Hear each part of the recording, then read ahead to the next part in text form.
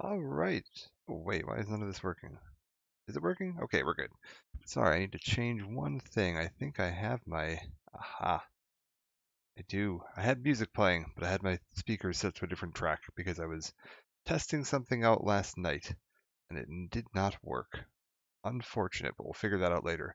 But yeah, we're back with more building this Gundam model. Just going to keep working on this today. I think today we're going to start with the Diablo 2 soundtrack as my background. If this is actually picking up now. Yeah, okay, it is. We're good. But yeah, for some more reference on where we were at, we did all of this over the last two parts. We've got the legs done, or the frame done. We've got the torso, the chest done, whatever there. God, this autofocus is going to drive me insane. Can I go into here, and I choose configure video, and I go into here, I turn off autofocus. Is that better? Will it stop flickering in and out? It's going to be fuzzy when we get it up here, but what if I put it to bigger video? We set the focus to like 15. Then it's a little blurry when it's down, but I can lift it up and hopefully get it a bit clearer. If I bring something to about there, close that, and bring this up.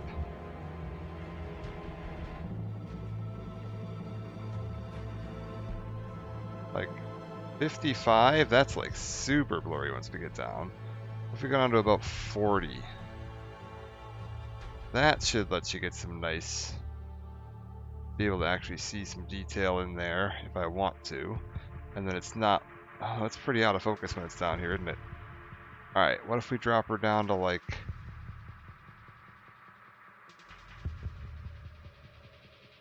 there's just no having that in focus. Okay, so wait, that brings it to about 15, I think. And 15, if I really want to zoom in on something, we can go and manually adjust. But yeah, 15 will get me there, and then the little autofocus here, it's like, seems to be about here is the like optimal distance. That should hopefully be a little better. We'll mess with that. I'm actually just gonna leave the focus controls floating around here somewhere in case I need to. But yeah, we got this all built. We got the torso all set up. Everything's pretty set to go. Oh, you know what? Come to think of it, I think I'm starting on the wrong part here. I think I got everything I needed for the arms. I think we actually don't want to do the arms just yet. I'm being dumb. Hold up. I just realized that we haven't built the backpack, and the backpack is the next thing on the build order if we're following the sheet. And we probably should follow the sheet, or I'm going to get lost. So let's go ahead and get some of that ready. It wants... Thankfully, this is very small. The actual...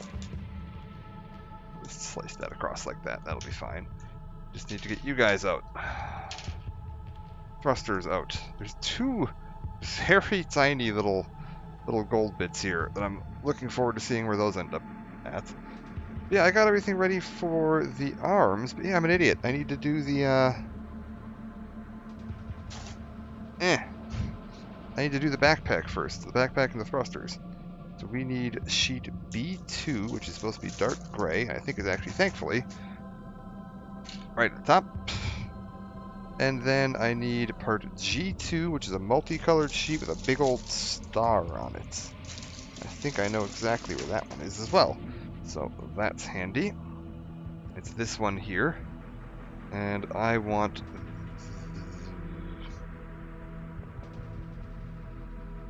Is this right? Oh, I see, because it counts this upper bit as G1.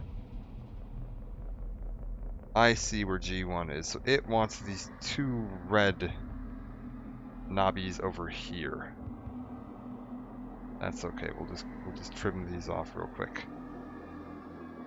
Is there a difference between them, or are they both the same? They're both the same. Good. That makes my life a little easier. we can go ahead and get these all set up. Yeah, I almost forgot the backpack. That would have been confusing later. And then I need P1, which is a clear frame, which is, I'm assuming, more lighting rigging, which it looks like it is. This sheet here, I want it arranged like this, and we want just these bits and these bits. So, should be straightforward enough.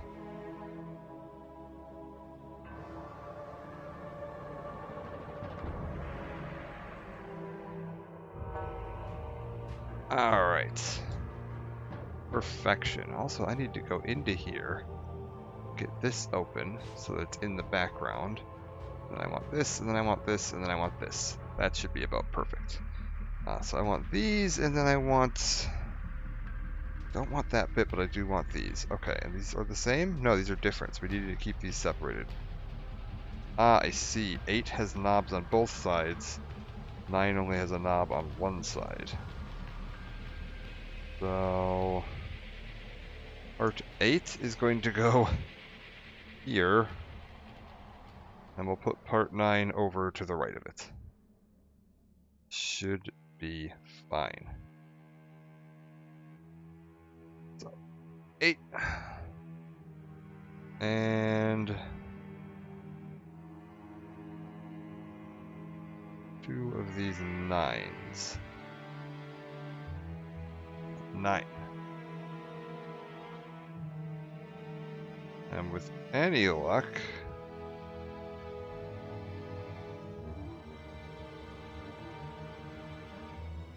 That should be all I need out of it. Is that everything? That should be everything, right? Yeah, perfect. So now we can just get this backpack. The backpack looks like it's thankfully quite small. So we'll just get this cut apart and ready to go right away.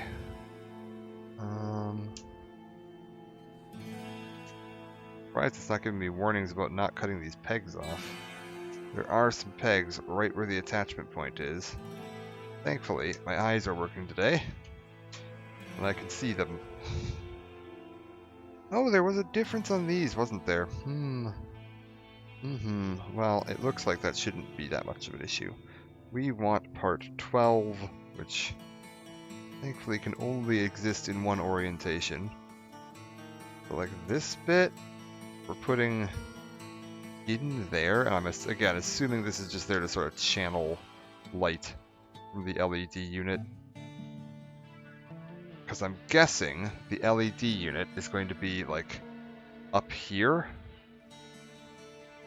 We'll see when this fits on how this is going to like function, but the LED is going to be casting light up here, and this is going to direct it down into these 2 thrusters down here, is how I think this is going to fit together.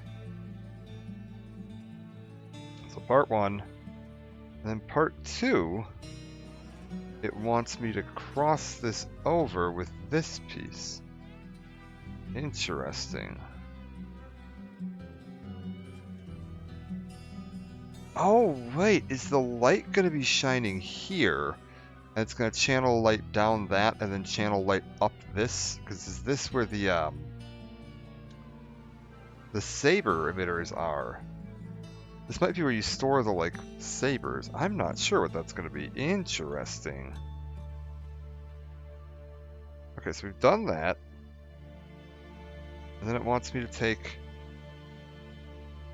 next up, 2 of B10.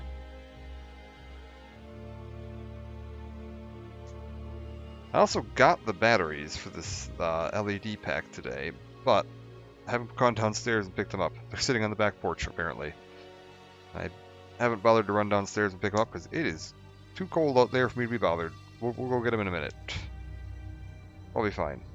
Amazon was like, yeah, your batteries are here. Thankfully, they were like cheap. Like, I think I got like 30 of them for $5 or something. It was ridiculous. So I am well set on batteries for quite some time. And then part B9? Like we will be all set to go on batteries for the Gundam for the rest of my life, most likely. The LED unit itself will likely burn out before I run out of batteries. Curious if you're able to get like replacements for this, or if you could repair it. I'm not enough of a electrical engineer to really know what I'm doing with that. So if and when this little fancy LED thing stops working, I don't know if there's a way to fix that.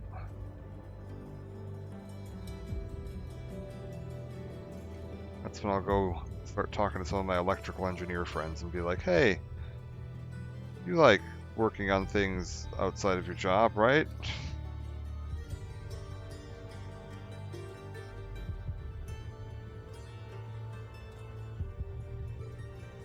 Okay. Yeah, I've never done like a lit model kit before. I've never had any working lights on any of my model kits. I've had model kits that had the potential for working lights, like the option was there. But I didn't have the lights that you needed to wire it up. And it didn't. I've never worked with that before. Like I have a Deep Space Nine model kit. It was cast entirely in clear plastic, and it was supposed to. There was one you could get that came with, like a little LED, but like fiber wire kit, so that you could have all the windows and stuff light up. But the one I bought did not come with the kit. I bought like a used one online, and it did not come with the kit, and so I just didn't bother with it. We just painted over all that. We'll paint the lights on, it's fine. Okay, so this wants me to take this like this. We've got one of these little guys here, like that, and then I'm supposed to be taking this and fitting it on, I'm assuming like that. This forms like a ball joint thing. And same on you. Okay, we got two of you. Now then, it wants me to take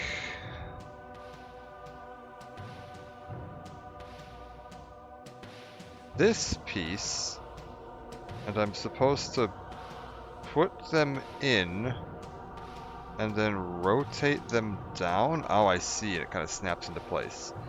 So you kind of put it in here, and then as you rotate it down, I said you put it in, and then you rotate it. Like this upside down or something? I do. I had it upside down. There we go. So you put it in, and then you rotate it in, and it snaps into place. And I'm guessing this is going to be, yeah, you can actually still rotate it while it's in there. So if you want to angle the thrusters, you've got a way to do that. And that's why this little guide is going down there. That makes a lot of sense. Okay. So I need P19, which is these. There's a cut out cleanly warning on these. I'm guessing we're gonna want to make sure we've got it nice and smooth, because I'm assuming that if it's not nice and smooth, it's gonna jam in the moving bits, and that would not be ideal. So we'll just take a real quick look. I'm just going to be holding these right up by my eyeballs so I can make sure we've got everything nice and clean. A nice little rub down, make sure it doesn't feel like there's any rough spots on it. Feels good to me.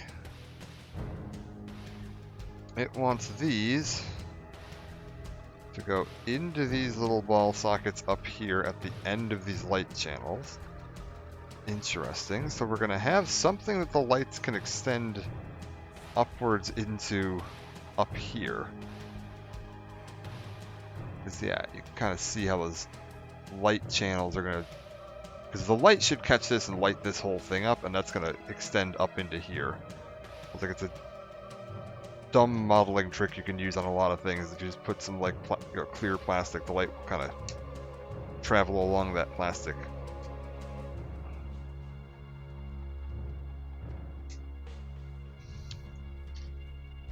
if you have your LED pushed right up against it.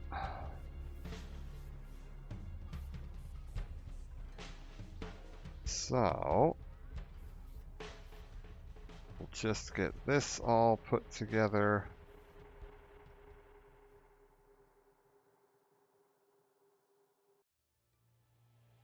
Perfect. Then this goes onto here. So, squeeze her all together. Oh, I can actually see there's lights in that bit. Right there and there is actually going to have lights exposed too. There's a lot of lighting on this. Interesting. And then B2, one last part.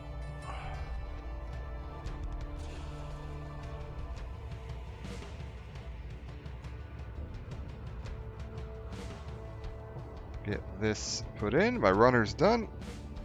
Chuck it into the void. I'm going to have so much cleaning up to do at the end of this. I've just been kind of assembling a small pile of discarded runners and the plastic sheets that hold them to the right of my desk.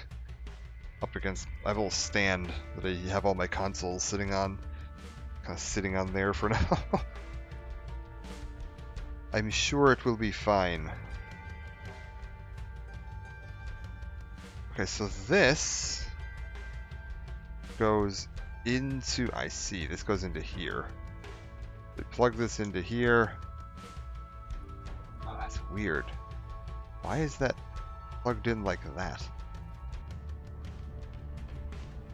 Plugged in like it can rotate. Oh, it does have a tiny little bit of rotation flexibility to it.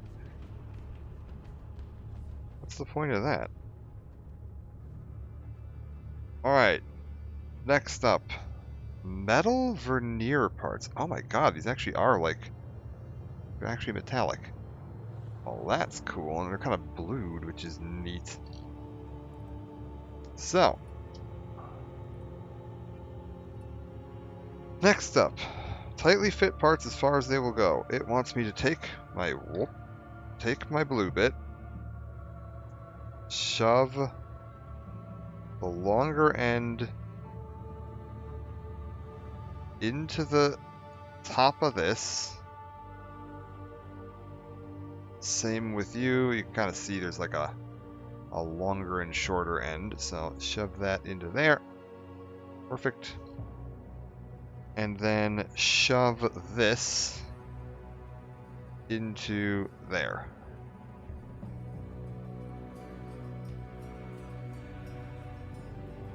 Then you've got like a thruster kind of showing through there. And again, like that. And we should have a thruster showing through there. And I'm guessing the final step here, we are just going to plug these, into these little rotating bits here. So now we've got these. They should be able to kind of extend up. Does it have any play? Not really. It's like I'm going to rotate this so that the markings are lined up square with the backpack, because it'll look nicer that way. That's about as close as I'm going to be able to get it. So now I've got that all kind of squared up. Beautiful. Square those down. This gets plugged into the back of the big boy over here, onto those two little slots we had on the back. Oh, it just slides right on. Beautiful.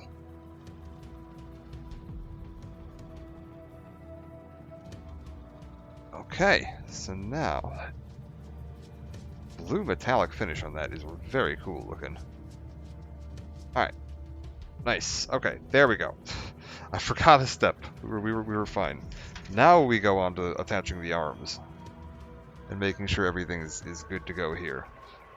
So, arms. Step one, I need one of these boys, which is Another one of these, like, multi-part cast, movable, jointed bits.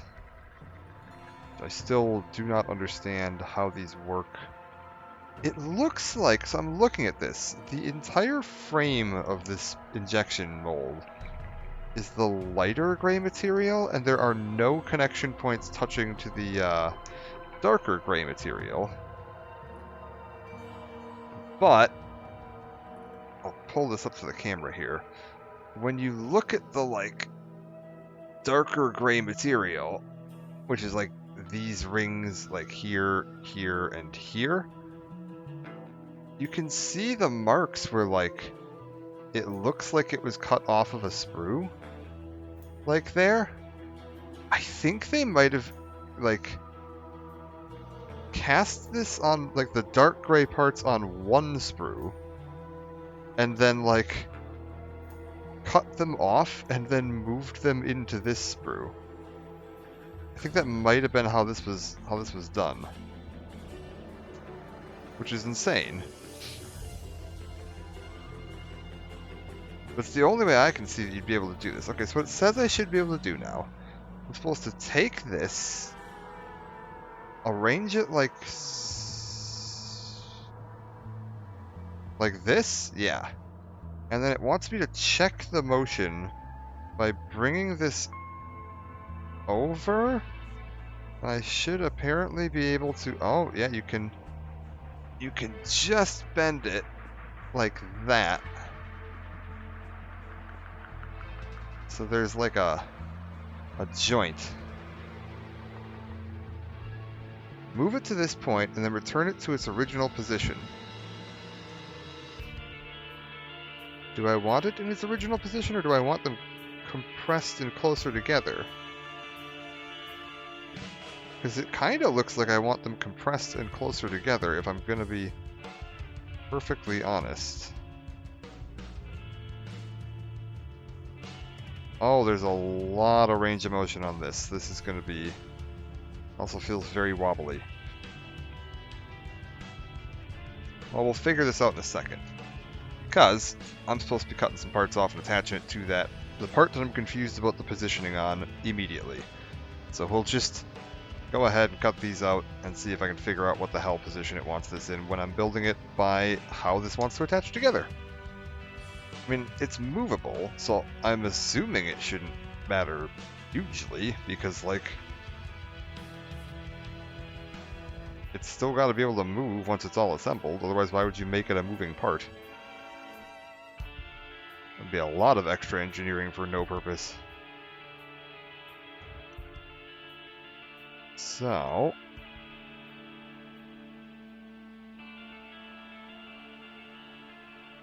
let's get that in. There's C2, and then I want C8, which is over on the other side here. Perfect.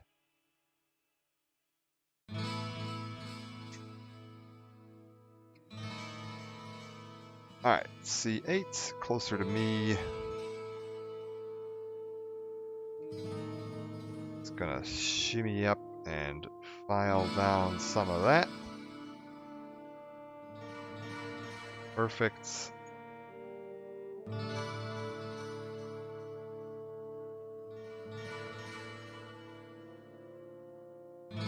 Perfect. Alright, nice and smooth.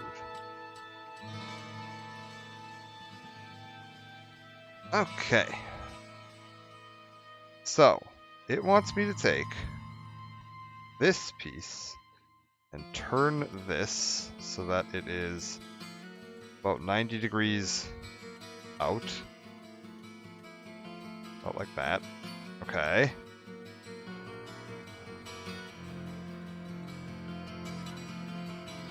Then take this piece, and it should plug through these 3 holes right here, where the joints are.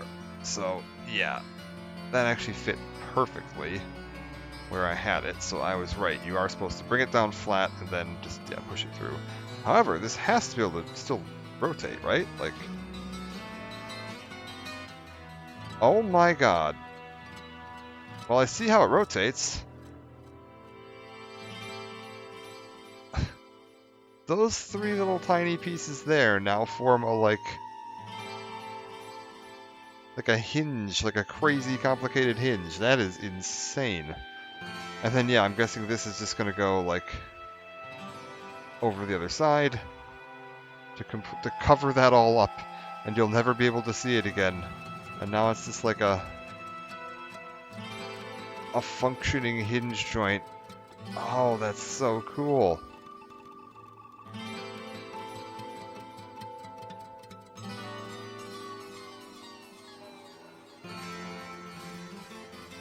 Does it have one on the other side too? Oh, it does. Yeah, there's an actual functioning hinge joint on that side. So yeah, you can get that. This must be the elbow here. You can get that nice and tight bend on that if you want it. Oh, that's cool.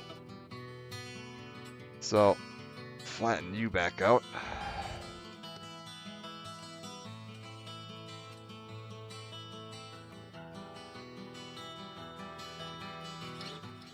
That is wild. Alright. Next up, it wants me to take this and turn this 90 degrees that way.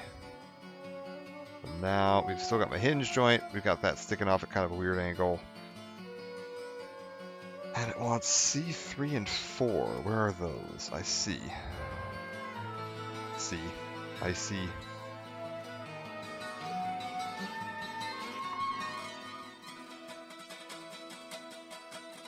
Curious though, because it did only ask me to get one of these sheets, right?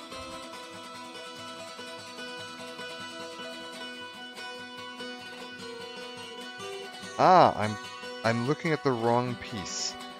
I want C1, 3 and 4.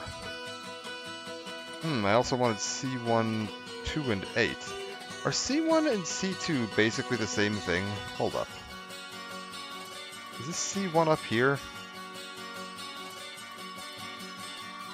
Yeah, okay, these are the same. It's just there's an extra sheet of this. I see. Okay, so that should be fine. I just realized I was cutting off the wrong sprue, but that's totally fine because it's just a duplicate sprue. They just have C1 has a bit of extra stuff on it. It's probably going to be used for some other stuff. Like, how did that fit so well if that wasn't supposed to be there? But no, it's totally fine. I think. Now I'm concerned it might not be. Tell you what. We're gonna undo that and use the proper pieces, just in case there's anything that's not mirrored.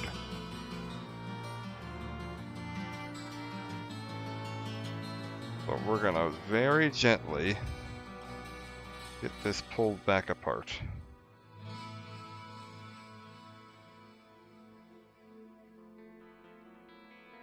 I should be able to use this, help extend that gap a little bit, and extend that gap a little bit, and then extend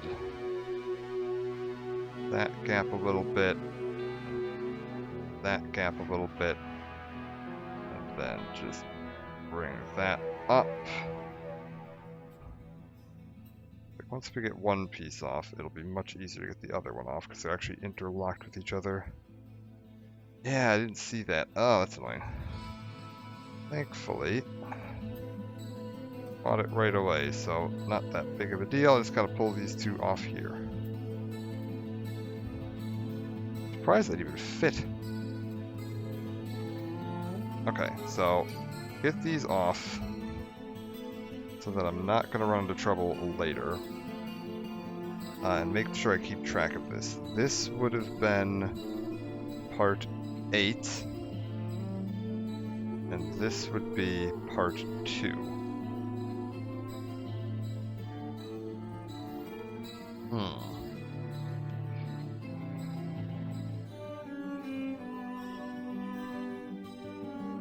This bit is much tighter in there.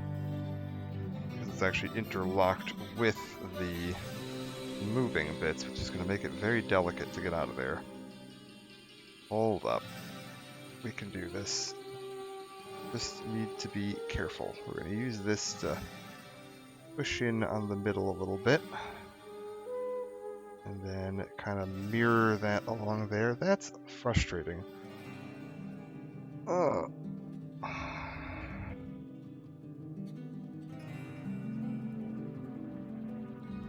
Let's see if I can get an angle where I can get slightly better grip. If I compress these joints, that might actually give me more leverage to push on this piece against that.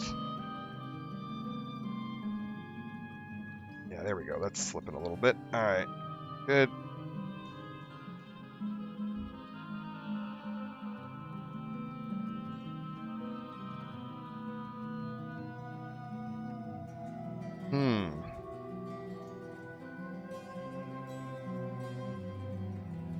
This is fine.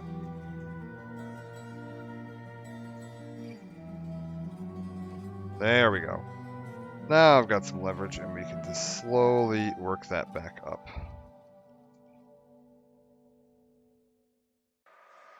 Honestly, not sure if I need to do this or not. It might be completely mirrored and then it just doesn't matter.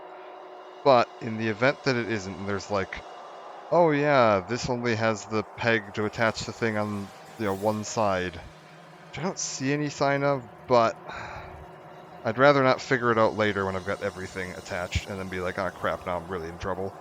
So we'll just go ahead and push that all back to its original position like that. And now we'll do this with the proper pieces. They're even labeled the same, like it's 2 and 8 and all that, so like I feel like it is probably just an identical casting, but just in case it isn't.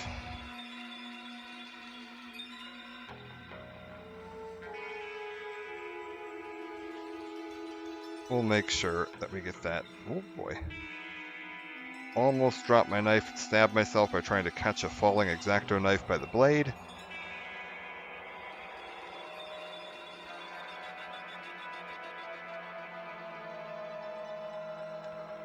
Okay.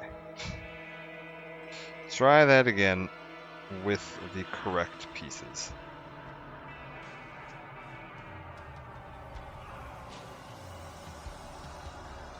Let's put C2 out of the way so that I'm not as tempted to grab it.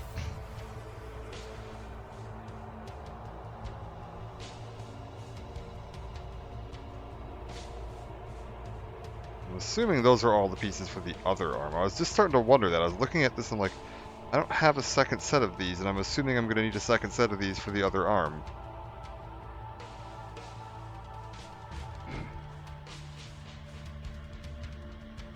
Okay, so now I want this piece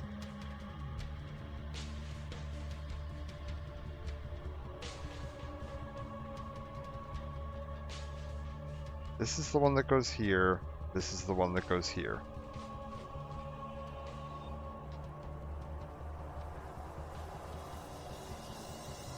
Yes, this, okay, because there's a slot. There's a slot and it won't fit in if you do it backwards. Which makes me think again that this is almost certainly literally identical pieces to what was on the other sprue, but better safe than sorry. We will just go ahead and use the ones it's asking for, just in case. So now, it's all back together again, and we're good to go. And everything still bends, and it's all fine. And we'll delete that part of the button. We're not gonna... It's fine.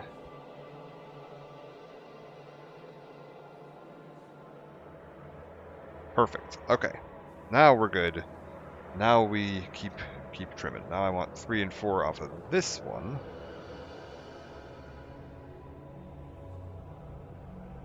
Again, genuinely no idea if there is any difference at all, but just in case there is,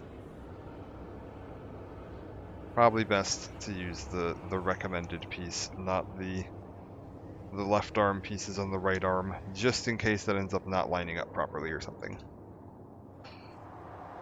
Because I'm assuming it is all mirrored. Actually, I can probably tell this is the correct piece. So, is there any difference between these?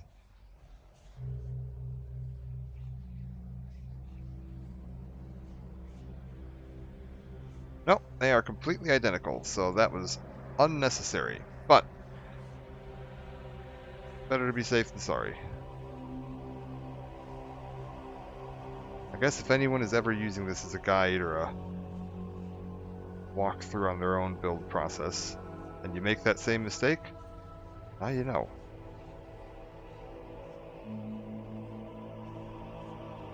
Completely fine. I want you to go onto here like this and push through that shoulder joint, and then you go through the other side.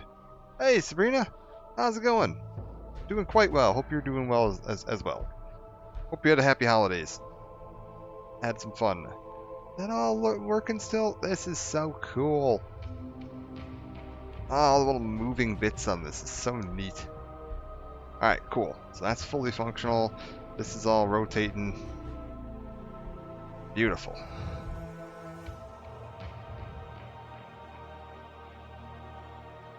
That's all rotating. Alright, good. So, next up, C1's 1 and 7.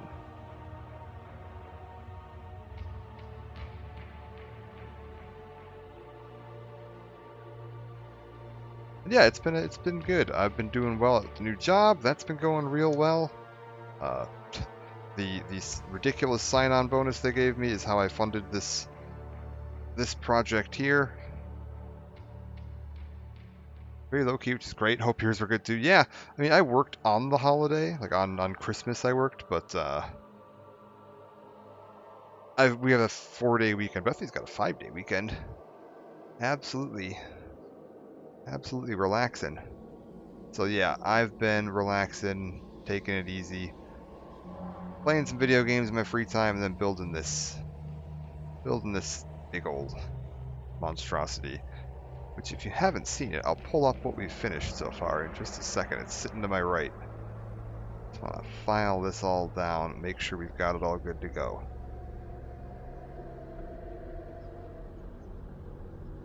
Good, you'll be here to clip the VOD when I slice my finger off with a razor blade. So that when I go to the emergency room, I have video proof of what idiocy led to this event.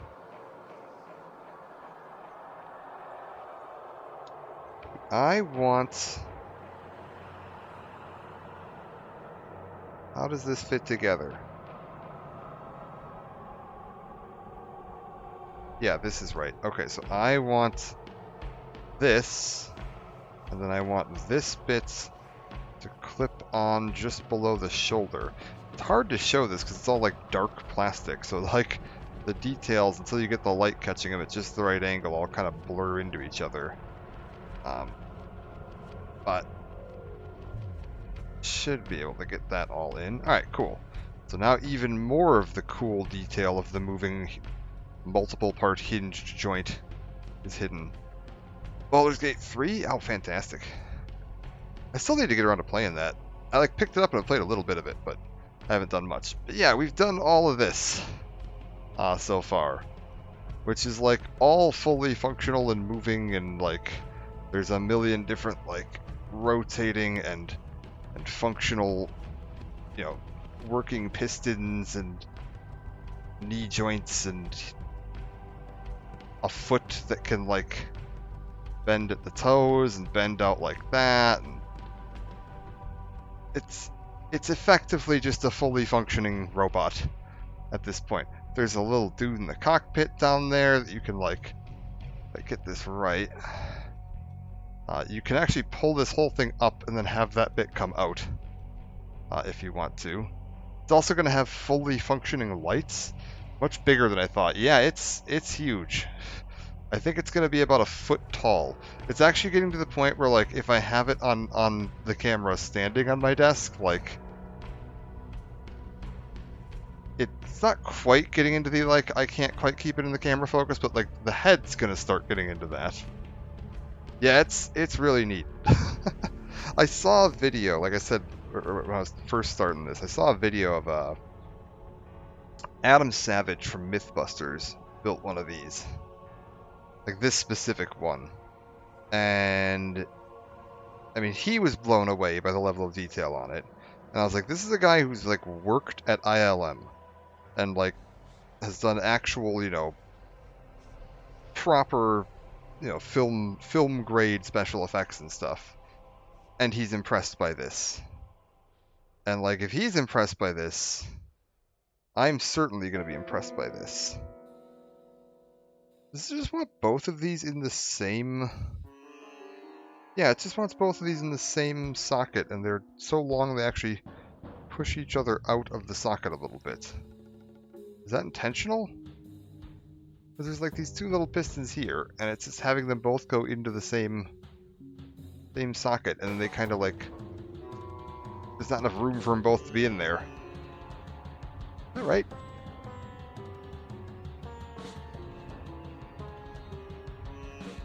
I mean, as near as I can tell, that's right. We'll just assume that's right. What are we getting into? More Diablo 2 stuff? Nice. Alright. Let me build the next bit, because that pushes onto that. And if that works, then I know we did this right. So, C5 and 6. Because if this all, like, fits together properly, then it's fine. I'm not 100% certain what what this bit down here... Is this where the wrist attaches, maybe? Is that, like, part of the wrist joint? Because it would need to have a bunch of, like, flexibility and reinforcement. But that might be what that is that's, like, the wrist attachment. That's going to allow you to wobble the wrist around the way a real wrist would wobble. Good old wobbly wrists. Yeah, have you finished Baldur's Gate? I don't think I've made it out of the first act. There's so much to do and see in that game. It's unbelievable. I played a bunch of their previous games, the like Divinity Original Sin 1 and 2, and I really loved those. And Baldur's Gate 3 is just like, my god, there is a lot going on. Okay, so 5, I want it facing down with the pegs over here, and then 6 I want facing up with the pegs on that side, so that this fits into this like that. Oh, that snap is a nice little click. It's like a 350 to 400 hour playthrough. Jesus. Okay. Well, that's insane. That game is huge, man. It's so good. Dark Urge Embrace Run. Nice. Okay.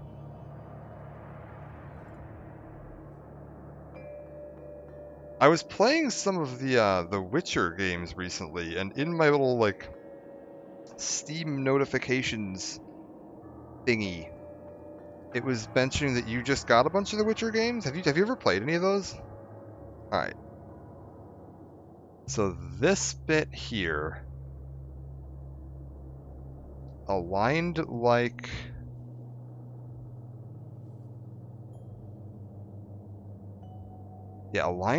this. And then I'm supposed to take this bit aligned like this. And I'm assuming that these pistons are supposed to fit into those. So I like get them locked into each other. And then pop that in. So is that the wrist then? And it's like... Yeah, you can like pivot the wrist around and it'll like actually work and engage those pistons slightly. Well, I gotta say, it doesn't like super engage those pistons. There's a lot of unnecessary shaft here, is all I'm saying.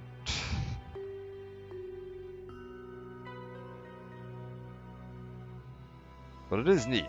And it does, yeah, you can, in fact, you can like, oh, I guess if you like angled it and then wobbled it, oh, that's cool. You can actually like twist it. Oh, you can twist it so far it pops right out of the joint. That's good. Twist that back. We've dislocated the poor man's wrist. get that back in there. Oh, right, because these are like loose. Right. Okay. We fixed his dislocated wrist. It's fine. Witcher games I did pick up recently, never played them. Oh, cool. Well, they're really fun too. Like I can highly recommend those as well. I've been a big fan of all of them. All right. Now that I'm done breaking this poor man's wrist, let's. I'm supposed to now go to parts C, 9 and 10, and 9 has to get like a metal bit put into it. I think this metal bit is just a magnetic attachment point. Act 1 was almost 200 hours for me. Act 1 is huge in Baldur's Gate 3. That's the problem, is like I've gotten to the like go break into the goblin camp to try to free some druid, and there's like a billion different options for how to do it. I want to see it all. So like, it's a crippling amount of content.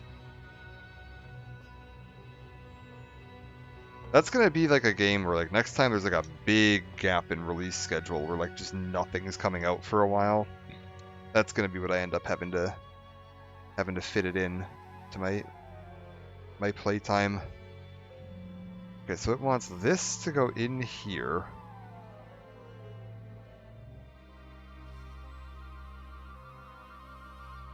I was like, the Witcher games are also huge, but not quite 400 hours, most likely. I was like, I think the last time I did a Witcher 3 playthrough, I think it was like 170 hours to do like a pretty thorough playthrough, right? I did like as many quests as I could find and you know, everything I ran into. Granted, I'd played the game a couple times before that, so I was a little more familiar with what I was doing, but co-op run. Oh, that's everything. Yeah, it's got co-op built in, which is super cool. Have you ever played any of their other games, like Divinity Original Sin 1 and 2? I was actually talking to Bethany about that a while back, and we were talking about, they're like, they want to get Baldur's Gate 3. I did pick up Veilguard. I haven't touched it yet. I've heard very mixed things on it.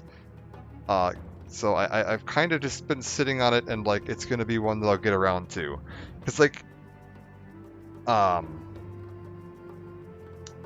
what's it called? Inquisition? Is that the last one? Dragon Age Inquisition? Yeah. That one I couldn't get into. I tried it, like, I put a significant amount of time into that and just was like, I am not enjoying myself here, and ended up just ditching it. And then I've been hearing very mixed things on this one, so I'm not 100% sure. Like, it's not at the top of my priority list right now. I know some people who absolutely loved it, and I know some people who absolutely hated it, so...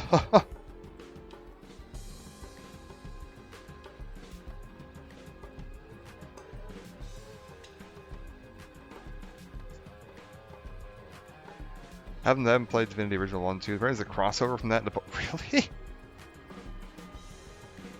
Like, content crossover, or just like it feels very similar? Because they feel very similar. The games are almost identical in like the playstyle and stuff. I was actually going to say, I actually really enjoy Divinity, because one of the only, like, some of the biggest complaints I had... Okay, now hold up. Can I... This stops me from dislocating his shoulders. That's what this piece is there to do. Or dislocating his wrist. So now I can, like, torque it around and I'm not going to dislocate his wrist. Okay, cool. Because this now is blocking those from overextending past where they'd be able to. So you can now, like, fully pose and flex that around. There we go.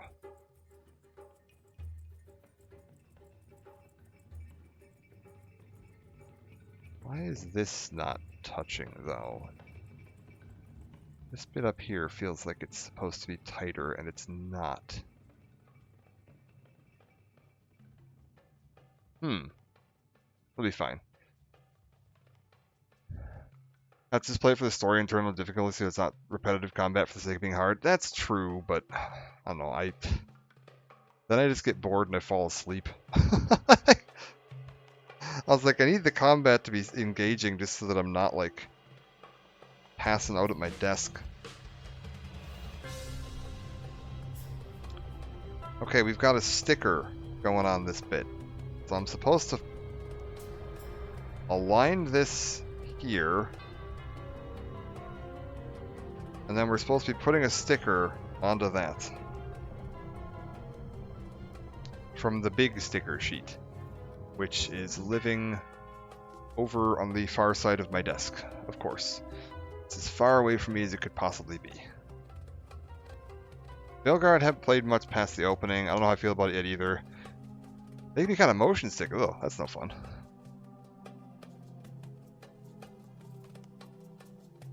Yeah, the biggest complaint I saw from, like, I mean, there were a bunch of people that were complaining about, like, oh, it's woke, and, like, whatever, that's stupid. People are fucking dumb. But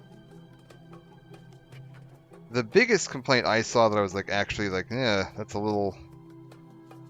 I'm not sure I'm racing to get into this, was that, some of the writing was a little on the clunky side. Okay, so I want to peel this sticker off onto my knife and then line it up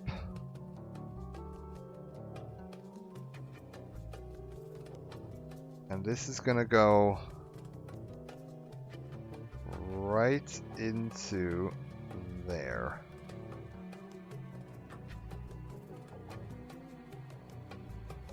Had to take Inquisition naps before, yeah. And that's, like I said, that's like why I was like, I can't quite get into it. Like, the controls and the combat were just super clunky. I was laughing too, and I'm not making, this isn't me making fun of Inquisition here. I think this is just an interesting, like, development thing. Did you know that the Inquisition horses don't actually have a sprint thing? Like, you can sprint on them, like you can click the stick and you'll sprint, but it doesn't actually change the speed of your horse. It just makes the camera go slightly like fisheye lens and then adds like speed lines coming off your horse, because the EA was forcing them to use the Frostbite engine for that, because it was like EA's in-house engine. They were telling all their studios that any game you made had to use the Frostbite engine because they weren't going to pay you to develop your own and they weren't going to pay you to license another engine. And apparently Frostbite could not handle loading the map fast enough if you were moving at a faster speed than the horse's normal speed. The horse is still faster than like on foot, but horse sprinting caused the map to load too fast for the engine. So they just put speed lines on it and changed the camera a little bit to make you feel like you were sprinting faster. And yeah, I'm not like I'm not using that to like make fun of like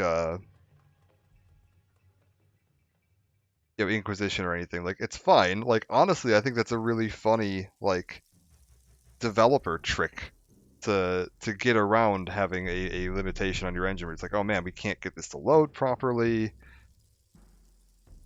So like, how do we fix this? And you're like, well, screw it, just don't. Okay, now hold up. Now it wants me to take this and take this gold piece, and I'm supposed to attach this gold piece, oh I see, onto this peg like that. So we're gonna have gold bits kind of reinforcing it. There's a little peg that kind of sticks off. Can I get that in focus? Yeah, it kind of sticks off of there. That'll fit into the little slot on there. Alright, so you're all good.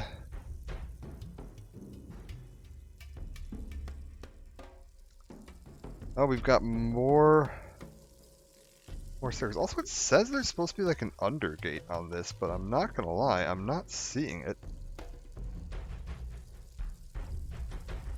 Oh, are those little tiny... Okay, hold up. Maybe I can clean this up a little bit. I see. There's tiny little bits on here that are not actually part of the model. They're part of the frame. These are like millimeter or less little nubs. But they are not apparently supposed to be there, so we'll just cut them off. Crossbone BG3 is like in-game content. Arcane Tower and the Underdark, apparently I was told, discusses characters from Divinity existing. Oh, that's funny.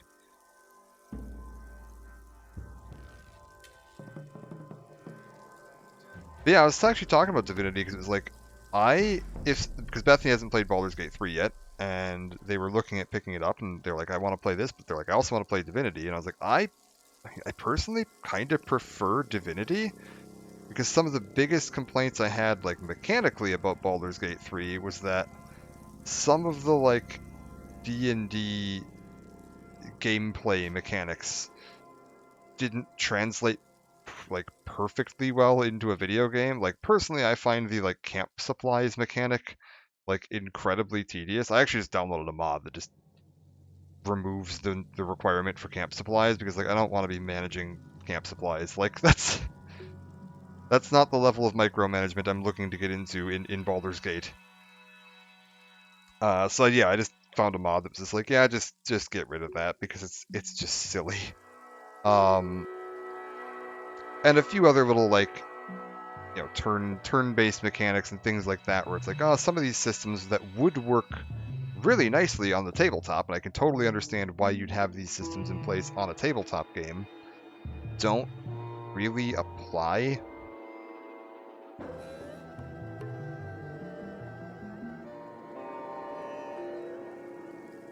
Why is it telling me to put sticker 25 on there when we used sticker 25 earlier in a different area? We're going to use sticker 24 on there, and it's going to be fine, because it told me I could use 25 or 24 earlier. Luke Cobb never had that issue. Also, people say they struggled. It's not even so much that I struggle, it's just that my brain gets into the weird, like, camp supplies are limited, so therefore I can't use them. It's my like Skyrim potion hoarder mentality, where it's like I can't use potions because like, what if I need it later? So, like I'll never let myself use a potion. Oh my god, come apart. There's two stickers here that are like together, and I need them to not be. If I put you back on the sheet, okay. And then we take you, we figure out where it wants you. It wants you right along here. But we just push that in there. How I feel about, it looks like how I feel about inventory in general. But yeah, I think because Divinity was their own game system, because they didn't like base it on D&D. They came up with their own game system. There's a lot of stuff that ends up, I think, just working a little better because it was specifically designed to be a video game.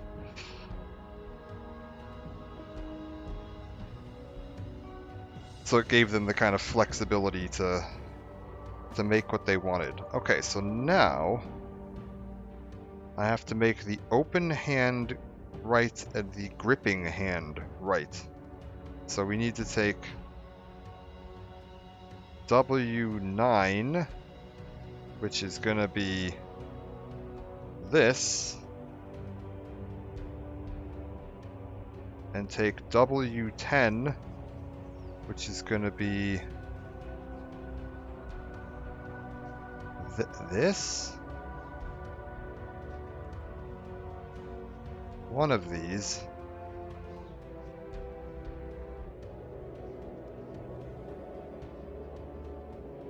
How do I tell which one I need here? I think I need this one. So I want this, and I want this, and then we put them together. Use weight limit mods because I'm not going back to camp all the time. Oh yeah, for sure, 100%. After doing my first BG playthrough, and I was using things all the time to try and play silly or different, since I feel I had a very complete first playthrough. Yeah, fair. Oh, I see there's undergates on this too. Oh, there's little bits sticking off on this thing. Gotta trim the little nubs off. Perfect.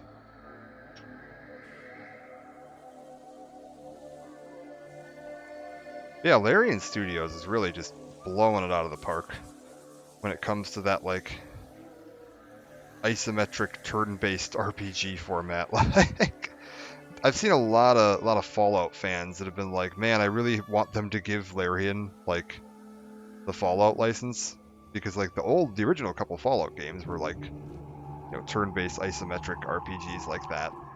And it's like, man, I'd love to see another, you know, classic Fallout game, but, like, only if you give it to these guys, because they're the only ones that seem to know how to do this right. Okay, so hand together.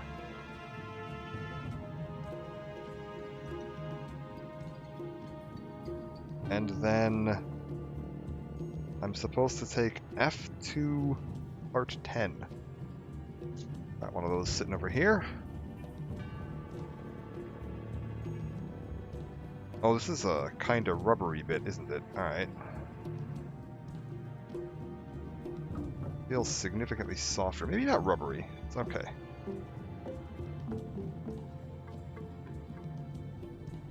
I was like, I will say, thankfully, on the weight limit mod. I mean, Elder Scrolls 5 90th anniversary was sewing. Yeah, for real, eh? We'll be getting that before we get Elder Scrolls 6. Apparently, there's rumors, talk, confirmed something. It sounds like we're getting an Oblivion remaster / remake. Probably within the next year is what the sound of it is. I need R? Where's R? R is this. Apparently during like the court for proceedings when Microsoft was buying Bethesda, somebody was digging through it and there was like a document that had a list of in development assets, and there were mentions of both a Fallout 3 remake that sounds like it might have been canceled, and then there was an Oblivion project that was in the works that they think was a remake, and I guess there was some other internal document that just got leaked. They'll play D&D. I would love to. Yeah, I would be absolutely down. I haven't played in ages. Last time I played was like 2010, something like that. So it's been a long time, and I definitely don't know, like, modern 5th edition or whatever the hell edition, unlimited, whatever they're calling it these days. I don't know the modern mechanics as well, because I think most of my exposure to it came from playing Baldur's Gate 3, which is probably not the most accurate usage of the game's mechanics. Personally, I'm a big fan of 3.5, so... But no, I would be totally down to try and set up some D&D sessions via streaming or meeting up in person. Whatever you guys want to do. If you want to try that, let me know. I'm sure Bethany would also be very happy to join in on that. We were thinking of trying to get one of my buddies from high school is like the best DM I've ever had, and I was thinking of trying to get him to DM another session for us all. Oh my god, so we're just going to cover this all up. There's all this, like, awesome Terminator hand detail in here, and then we're just going to take this thing and, like, bloop, gone.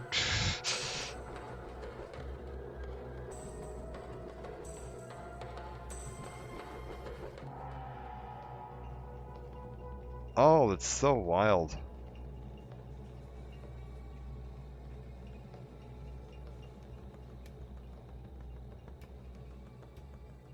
Alright, so we've got one closed hand, and then I'm apparently supposed to take the open hand version,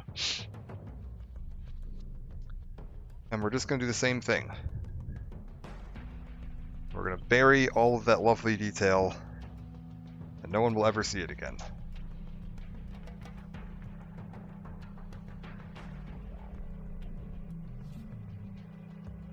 I'm not even sure. I might have some of my D&D books around. I think I might have given them to an old buddy of mine that worked with me at CVS because he was interested in trying it out. I might have given him some of the books that I had, to be honest, but I could look around. If not, I could always just run down to Half Price Books and buy some more. We're actually thinking of running down there tomorrow anyway, because I want to look for some old Magic the Gathering books that they used to have back in the day, some of the old novels, because I was looking for them online, and I don't know what the hell's going on, but like, the old Magic the Gathering novels, the one that I want, the first one, the paperback copy is going for $150 and up, and the hardback copy is going for $4,000.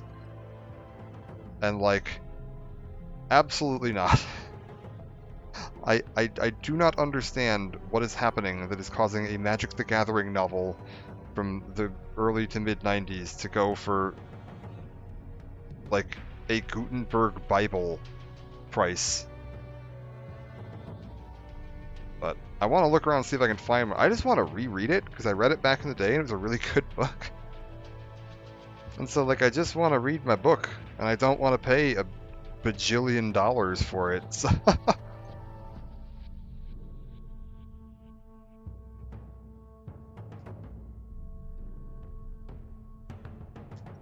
I suppose I should look for some D&D books while I'm there, because they have everything. That's where I got a bunch of my old D&D books from originally, was just swinging by Half Price Books and buying all of it.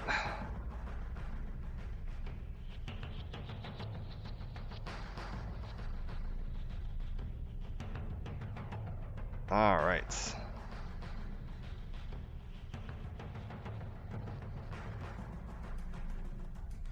Good deal. Keep these fingertips nice and clean. Here!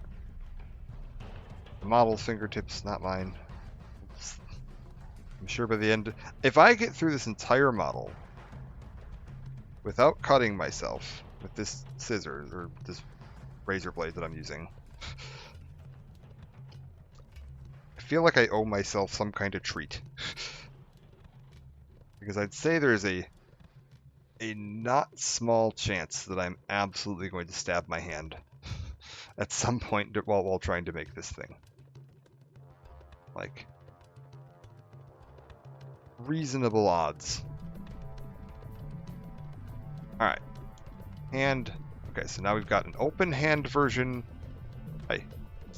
There we go.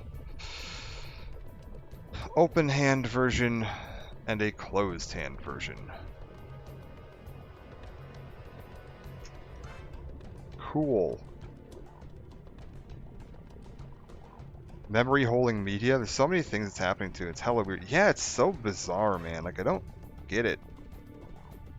Like, it's friggin' Magic the Gathering, man. Like, it's not that good. It's a good book. Like, don't get me wrong. It's one of the better fantasy novels I'd read. That was like not a, you know, super famous big name franchise like Lord of the Rings or something like that. Like, Magic the Gathering is still a fairly well-known franchise for sure, but it's not, you know, Game of Thrones or anything. Yeah, it's a really good book. It's called Brothers War by Jeff Grubb. It's quite fantastic and absolutely not worth $4,000. I can recommend it, but I can't recommend it $4,000 worth.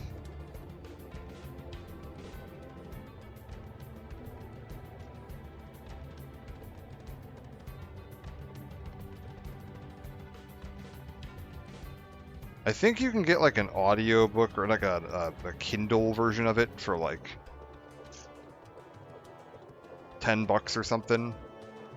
But I don't know. I don't like reading from a screen. Like, not a book. I don't want to read a book from a screen. I don't like doing that. I like having a book in my hand when I'm reading a book. It just works better for me.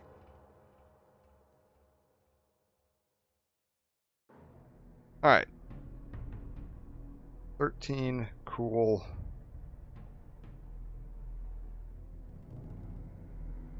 So I'm gonna pop down and see if they just happen to have one at the half-price books. I searched it on their website, and the book didn't exist in their website. It's like, I don't know if this book was like a super limited print or something. I had a friend that had it back in the day, and they just loaned it to me, and I read it back in the day.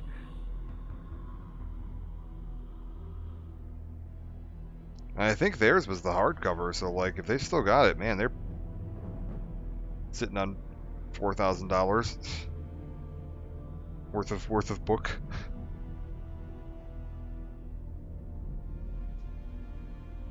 How does it want this to go? It wants this to go with the holes this way, and then this bit goes onto here. Okay, and this bit goes onto here.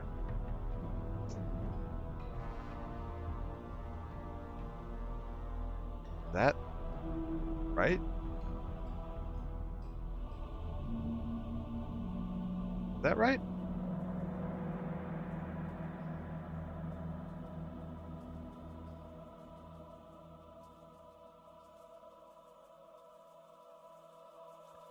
We've done that.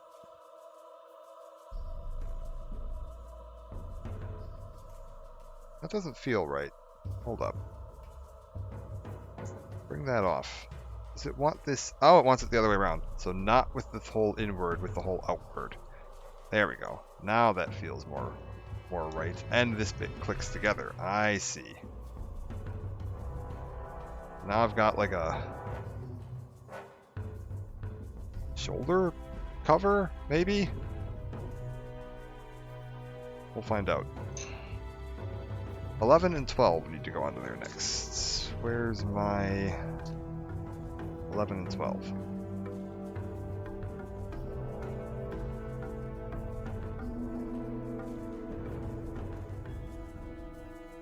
I was like, I'll take a look around to some of the other used bookstores around Milwaukee, see if we've got any fancy Magic the Gathering collections collecting dust on a shelf somewhere that I can go pick up.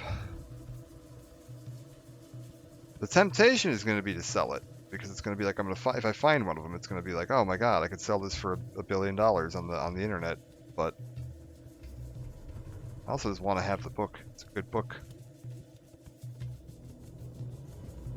I've been buying a bunch of the Magic the Gathering card packs because they did like a retro throwback version of that story recently as one of the sets. Okay, so wait. Take this and then shove this piece into here. Oh boy. Okay, so that gives me like you, and then this. So this can like totally extend upwards. Oh my god. Very strange. Alright. This goes on to here with that bit inwards and about as close to the arm as I can get it. So then we've got like, yeah, a shoulder cover there that can rotate around the arm as the arm moves, and these can move out of the way if it needs to. And this whole thing can like flop up. God damn. Alright.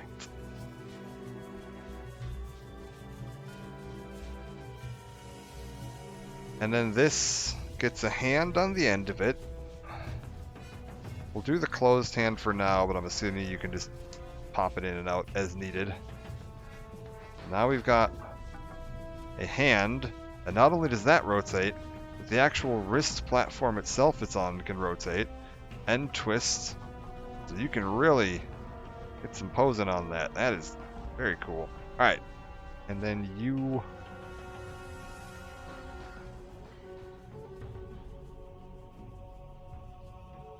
go into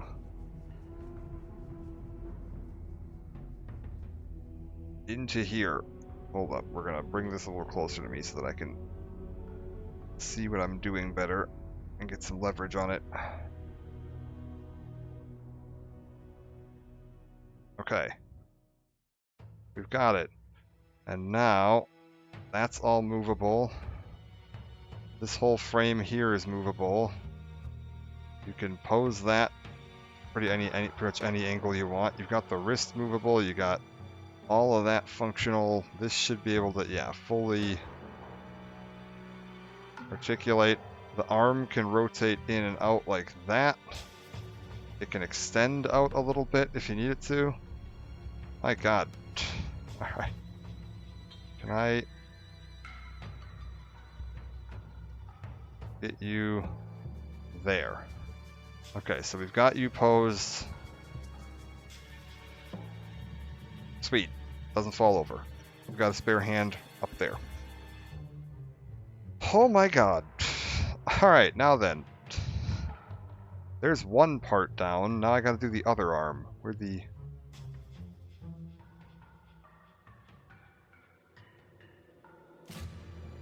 This should hopefully be a little faster, because now I know what I'm doing. Now we've seen this all once, it should go together much quicker. Snip all these bits. Get that off of there. This is in the bin. Just about hockeyed that off the edge of the table. That would have been fun. Tracking down where that landed. Okay, so shimmy this down to about there. And then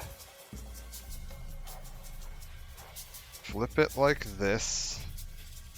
And we want the angled bit down onto the back of this.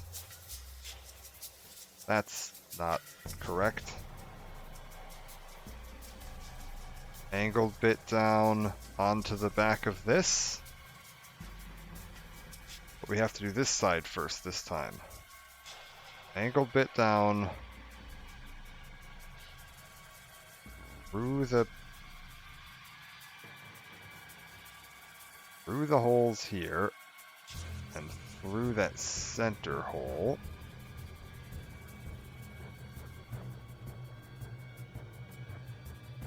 Brilliant.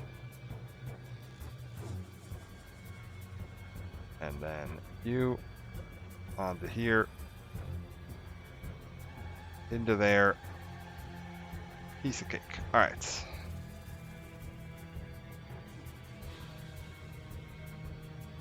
So that is attached. Then we take this bit and rotate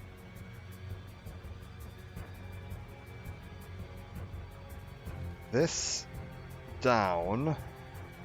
And then we take this bit and rotate this that way. So now we're building the right arm. And this should, yeah, bend up like this. So now we got a full right arm frame. All right. Next up, this bit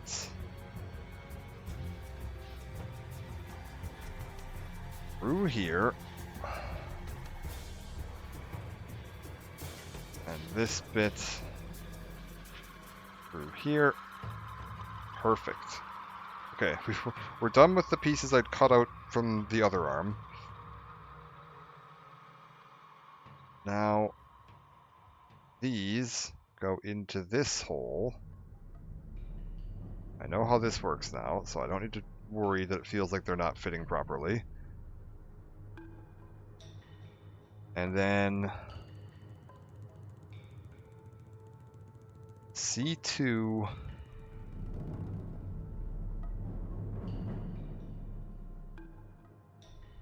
why is it telling me all the parts on C2 have been removed? Oh, because I didn't see this step here where I need to use 1 and 2. There we go. I was like, I definitely haven't. So we want these two to form the like upper arm frame covering.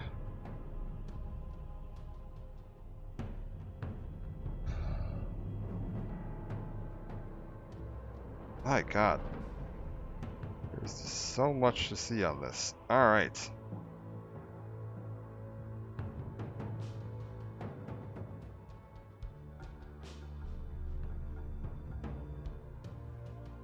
I do wish I had a way to extend my camera towards me a little bit. That I could have this bit in frame without having to like extend my arms. Because I'm having my arms like basically at a full extension right now, and I don't want to cut with my arm, you know, at arm's length away from me. Because then you can't see what you're doing. But otherwise I have to lean forward at like a 45-degree angle. And like, my back ain't gonna do that.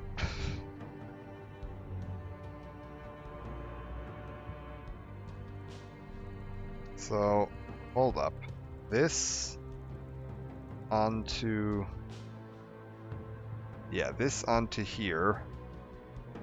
And then this onto here.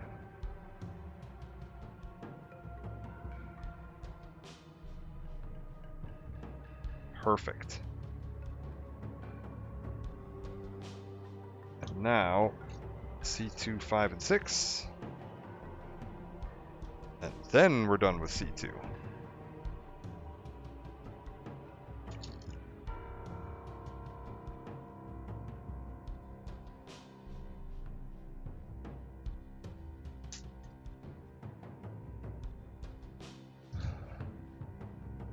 Okay.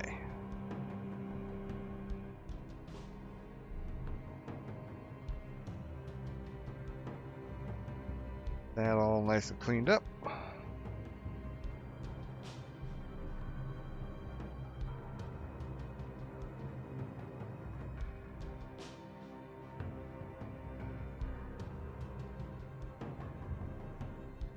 Okay.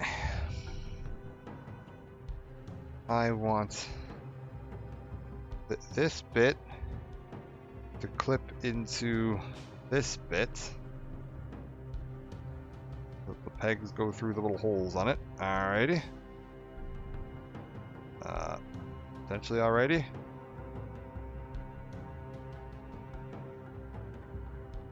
There we go.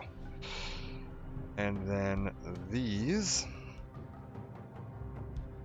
go into here.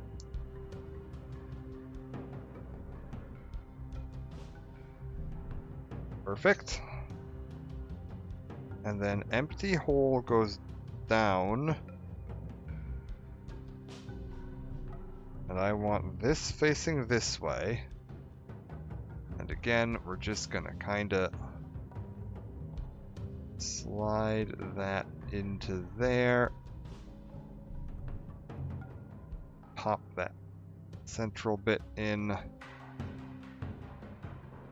Okay, perfect.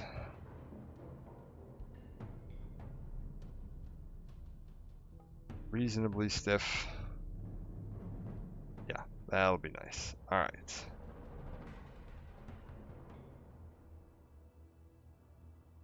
Next up, I need 11 and 12 off of C1, which is the last bit of C1.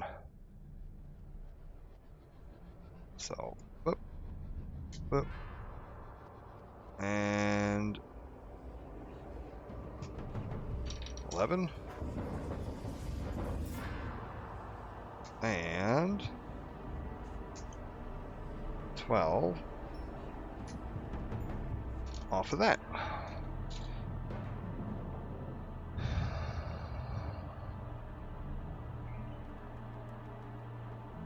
Let's see if we got anything that needs serious cleanup here. Thankfully, came off nice and smooth. Ah, there's a point right up there. Let's get that cleaned up. Beautiful. Nice. Nice. Nice. Bingo. Alright. 12. 11. Need a metal thing. We're gonna poke a hole through that, cut over. Slide that out. That's now garbage. we're going to take this piece here, potentially not, potentially this piece here. No. Where's the piece? There it is. This is what I'm looking for. I'm looking for this. There's a little hole there that this fits into. Then down, down, over the top, and through that little peg, and onto there, and then this into there, and do you all fit together properly on the back?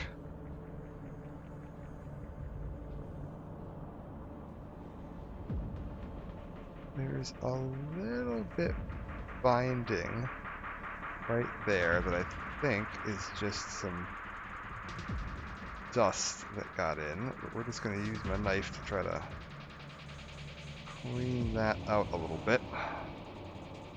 That should push together nice and smooth. Good enough. Alright. I can't tell if that's too wide of a gap right there. Can I... hold up. Can I get one of these pieces back off so that I can test that? What I could do is... yeah, I think we're just going to clean that edge up a little bit.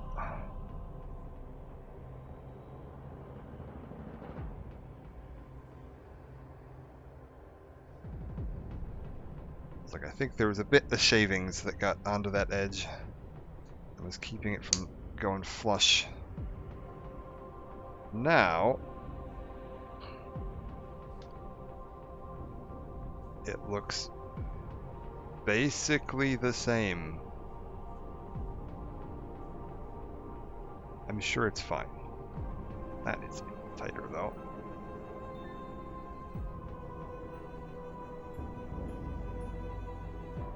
Okay. I'm sure that's all fine.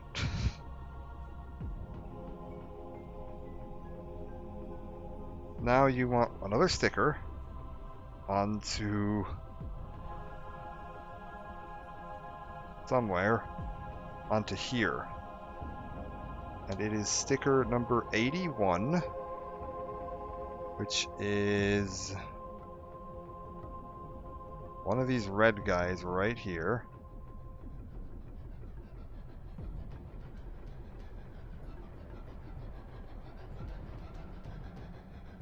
Some kind of warning label.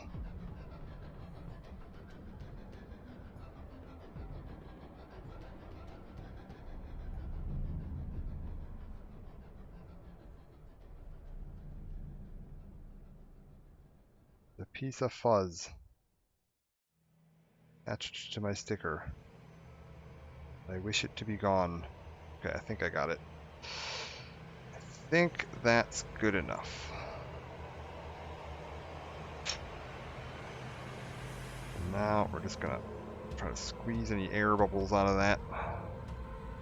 The edge of whatever nails I have. Beautiful. Beautiful.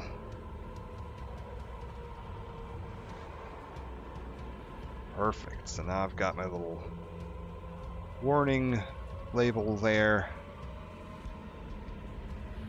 Perfect. I don't imagine you're ever going to be able to see that once this is all put together. But again, it'll be nice to know that it exists. So now, next step, attach these onto these pegs.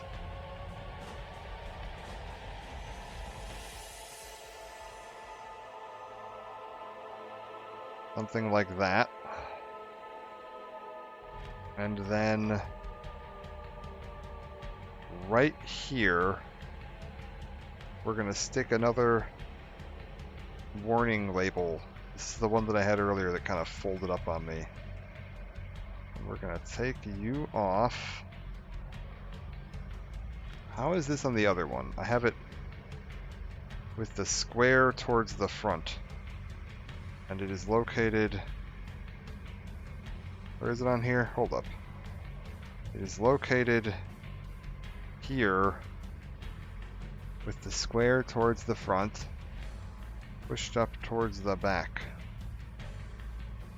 We're going to do it like that.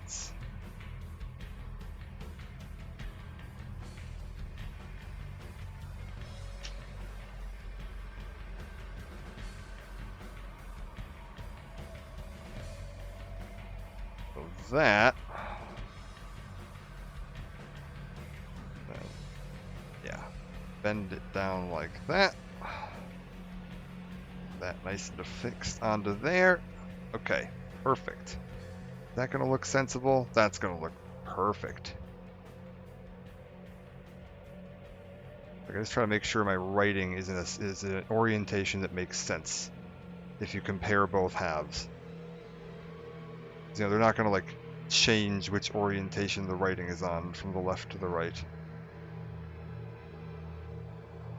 So there's a tiny bit of excess sticker here. It's hanging off the edge, so I'm just going to use my knife and we're going to shave that right off. Perfect. Now I've got no excess sticker hanging off the edge. That all looks nice and clean. And yeah, another little bit of labeling on there. Cool. Next up is hands, which I'm gonna need. Well, C1's done, right? C1 runner complete. Get out of there. F2.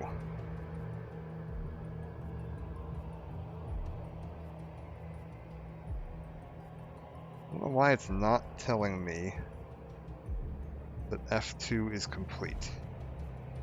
I don't see anything remaining on F2.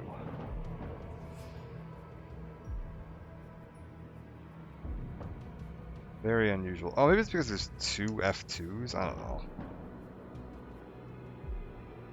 F2.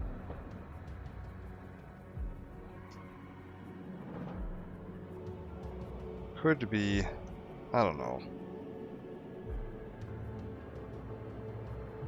F2. I mean, like, I think that's empty, but normally it tells me when it's empty. So we're going to set that aside for now in case I'm wrong and that's not empty.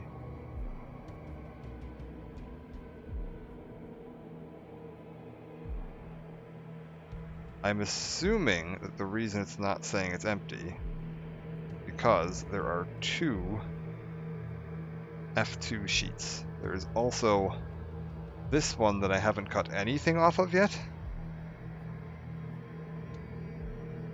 Granted, it's also not mentioning that sheet being complete when it looks like I'm going to complete that step.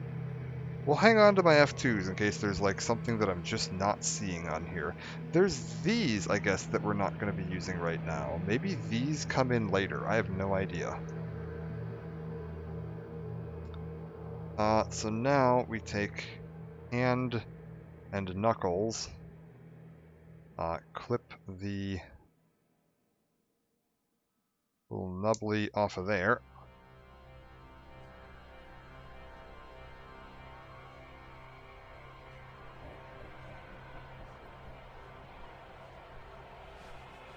Sand that down.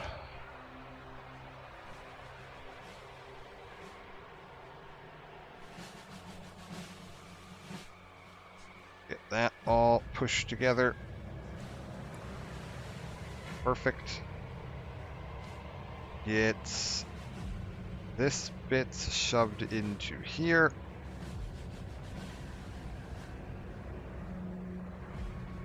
Good enough. And then get my hand covers off, which are going to be these over here.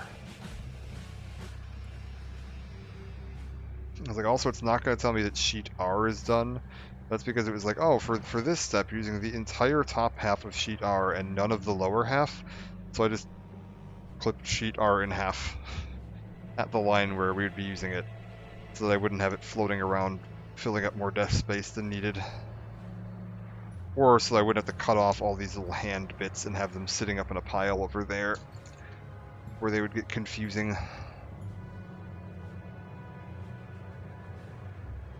So the rest of sheet R is laying in the box behind me. And I'm sure I'll be like, oh my god, where is sheet R? Because I think the R is on this bit. So I'm sure when I go looking for sheet R later, I'll be like, this doesn't look anything like what I remembered it looking like. That's okay. Hello, Bethany.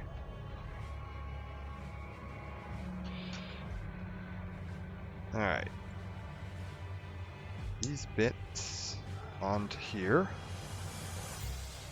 And these bits right side up onto there.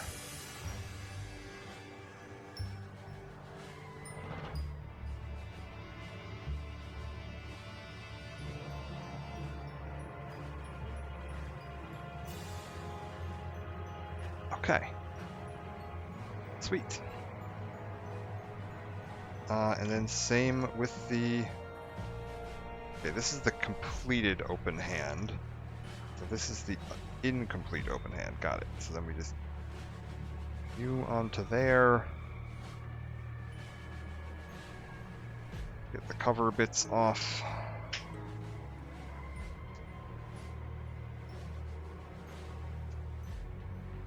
This is actually basically identical to how one Metal Gear I had, Sahelanthropus, did the hands, where there's like a metal like understructure and then the like covered bits. They were this same kind of thing where you got these covers that have these little gaps in them that look like it'd just be the most fragile thing in the world.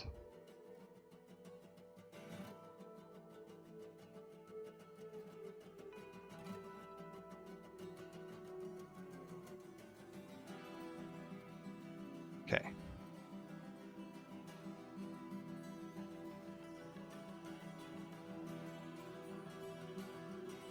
Continue sanding, filing bits off until we're nice and smooth.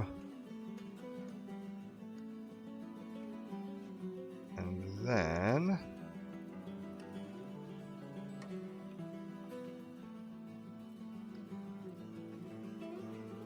should be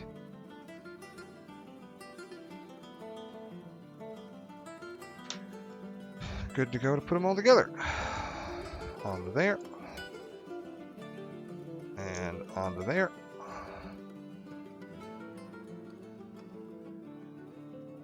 And snap the thumb down. Not going to use that for now. So now we just got to assemble this last bit here, which is going to be that shoulder covering. I barely even need to look at these instructions now because I've done this on the other arm, so this is now nice and quick. So we can just get this all trimmed out and ready to go. Also, what is this? I don't recognize this from the Diablo soundtrack. Oh, this is like outtake, it's labeled as. That's right, I think this was like recorded audio that wasn't used. Curious.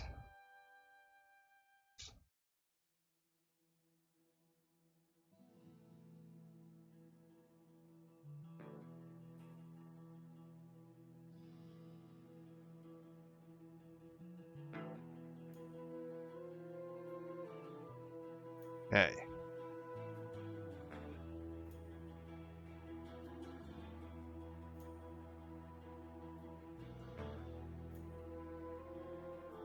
We're good.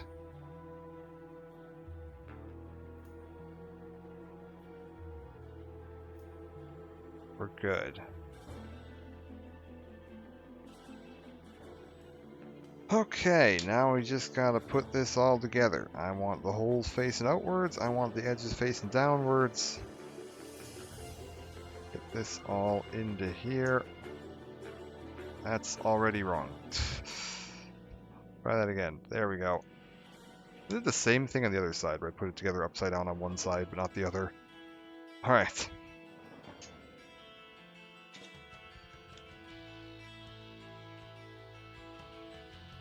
Let's get this going.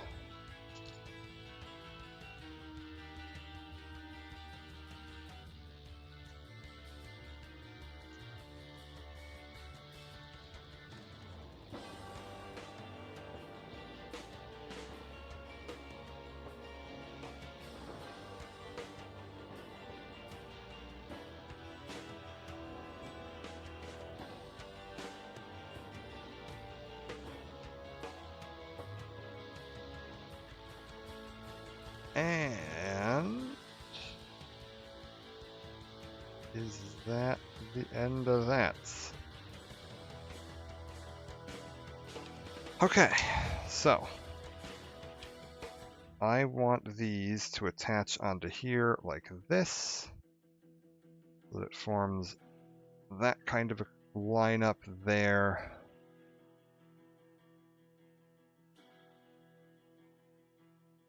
And then, if I remember correctly, this goes over that. This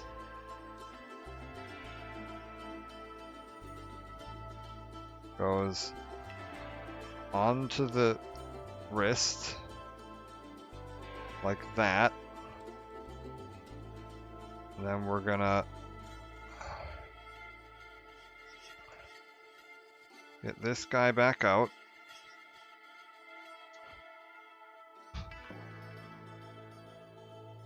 It's unnerving how many moving parts there are on this. They all move when you're trying to, like, push other parts on. So it feels like it's breaking, but, like, no, that's fine. It's supposed to be like that. Alright, so now we can, like, get that flexed, get that pose. We got movable wrists, we got movable hands.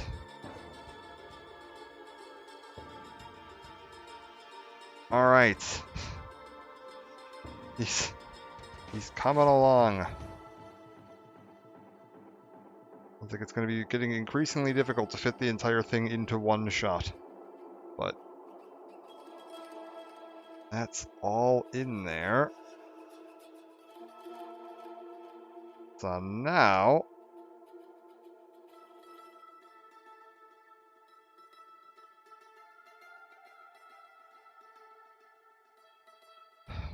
what do we need next? If I want to do the head, which I'd kind of like to do, I have to get a wide-angle lens. No, because then I'll have to clean the rest of my desk. We've got the lens as angled as we're putting it.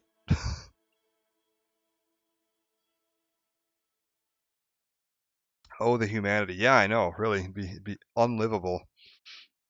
Where would I put the rest of my billion models?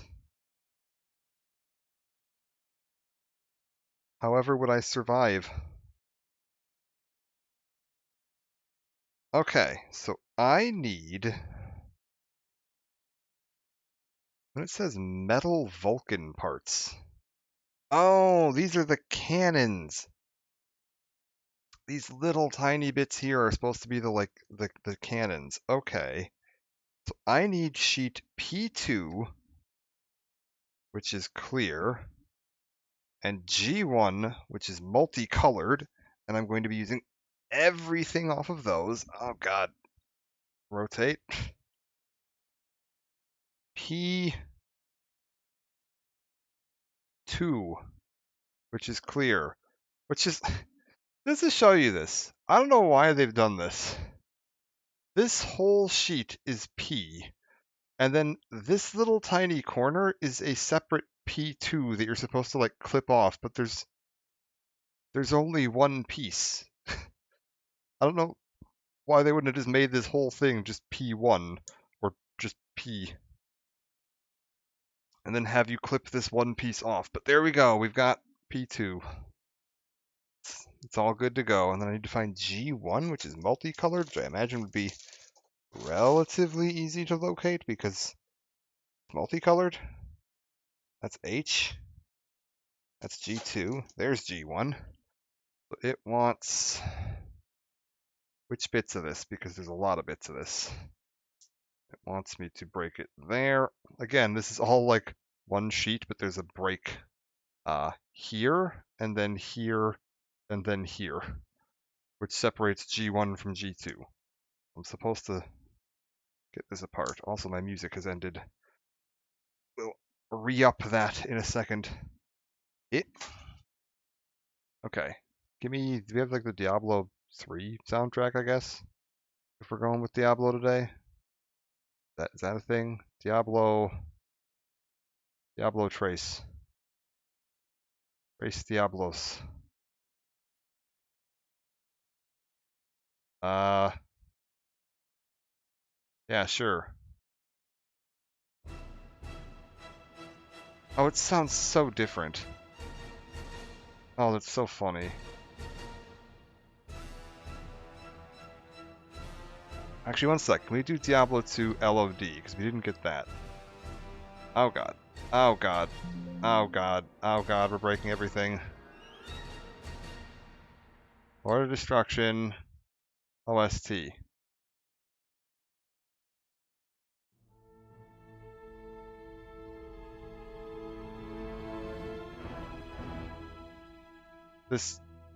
This might just be all the same stuff again. I have no idea. Whatever. It's fine. It's fine. Where's my chrome-plated sheet? Because I need to apparently get more stuff off of that. We'll just loop this. Like, that Diablo 2 soundtrack is absolutely unlivable. Enjoy the game. Diablo 3 soundtrack. Enjoy the game, but man, after listening to this, it is just like, that is not up to snuff. That one needed to go back in the oven.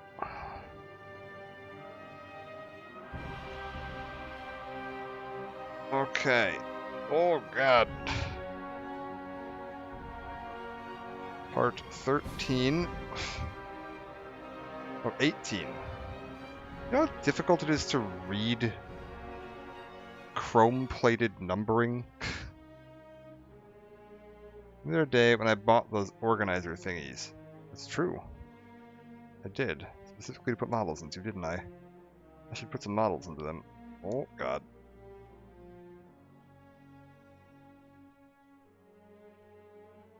Okay, 17 and 18. And then I need frame X2, which is that little rubbery one, which is in this box somewhere. Oh, there it is.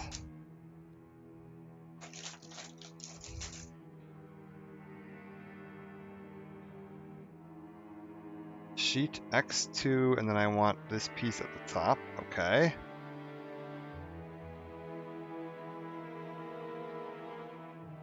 Worst face listening to D2 soundtrack a second time over. That is certainly true. D2 soundtrack is pretty darn fantastic. So, not really complaining. Okay, hold up. Don't need this anymore, so this can go over here. I don't need this anymore, so this can go over here. It claims that I'm not done with those sheets, so we're going to hang on to them. I think it's lying, but... And then I need that sticker sheet. And this sticker sheet. Okay. Place this up here. According to my little guide here, oh, this is garbage. That can go into you.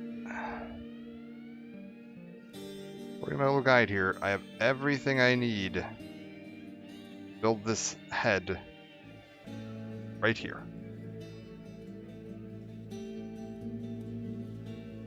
We'll see how much of a pain in the ass this ends up being. G... Oh god. G1 Part 2. G1. Part 2.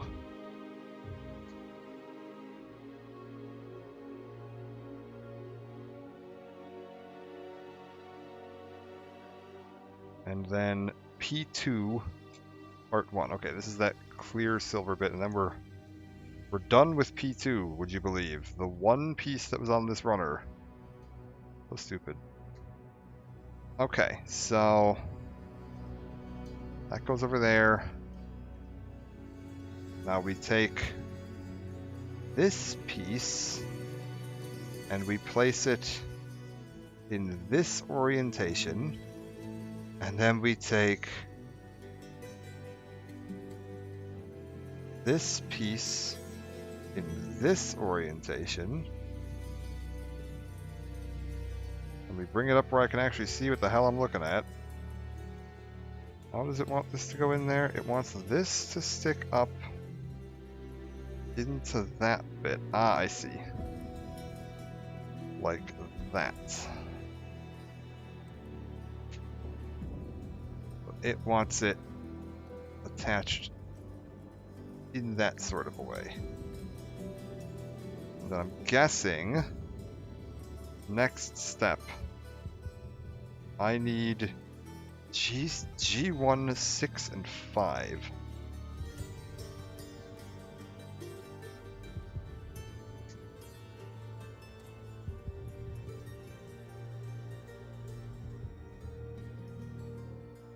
Okay, G1, 6. And where's G1, 5? Oh, G1, 5 is a clear piece, right, because there's multiple colors on here. Oh, this is weird.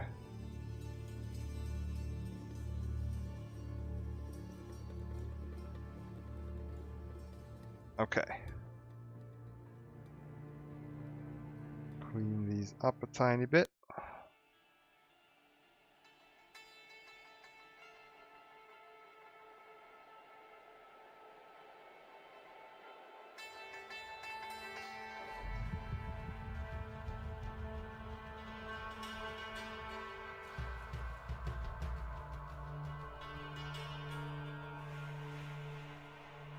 Okay.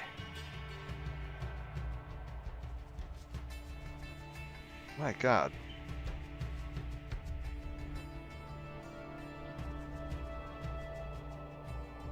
Okay. Cleaning up these clear bits always feels like it's more important to me, because any of the, like, blemishes really stand out on them. So how they catch the light. Alright, so it wants me to take this bit. Fire Emblem, your choice, but I'd recommend Blazing Blade, Sacred Stones, or Engage. It's a lot of options. Like, are you sure you don't want to pick a specific one?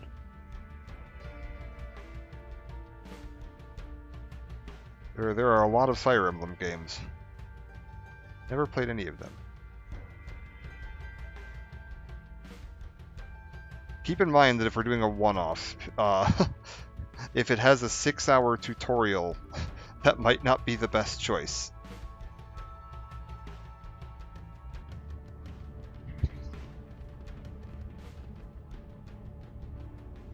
Choose a sticker and place as you like. Start applying stickers first. Do not apply stickers when lighting it up. So I think what this is, this little red bit is going to be the like red light on the front and back of his head. So I think if you're using the lighting kit, you don't actually want to apply these stickers, is what it's saying. And these stickers are like reflective stickers for like if you're skipping the lighting. And I am absolutely going to try the lighting because that sounds cool as hell. So we are going to be skipping those stickers. Engage. Engage, I feel like you get moving pretty quickly. Okay. What was engage on? Where do I locate and engage? It's on the Switch. Okay, cool. I should have the dollary dues to acquire that. It's the one you're always playing in your room. Got it. Okay. Like I should have the dollary dues to acquire that, and or I'm going to borrow your Switch, and we'll just make a second account on there that I can use while streaming that. That is the other option. I was like, Switch games tend to be full price. I don't know if I necessarily want to drop full price on a one-off. We'll see.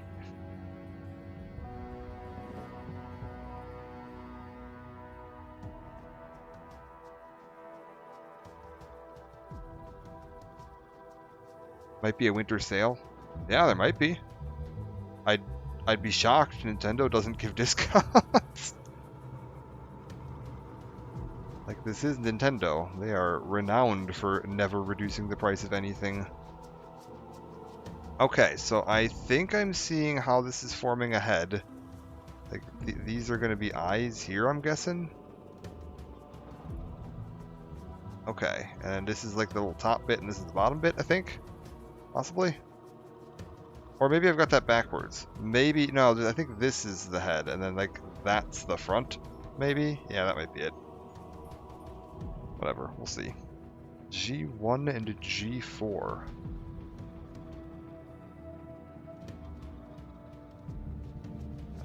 I was like, I do have my Switch sitting right next to me. I could just, pull my Switch out and see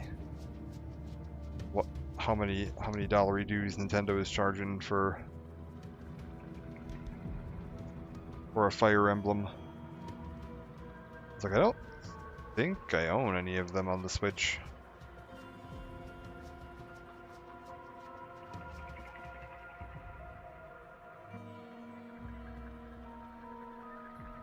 I was like, and we'll see too. Like, if it's one of them playing and I'm like diving in and I'm like, oh god, this is like fun, but the tutorial's taking ages. I can always do a second part if needed. I've done that before. I can't remember which game we did that with. There was one of the games. I think it was the Warcraft Blood Elf campaign where I was like, we'll do 2 parts if we need to, because I want to finish that. It might be a 2-off if needed.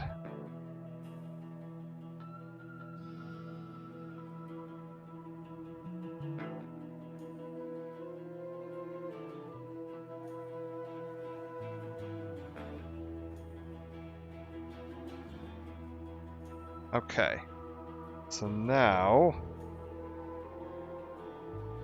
I take this bit, rotated this way, and we take G1 and we plug it onto here. Okay. And then G2 and plug that onto here. I was like, if the tutorial takes ages, I can always do a second part. It's one of those games where it's like, oh, I'm enjoying this as a one-off, and we did a one-off redeem, but like you don't really get into the game until 6 hours in, then I can always do a second part. That is not a problem. Okay. I need to attach the cannons. I'm going to see how they have this rotated. They are showing...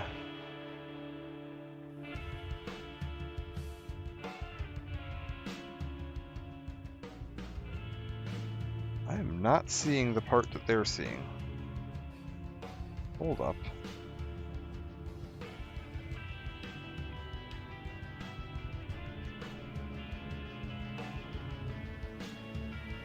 Oh, it's because it's a piece I haven't cut off yet. I see how this works. It's like, what the hell? This doesn't look anything like anything I have. That's because it's a piece that's over sitting next to me. It's probably going to be the front plate on that. I don't feel too lengthy. Think about the gauge. Bunch of piddly bullshit you can choose. You don't have to.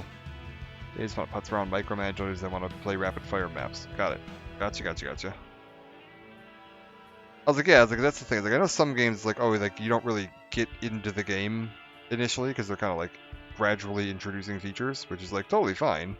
Like, one of my favorite games have done that. Assassin's Creed Black Flag is a great example. It takes you, like, 8 hours until you're actually into the Assassin's Creed bit of Assassin's Creed Black Flag. But it does make it awkward if you're going to do a one-off, and you're just like, well, we're going to play for 6 hours, and we're going to accomplish literally nothing. And we're not actually going to show what the game looks like. Okay. Little metal bits.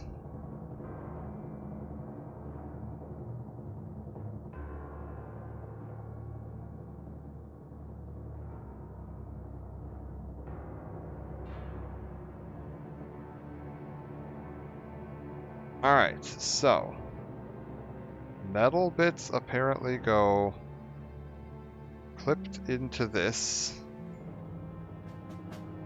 up at the top.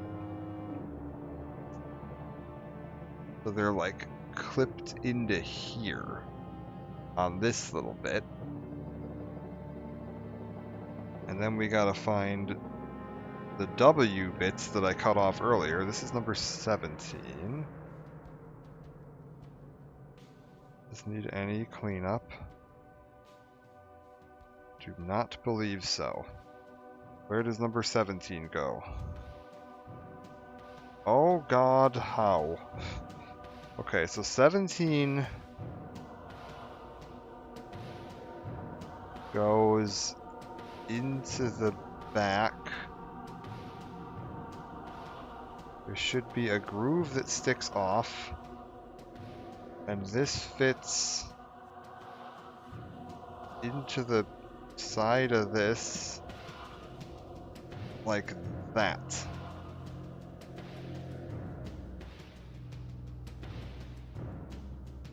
Oh, I see what this is doing. This is going to add a...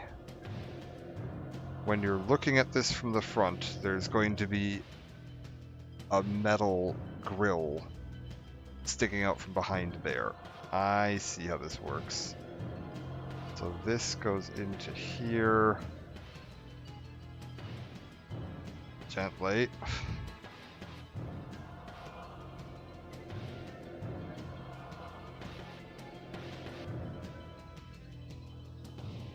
Oh my god. Is that in there? That looks like it's in there. Okay. Is this in there?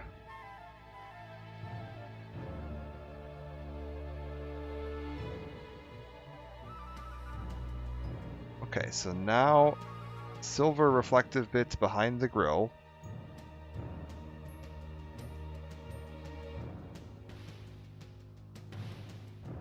Why does it say ×2? Oh, X2. It's part X2. Like, what the fuck is it talking about? So, the longer bits should be facing forward and backward. So I want to take this and have the longer bit of this slide into there, and then take this and slide it over the top, and it should slide in. Make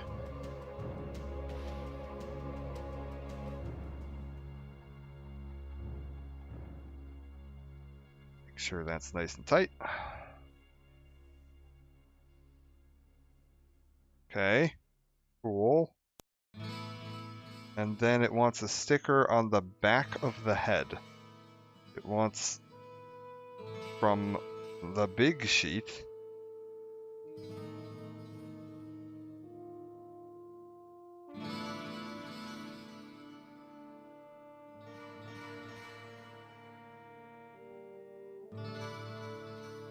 This is not one of the ones that says, don't use if you're lighting it up.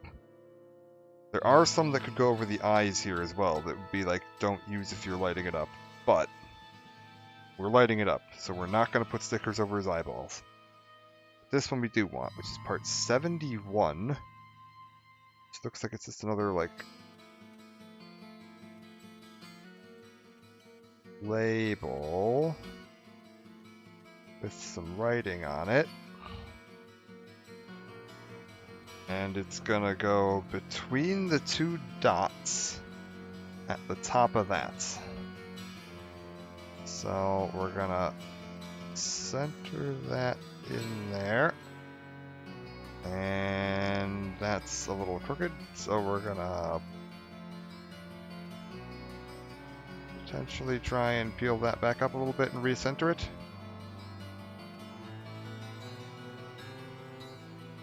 There we go.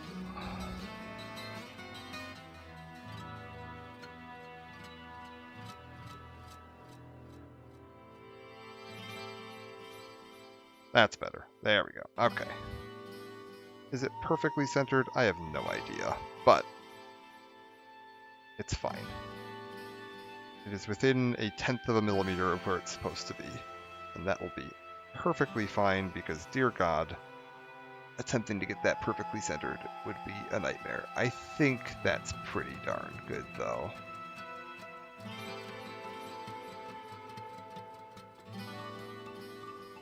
Trying to get it flattened out a little bit. Hard to do because there's bits sticking up on all sides of it. So getting my nail in there to flatten it is kind of difficult. Alright, good enough. So now, I want part G1-9, which is this yellow bit over here. Oh, this is his eyes.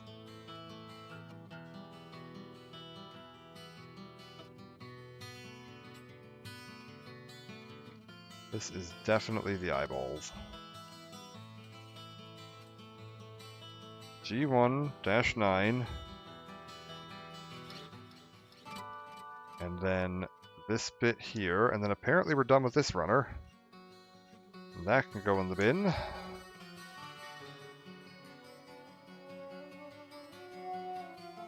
Make sure that looks like it's empty. Yep.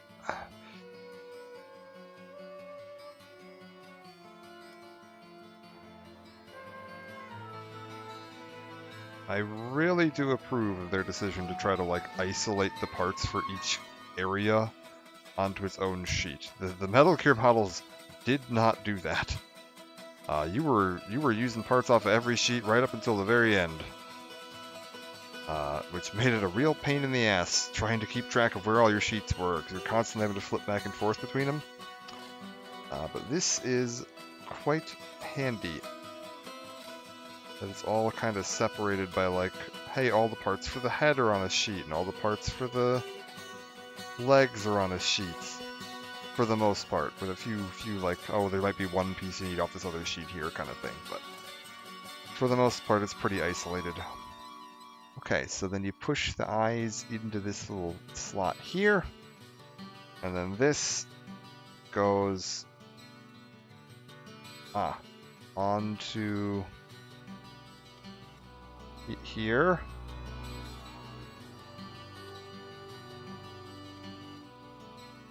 Okay, there is like a yellow or white bit that kind of like lets light through there. So then this goes onto here.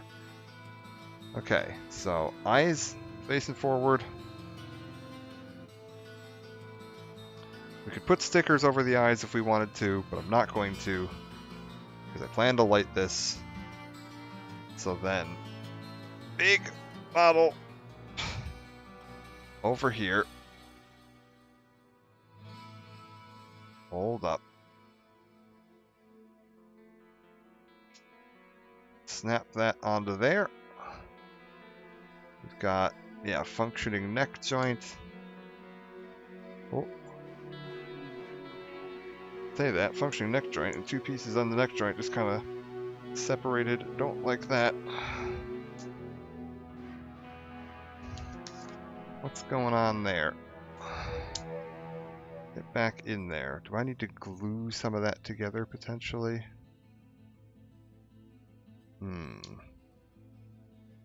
Potentially. Potentially, I may want to use some light glue on that. That's okay. I have some glue. We're definitely going to do that. We're going to reinforce that neck joint just a tiny bit because it wants to pop apart when you move the head at all. That's okay.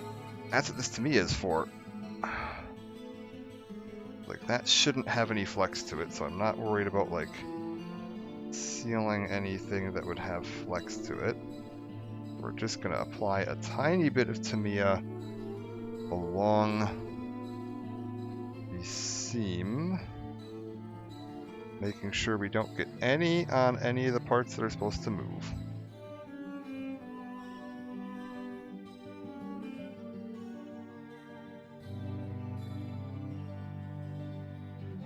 And that should now just seal on its own and help reinforce that bit. And then this goes onto there. Okay, perfect. And now we've got them pretty much finished for the frame bits. He's getting tall. I get the arms posed a little nicer there. All right. So now the next step, if we wanted to continue here today, would be attaching all of the, like, truss mounting, which is... there's not that much of it. I might just go ahead and do that right now, just to get that all wrapped up.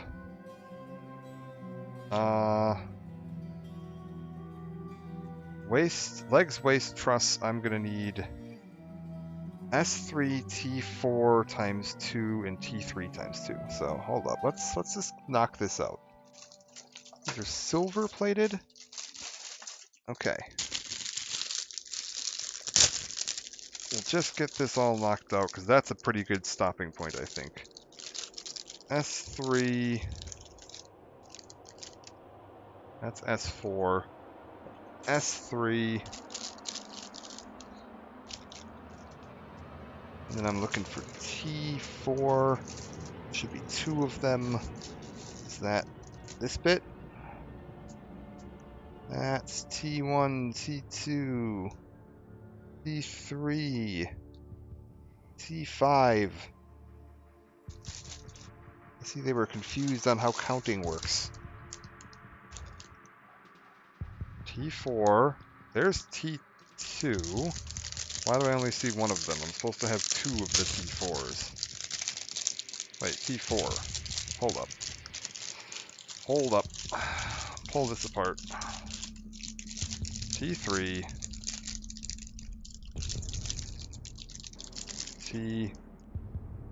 T4. Okay. Get that out of there. Get that out of there. There's one T4.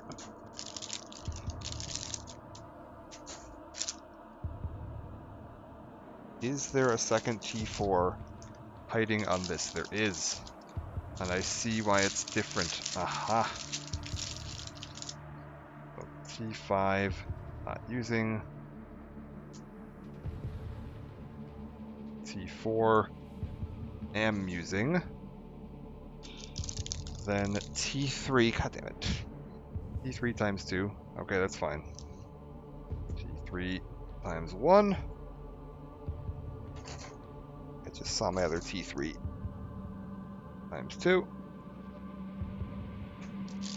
Okay, and then off of the chrome-plated W sheet, which I just saw, we need 2 pieces, which are this one here and this one here. Brilliant.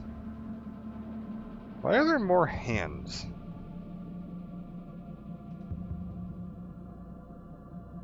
I'm confused as to why there are additional hands. How many hands does this guy need? Alright, that's 22. This is also 22. Sweet, so I don't need to keep track of which one's which. We can just clip them off, set them down, and move on.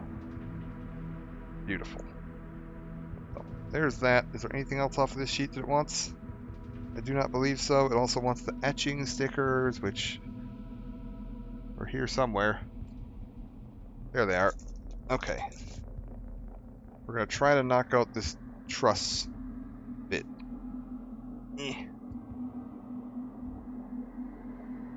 Real quick. Okay. These go here. We're not using this currently. Are going to be using this shortly. So get that in place. Oh boy.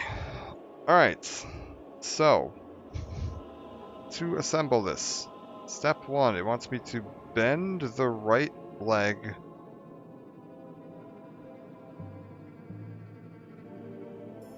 back at the knee so that that's exposed. I'm not... I'm gonna guess we need to lay him down for this. Because I'm gonna guess he's not gonna hold his own weight on one leg in that scenario. Alright. S3. We want to clip this off. Part 13. And this is going to have undergate, so it's going to have some bits that are... If you just clip it off where it touches the piece, there's going to be some leftover bits of the gate on the piece to extend past the end of the piece. So we just need to kind of examine the piece for those. I see them.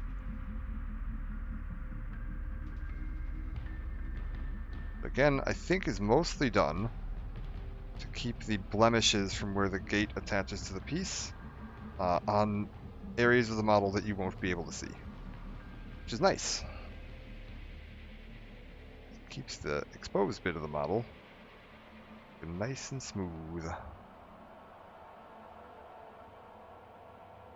Particularly important on these like metallic pieces because any blemishes are going to show up super clearly. Okay, so take this piece and attach to here. It should just kind of slide on in there. How are we... this goes... Hold up, I need his leg to come back a tiny bit. So I can get this up there. My god.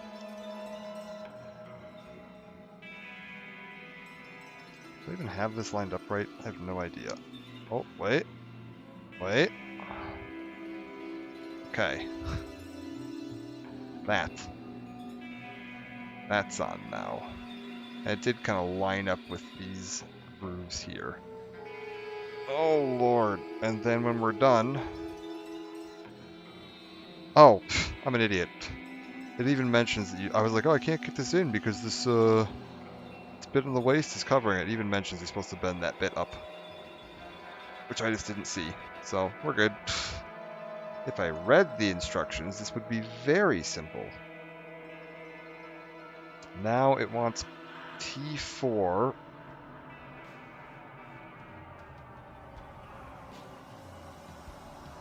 Parts 12 and 13.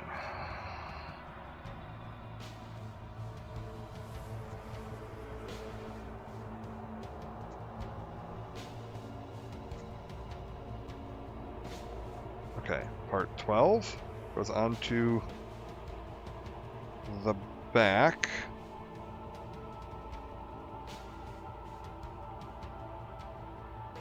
There's an arrow showing his leg rotating, and I don't know why.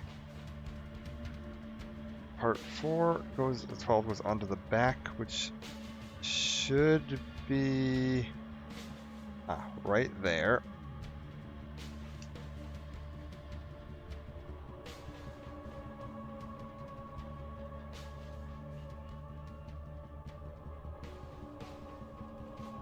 And 13...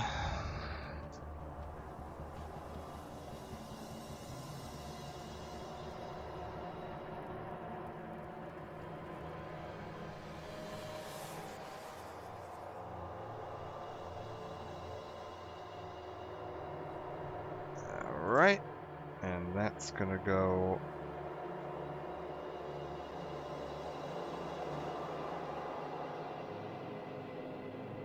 onto the front.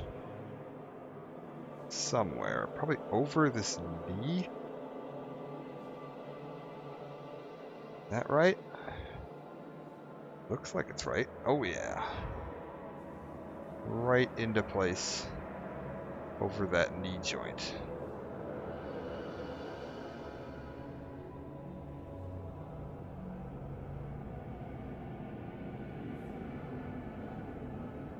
Okay. Continue. Oh. Did I get that right? Oh, I grabbed 2 pages. There we go. We need T4, 16, and 15. This one has a ball joint. And a weird peg that it's connecting to. So 16 and 15? This is going to be able to move. Curious. We are bringing this all together.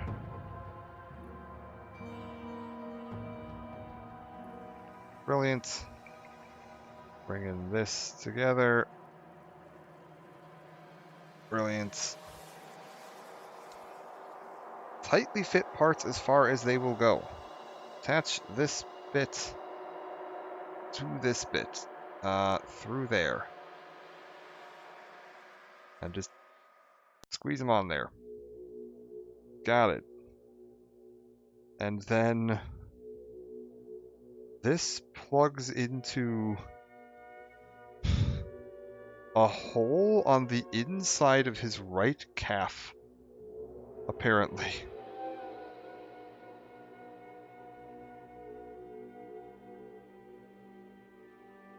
My God.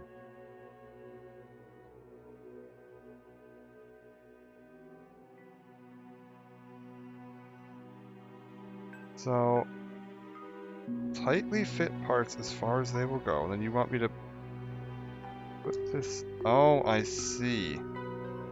Okay, so you put this kind of low into the socket there. This is going to be super awkward to show because it's in his calf. So you put that in there. And then you can, like, bend this down. And then push that back up. And then flatten it out to kind of pop it in.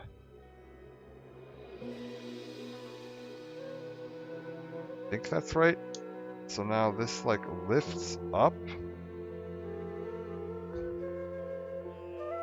And yeah, okay, I see. So let me make sure I've got that in there all the way. Is that in? Okay, that's in. So then you bring this up, you bring that flat. And that should...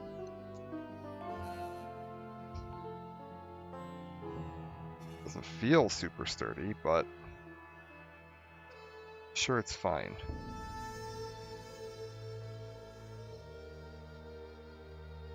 Maybe we play with that more later. We'll see. That might be one of those we have to come back and do some more adjustments to get that locked in. It'll be easier to tell once we have the parts that go over it, if that needs to get pushed in better or not. And we can always come back and push it in better if we need to. It's just kind of difficult to say right now because I don't know what that's lining up with on the armor plates. Because in theory, this is all going to be what the armor connects to, I think. Yeah, I would assume that's what a truss is.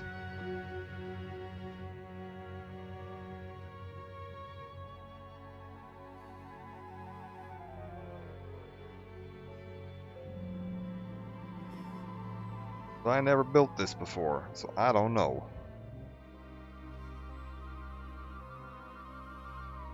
Like, typically, that's what a truss is in like, structural terms. It's like what you attach your frame, your frame to your exterior paneling to make sure that the weight distribution and like your stress is all evenly distributed across the piece.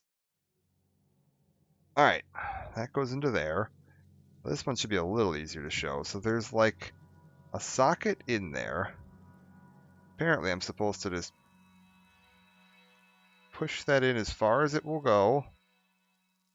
and then bring it up and bring that down, and it should sit in there. And yeah, like it's not like perfectly flush with the gray panel here. Don't know if it's supposed to be. We'll find out when we go to attach the armor plate. Because if the armor plates are sticking off all goofy, that means that might need to get pushed in a little bit more. But for now, it should be fine.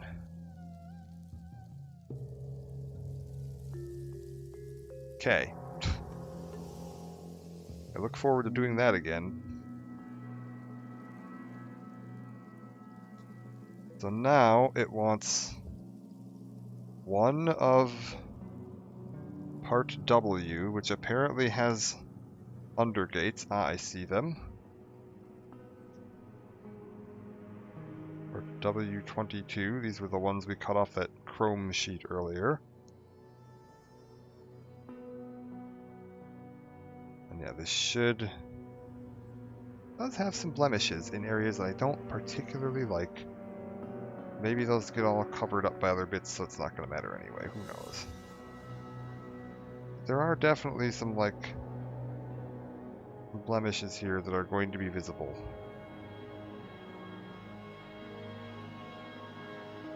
I don't think there's much I can do about that.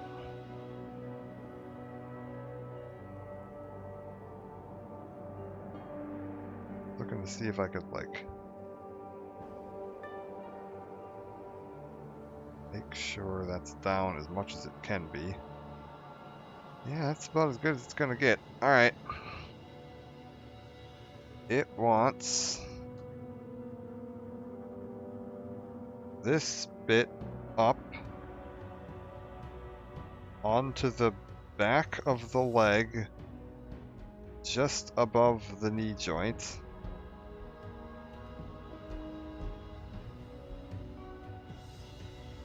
Kind of behind that gold disc. Okay, so that is that shiny bit right there. And then S3, and then T4, 17, and 18. That should be the end of my first T4. It tells me these ones are done. I don't know why it didn't tell me that other one was done. Weird. I'm sure it's fine. Alright, cool.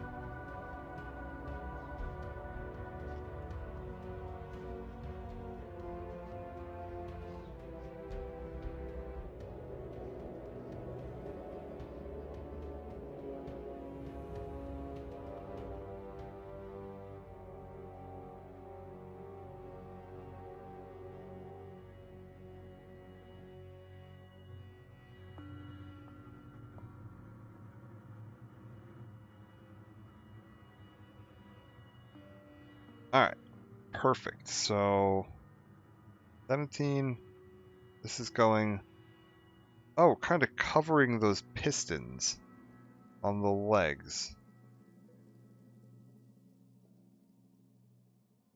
Which is, again, it feels like a bit of a shame to cover that all up, but it's going to go kind of over that. I guess you can still see them through there a bit.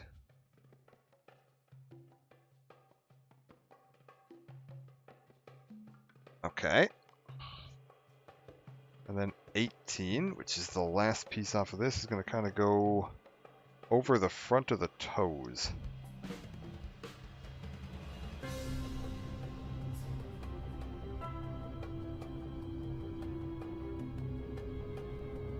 God, this is a mess. There's so many little bits on this. Okay. Even it all out. Beautiful. Can I get that onto... Where do you actually want this? Oh, I see. So this is going to go into that.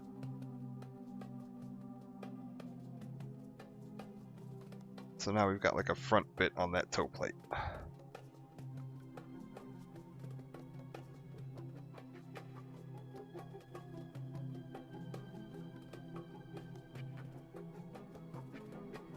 Okay.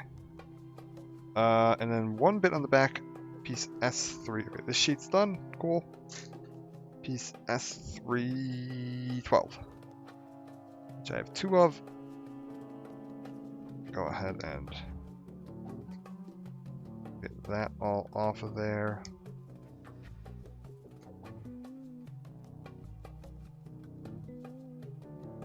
And then cut the undergates off.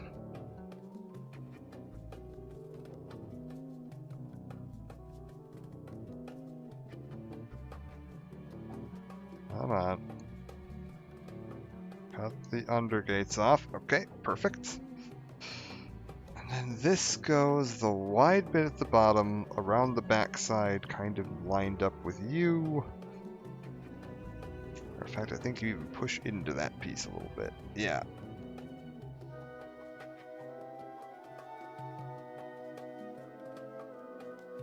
Okay.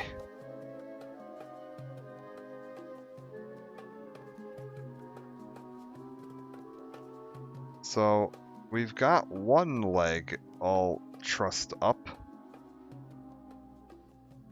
Just about. I think that's actually it. Yeah. That is one leg fully trussed out. Nice. Alright. Rinse and repeat for the other side.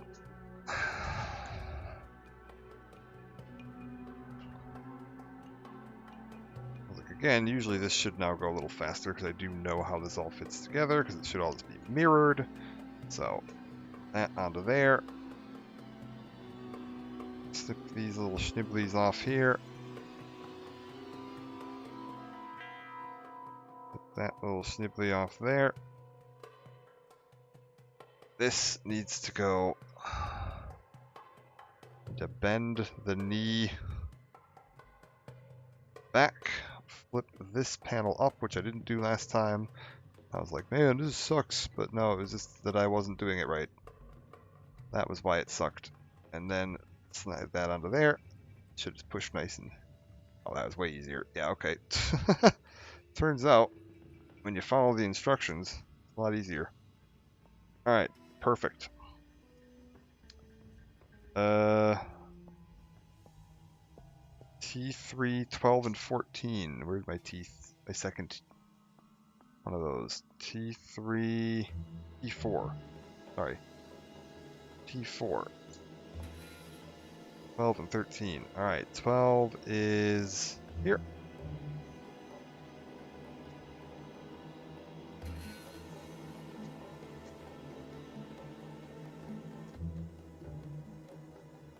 And 13 is here.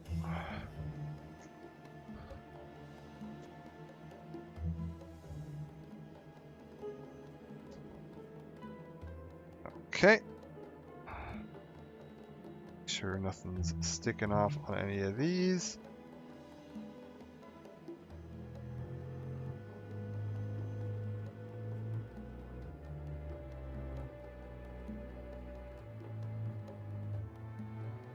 Perfect.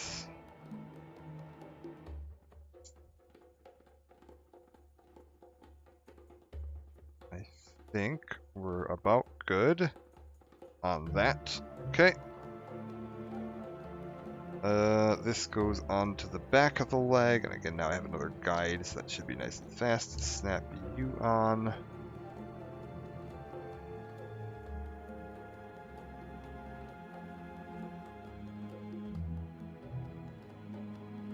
Yeah, perfect. And then this goes onto the front of the leg, over the knee, right like that.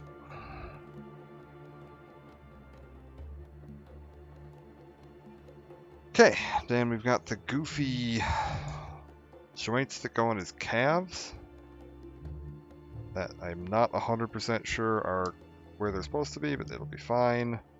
We'll do the one that's on the inside again too, just to get that out of the way. So 16 and 14 is going on the inside.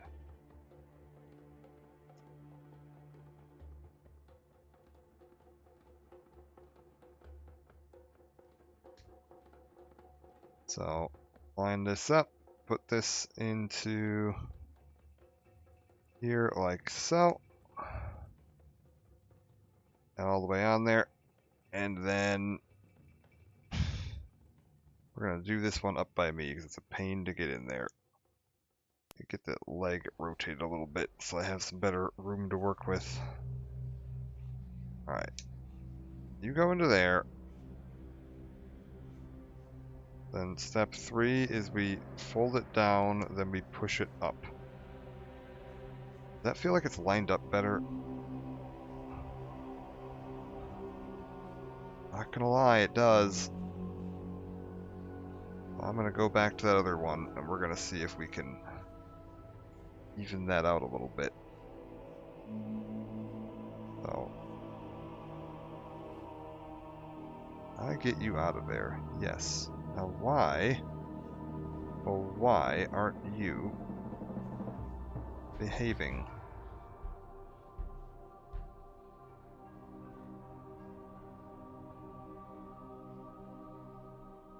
What is not syncing up properly with you?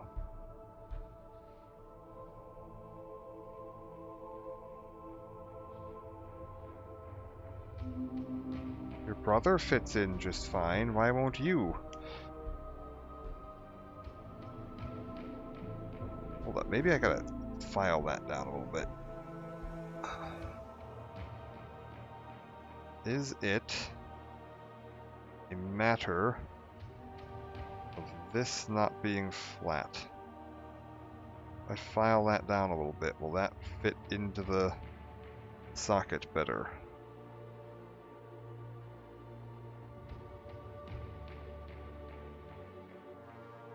Because the other side definitely fits in basically flat. Alright, and then up. Anything that seems to fit worse. Why is that so misaligned?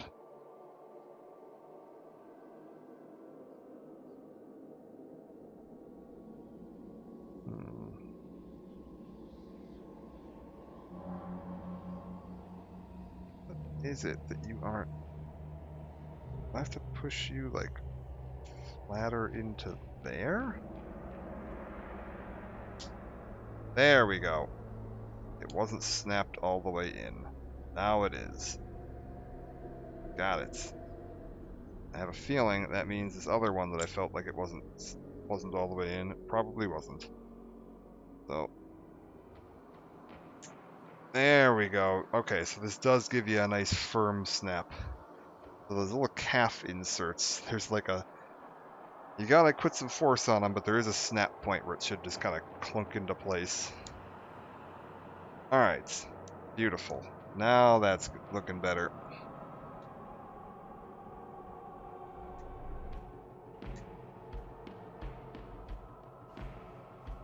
See, it felt like those weren't flat like they should be, but until I wasn't sure if they were going to be flat. Sometimes they might not be flat, so until I can actually see, or I get one like that where it just falls in by accident.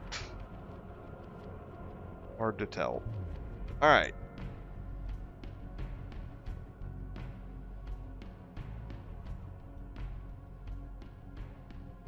Now, gotta do the same thing again. Clunk it in there. There we go.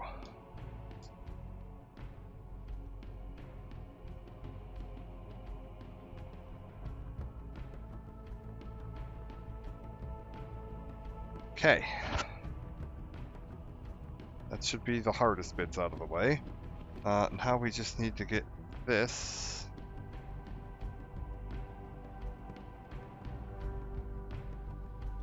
onto the back of you.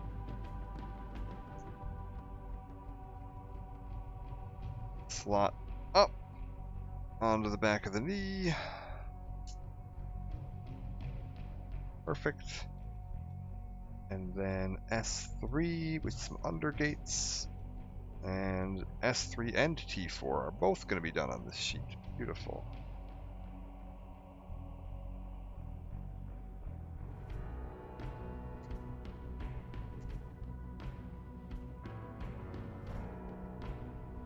There's my S3 done.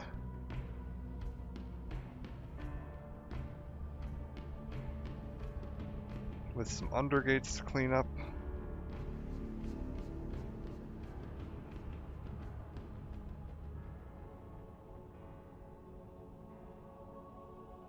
Which I should be able to do. Yeah, there we go. Okay. Oh, is that an undergate over there? There is, yeah. Okay. S3 onto the back of the leg. Over here. And then T4, and then the toes. Sweet. My God. So many steps.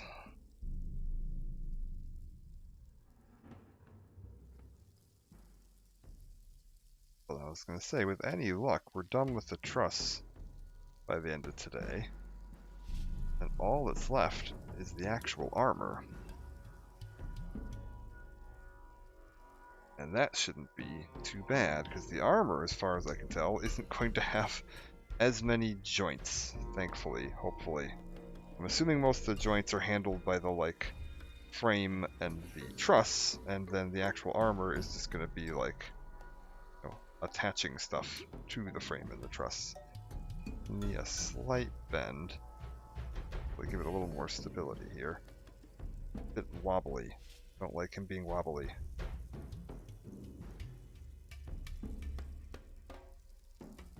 Brother, why are you wobbly?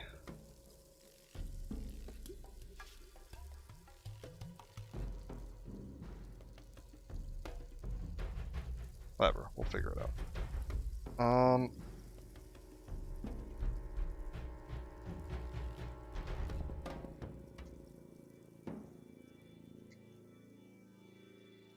Last bit of this. Toe goes on to toe.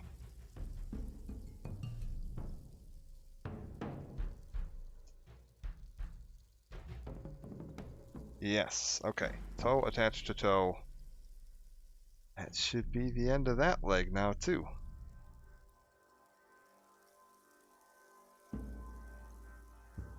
Sweet! Get you out of my way. What is it having me do? Remove slowly and carefully.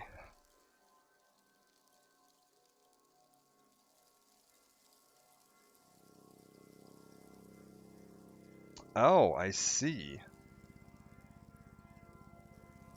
It is going to have me...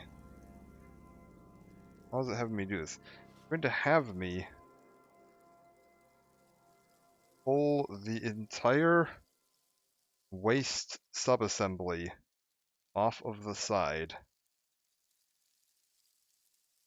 to attach some more bits to it. So we gotta careful pull that whole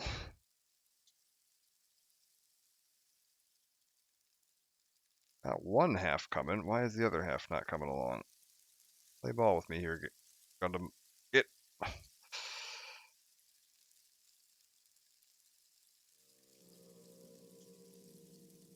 This whole thing should. There we go. Got it. Slide out. It's having me pull this entire bit of paneling here. Why did it have me put this on earlier if I'm just going to be pulling it off? Whatever. That's fine. So now T3.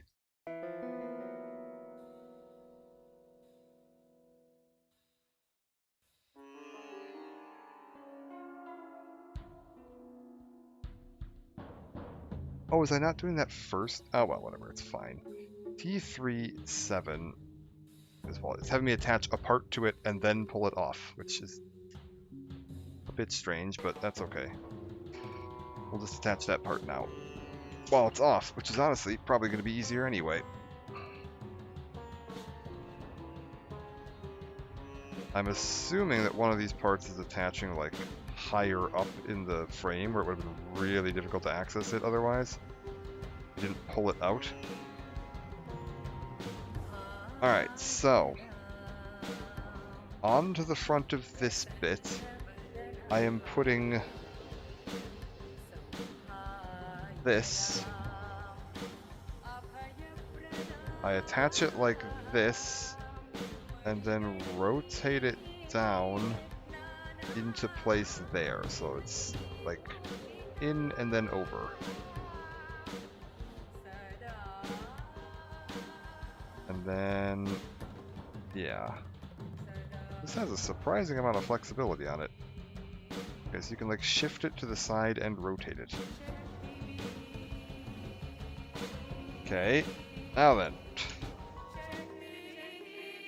10, 9, and 8. Which I'm guessing are going to be all of these. 8.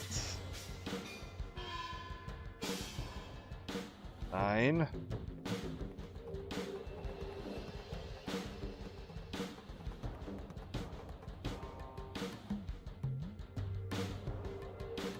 And 10.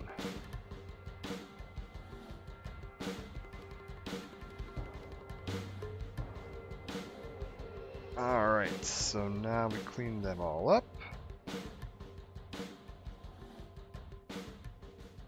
And assemble it together. I'm going to keep them organized by ascending order there, so that if I need to reference it, I can.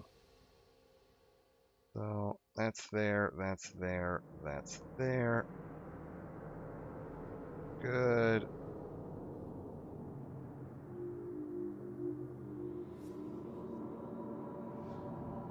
Perfect.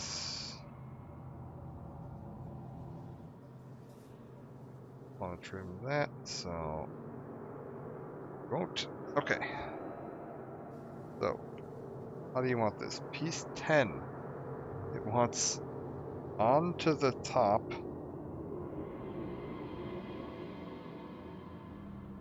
Here. So, like, into the middle. And then pushed into place there. And then piece 8 is going to be same thing but inside.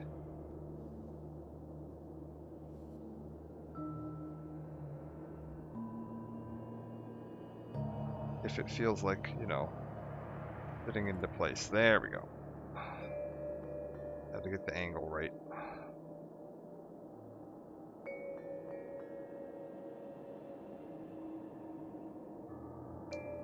Last up is this big old boy here.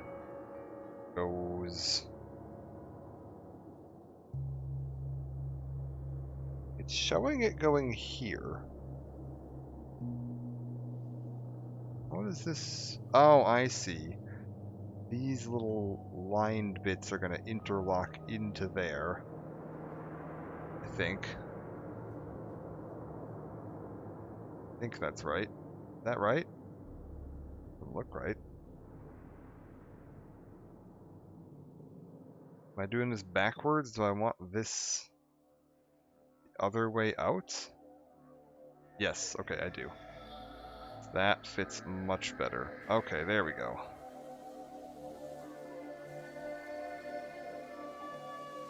So now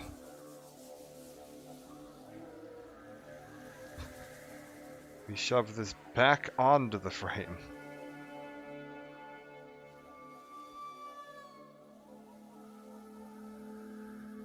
Where's my joints? This goes into here. We're gonna lift that up a little bit. We're gonna lift this up a little bit. Oh god. Rotate your arm so that it's out of the way. Okay. And we'll just kind of squeeze it in from both sides. Okay. Let me guess. Now I gotta take the other side off. Also, it wants me to put this on, so we'll go ahead and do that. All the pieces on one of the T3, yeah, because it wants this one put onto the front of the other one before we take it off. So, I don't know why it doesn't have you put that one side piece on before we take it off. Very strange, but whatever. So attach onto here roughly, and then swing it down and into place. Sweet. And now let me guess. Yep, take this whole thing off.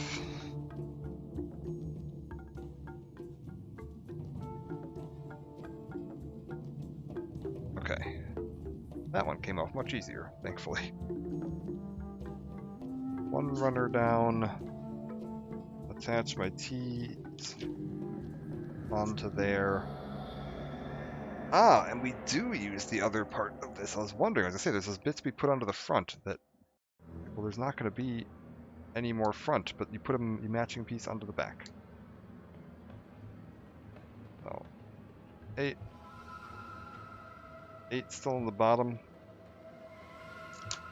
8 is still onto the bottom. So 8's on the bottom, 10's on the top. Other one's on the side. Oop.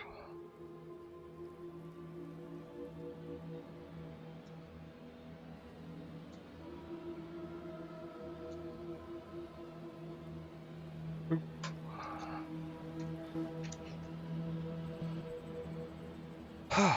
Okay. Clean all these up.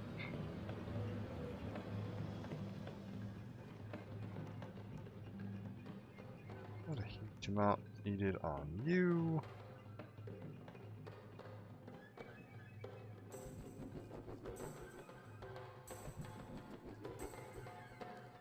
Good.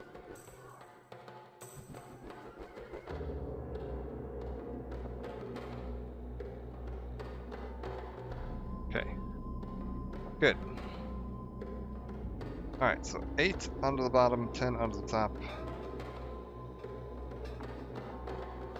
The same setup we had earlier, where we just kind of push these into place on here.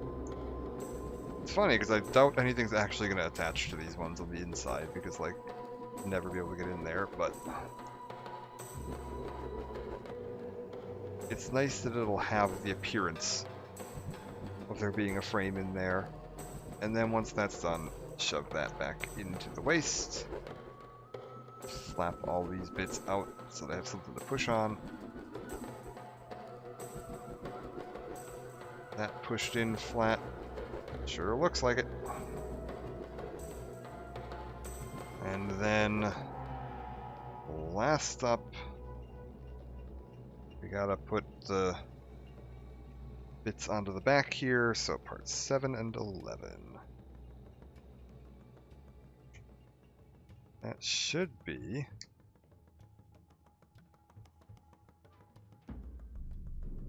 seven, the end of the legs and waist truss. Just gonna leave me with just the head and torso to do. Oh, and arms. Okay. Alright. 1,000,001 piece Gundam. I wonder how many pieces are in this. I didn't actually look. Like, it doesn't list that, which I'm a little surprised, because, like, if I wanted to post cool stats about the model I engineered, I would be posting that it has, you know, like, 8 billion pieces, or whatever the hell this thing has. I would have that slap big bold text right in the front of the box. No, apparently they are not interested in disclosing that information. I'm sure it's on the internet. I'm sure somebody counted. I'm certainly not going to be going back and counting all of this. It is quite a few. I can safely say that. Okay. Little metal bits attached onto you. That is all of the waist and the legs all metal clad up and looking very nice. Bring his arms down a little bit here. I just had him out of the way while we were getting those side pieces off of the waist. Okay. Let's do the chest and the arms. Screw it, why not? This is out of the way. Done.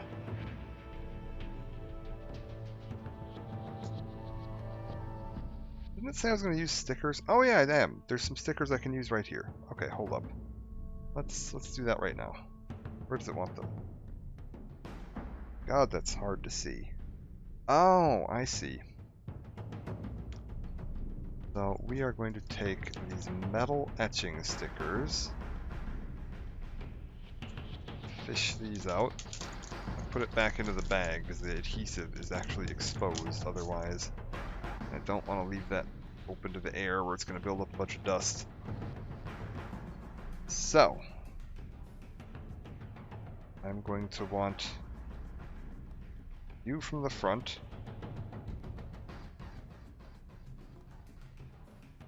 Need to get this off of here without stabbing myself.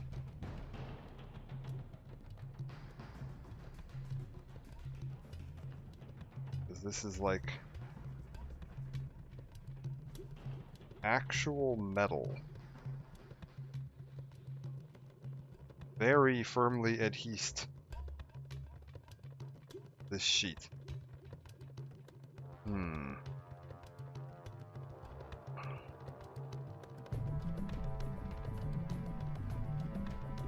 to get my knife behind it so that I can start. There we go. Now we can slowly pry that off of there.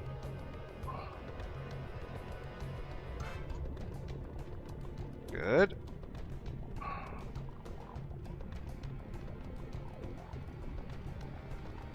So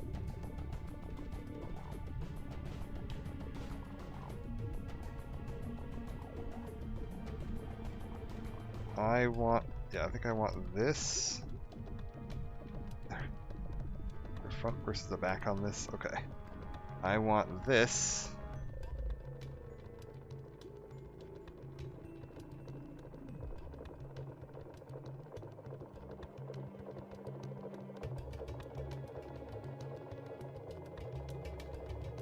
Lined up onto that.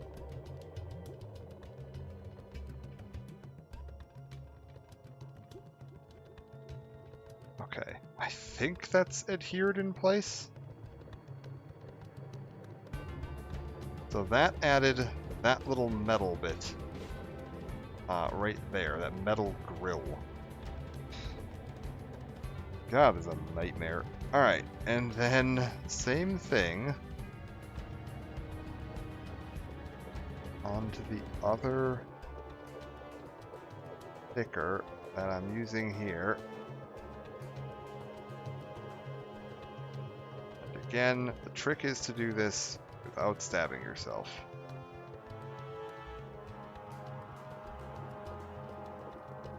So we're gonna run the knife kind of along the back. And then we're gonna lift it off.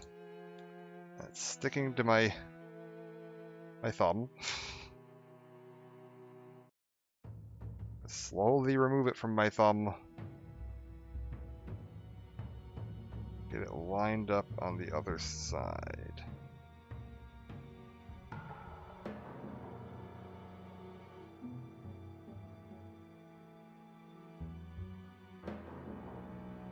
Absolutely nuts. Alright, that appears to be in place. Okay, so now there's shiny metal bits both here and here.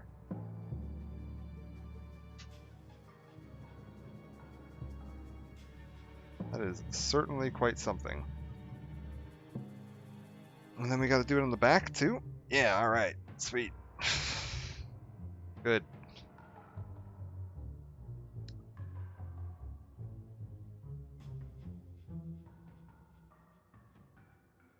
These stickers are very cool because they are like actual hard metal.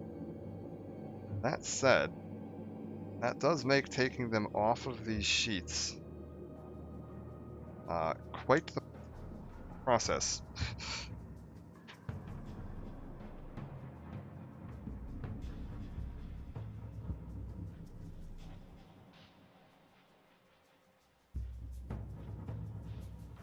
Okay, I think this is correct, and then we just set that into place there.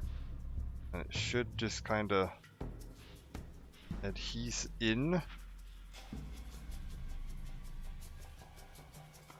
And be good to go.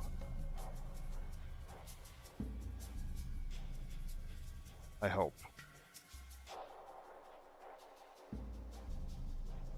Okay, that's one down.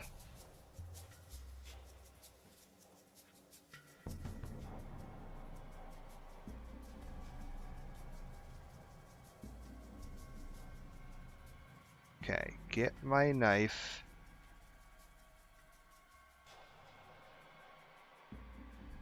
We're going to use the very tip of my knife to try to pry up a corner of this, so I can get my knife under it. There we go. And once we get my knife under it,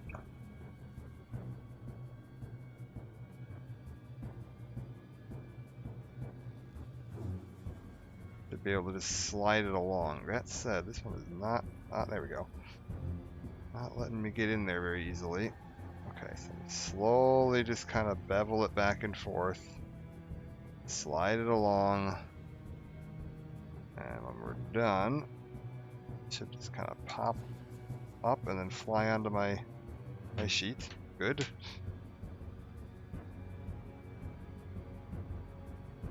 And lastly, place it into place.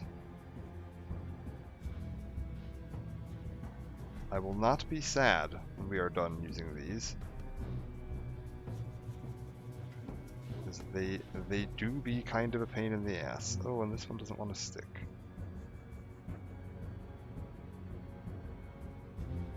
Come on, get in there.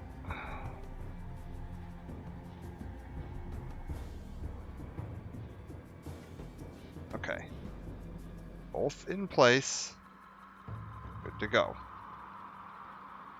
If those ever come off, we're gluing them back in. I can tell you that. Yeah, they don't stay very well. And we're gonna put this sheet back in here for just now. Oh, I literally use it in the next step. Oh, whatever. We'll put it in here for just now. Why not? I'm just trying to keep it away from dust. Alright. Chest, arms, head, truss frame. We need quite a few plates. S1, S2, and S4.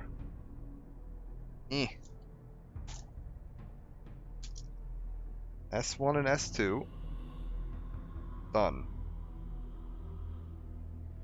S4. Done. T1 and T2.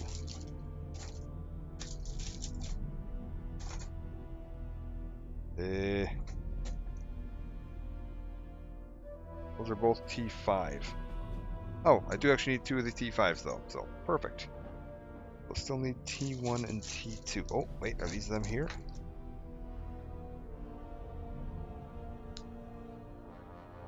This is a T1 and a T2. Perfect. And then we need 2 bits off of sheet W, which is going to be this and this. And are they both the same? Yes.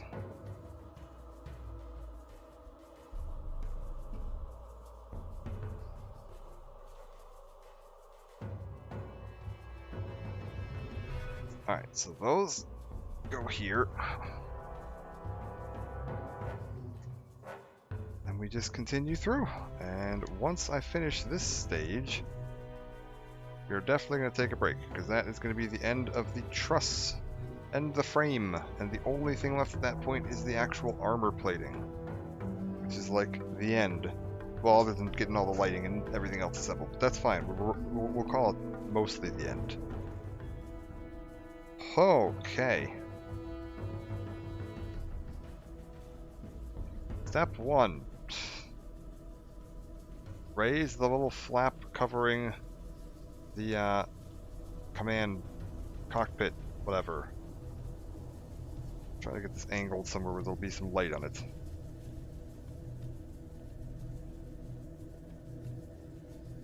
There are a lot of instructions for this. This step is heavy on the instructions.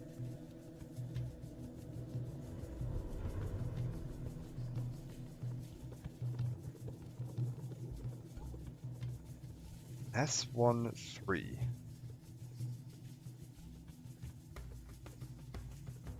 Alright.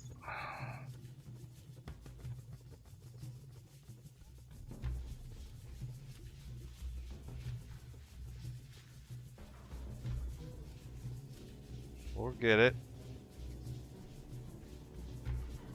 S13. Etching stickers. 3.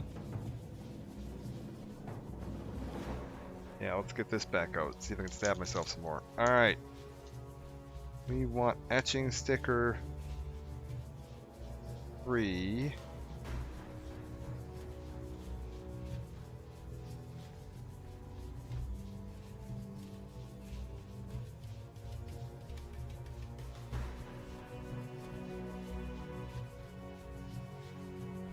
Okay, that's this one. They're not actually labeled on here. Oh, they're not labeled on the back. Why is it labeled on the back?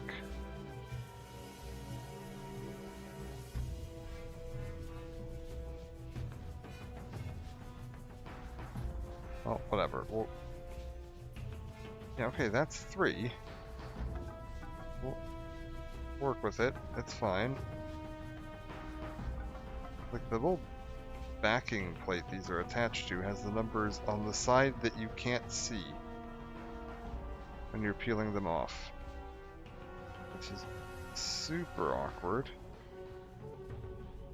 I don't know if I'm just peeling these off of here wrong. Okay. Sticker in hand. Take this bit. Oh, we're covering that with this.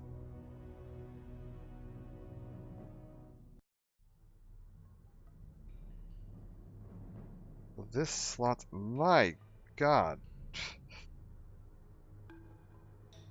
Okay, so we've got that little metal grate sticker on there that's covering up the back of that. Oh my lord.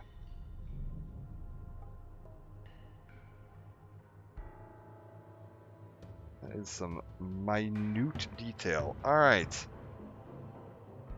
And then this clips into here. Question mark? Apparently.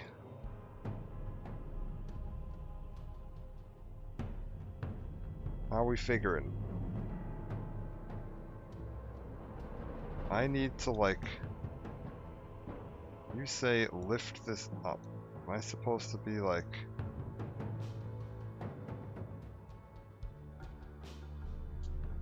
Oh, that's not right. I want that to stay in.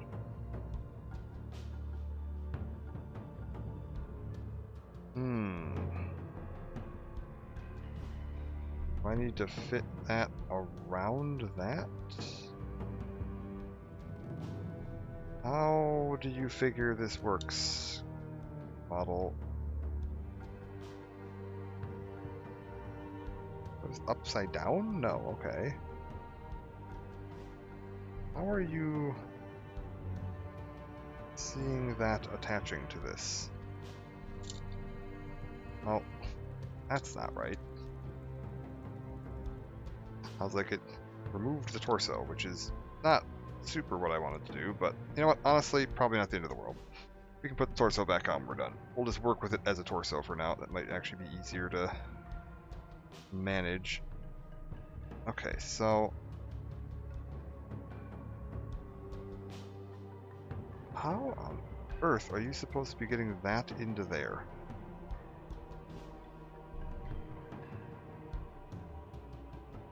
Well, we'll make it work.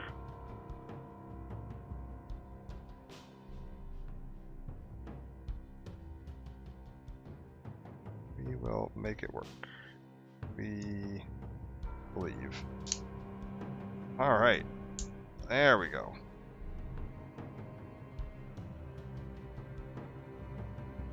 Then that should probably be finding some kind of matching hole in that. That should be lining up with, there we go, that pops into there. Good lord.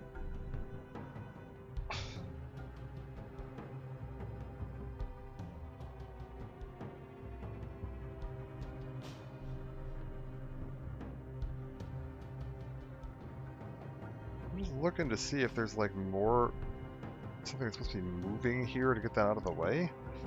So I had to put this silver bit in, but that gray bit overlaps it pretty significantly, so getting it in there is honestly kind of a real pain in the ass, but that's okay.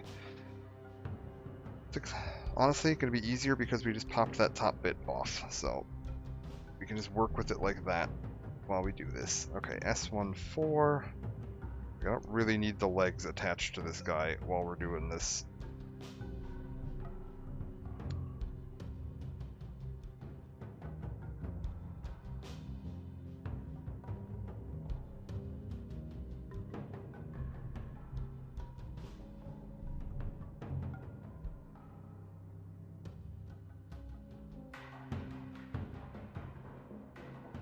Also, hold up. There says there's undergates here. I'm not gonna lie, I don't remember cutting them off on that other one. Did I? I think it would have fit if I hadn't. Let me glance at this real quick and see if it looks like... I know I totally didn't. God damn it, I gotta take this off. Eh. For all the work to put them on there, and I realize I gotta take them right back off again. Oh, hold up. Release from that. And then release from that so that I can get...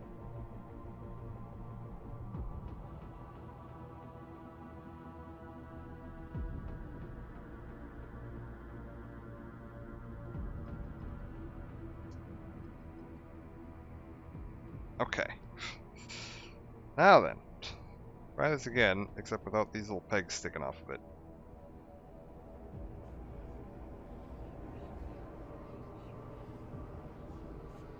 I appreciate undergates for what they do for the visual aspect, but they are a bit of a pain in the ass. You are attempting to assemble it. I suppose is why they're labeled in like big bold letters all over it that I just didn't read. Okay, now then.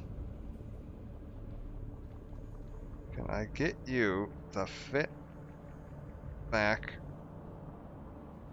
into there? In there.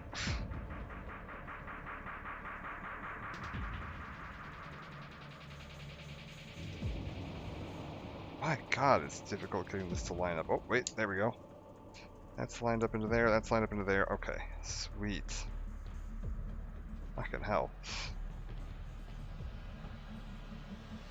Now then, etching sticker.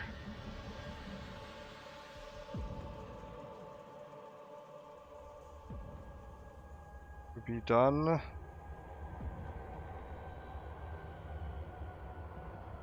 Without stabbing knife into hand.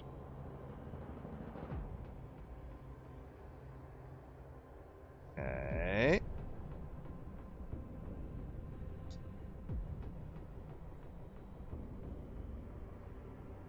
Okay.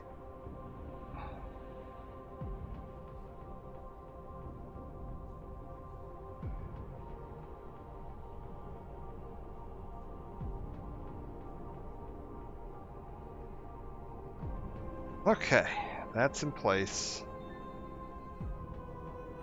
Now we just gotta do the same fiddly process on here.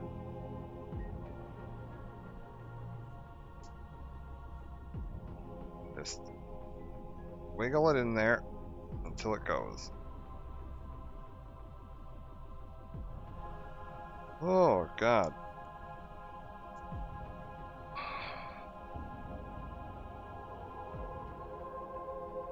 Hmm.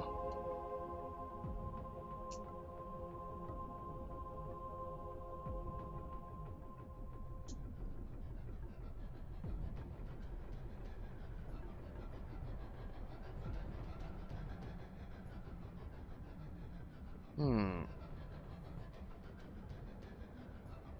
That's lined up, so why isn't this lined up?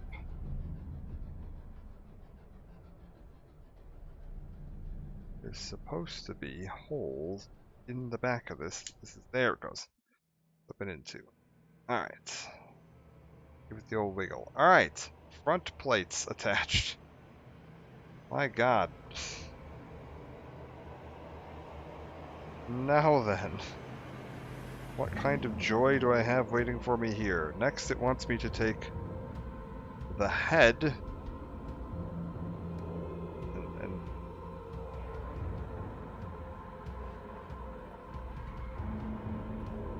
bend the neck forward. Then pull the backpack off entirely. Then get this big frame piece off of here. 1-6.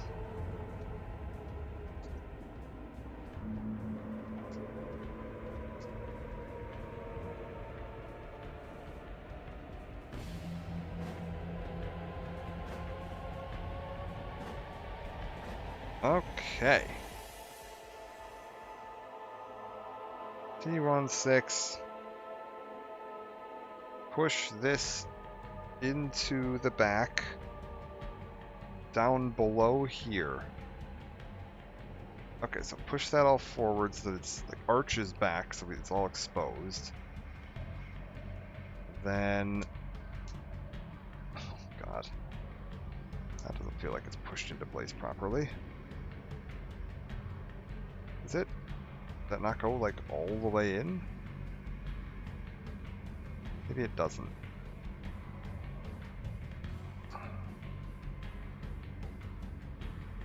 Looks like it's about pushed in as it's getting. That still, okay, yeah. Still wiggle his chest a little bit if I need to. Okay. He's still got some range of motion there.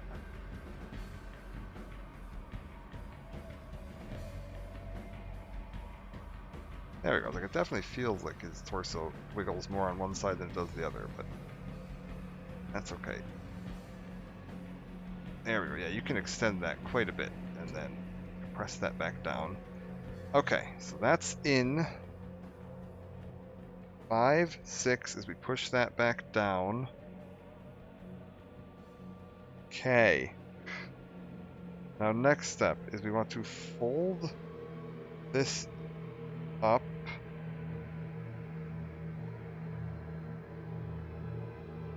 Put that back and then fold that up, I think. This looks right. I want that bit sticking out. That looks right. Okay. Next up, T1 and 2.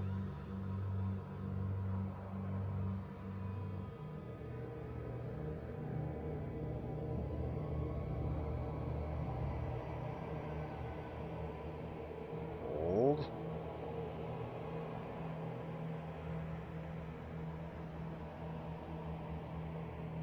Two.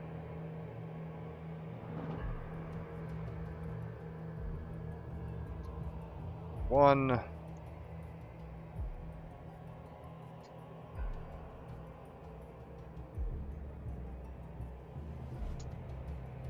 That correct? Yes. Got T1 in my hand, T2 in my hand.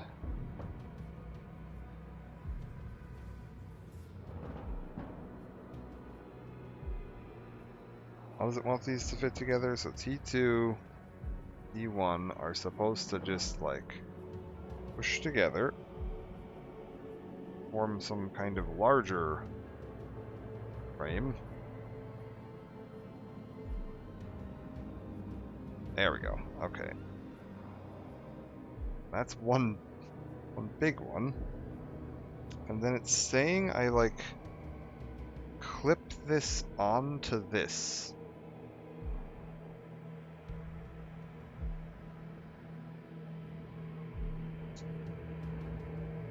Okay. It's clipped. Now there's like a big old dongus coming off the front of him. And it says I'm supposed to bend the upper body backwards and move it while avoiding the parts on the waist. Oh, I see. So when we've got him attached to his legs, okay, hold up, let's reattach him to his legs for this step, so we can actually make sure this is all set in there properly. Get him nice and centered in there. Good. All right. So bend. If we try to bend this down now, it's gonna like not fit. So we have to like bend it backwards, and then we can tip it in, and that should like, yeah, fold in against itself now. It's fairly movable, but yeah, there's actually like a cover over that front bit now, and it kind of clips onto his belt buckle, crotch, whatever, if you don't bend the upper body back while you're doing that. Alright. Next up, T1 Part 4. A very tiny little hinge.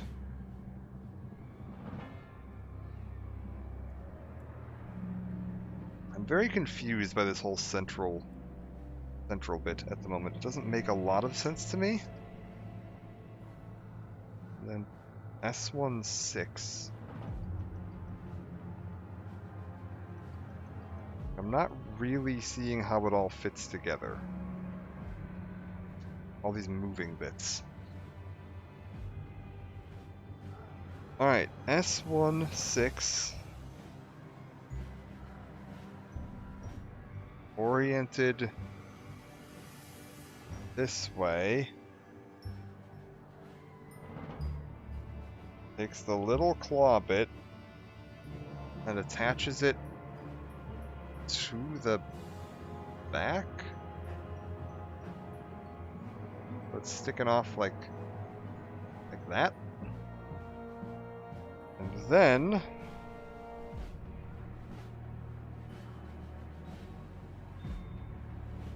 this sockets into his chest, just above the lights here. Just push that in. Okay. And then we're flipping it back and up so that it's like exposed. So there's like a... Oh, I see. You can like push it back and up, and then it goes kind of flush with that. Oh. And there's undergates on this that I want to trim off. Good.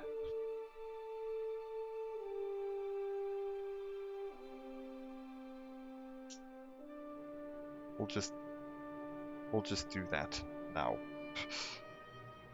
Fine.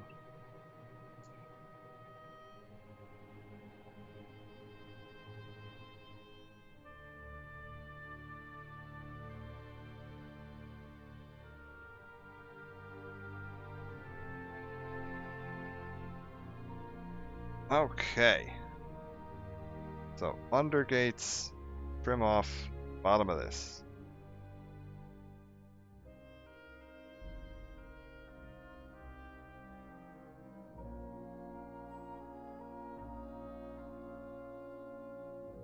Alright. Now, this should just push in, push back, and then you can push it down flat onto that chest plate there.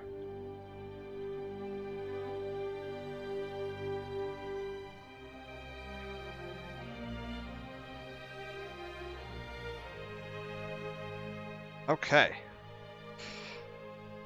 Whew. And let me guess, we're going to do the same thing on the other side now? Yep.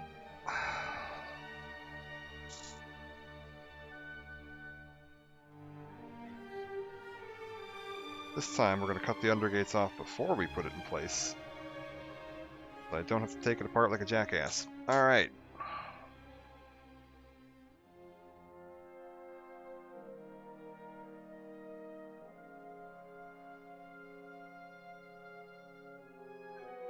And there should be another one of them little clampy bits, right? T2. E2? E2.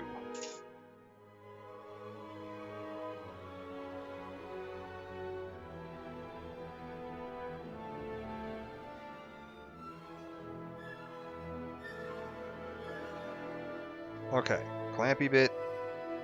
Take this bit, take clampy bit, put clampy bit on the back of this bit, shove this bit into this bit, onto here, and then push it back and fold it forward. Oh. Now then.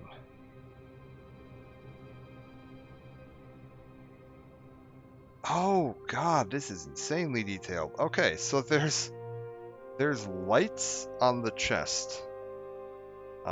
Here and here.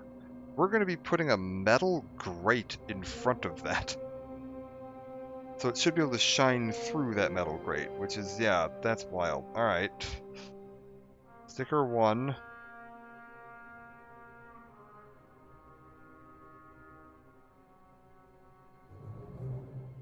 Again, need to do this slowly and carefully.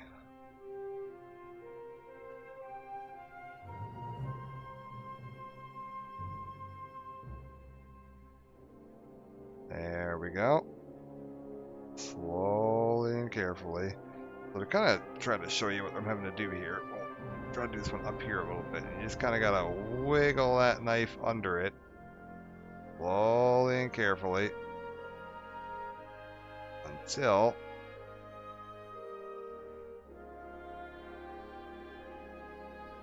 to the end of the sheet, and it comes right off.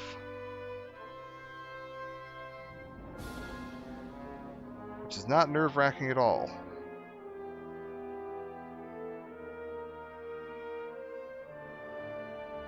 Okay, so now this goes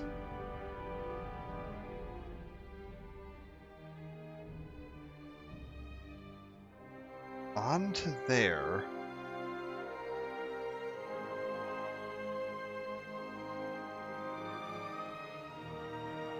I'm trying to see how I'm supposed to, where I'm attaching this.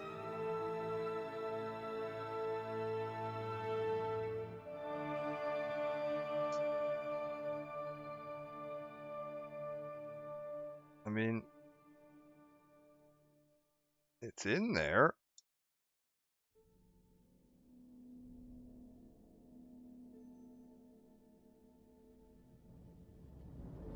Like, there's a metal grate over the light now.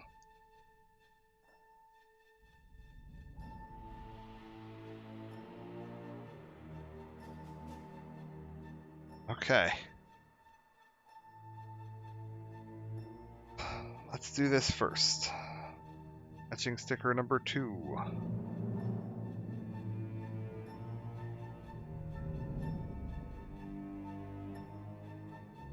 Knife in place.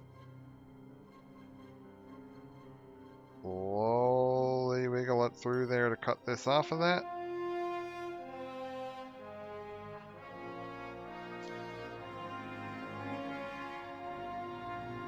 Okay. Gentle.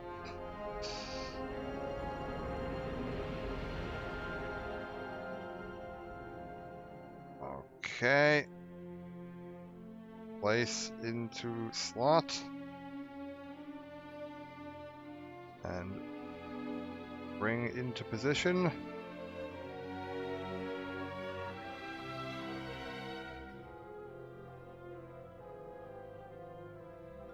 Oh, hold up.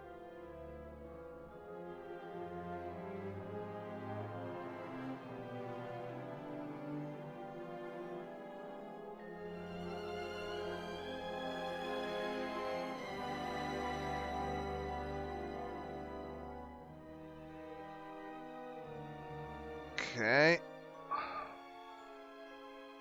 Just trying to get these aligned so they're both in the same, like, place on the model.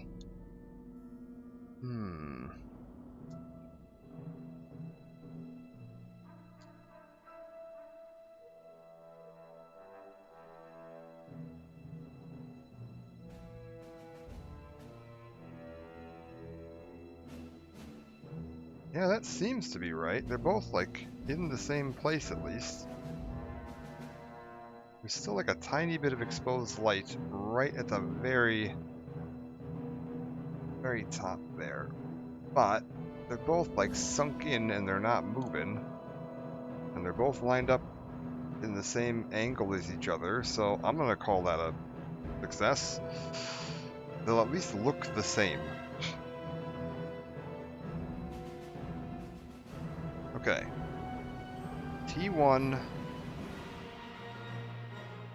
Part 5. This is apparently supposed to snap into place, like with a pretty firm click from the graphic they're showing here.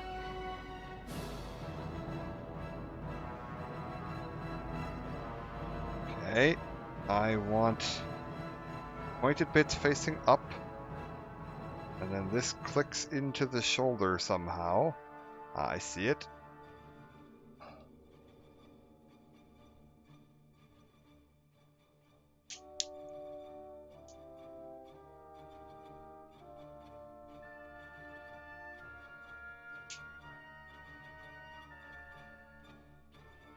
A nice satisfying click. Alright, one in place.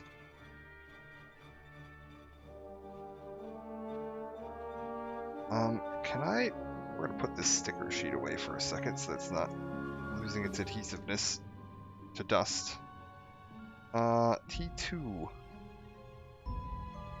Part 5.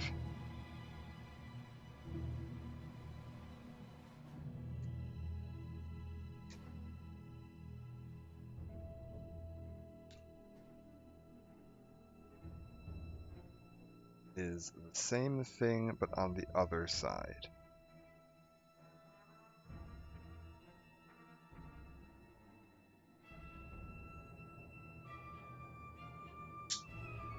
There we go. Nice satisfying click. In she goes.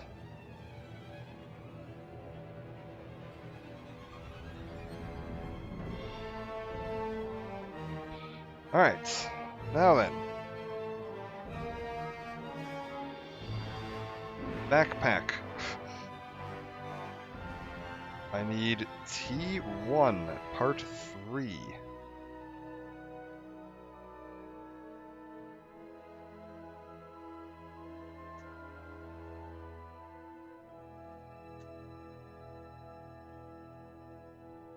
You are going backpack over the top of that bit at the upper raised section. Fucking hell. Alright. In place. T2 Part 3. That's T1 done. Alright. That out of there. T2. Done.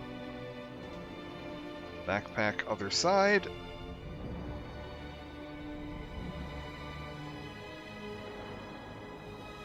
Wonderful.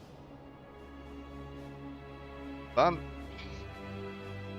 And then S1 and S11 and S12. It should be the end. Okay, T2 is done. S1. S1.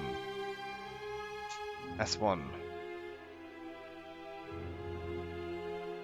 S1, 1, and 2, and that's the end of S1. These also have undergates, so we're going to need to trim those off before we put them in place so that I don't have to go back in and trim them off after like a jackass.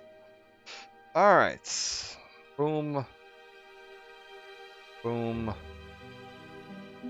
Boom. Boom. That's S1. Done.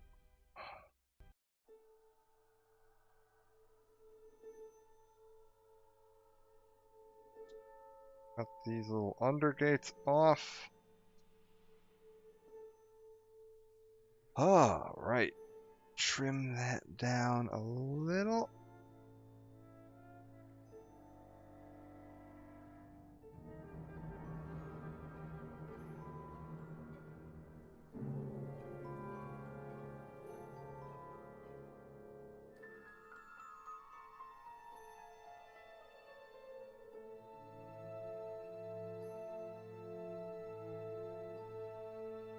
Okay.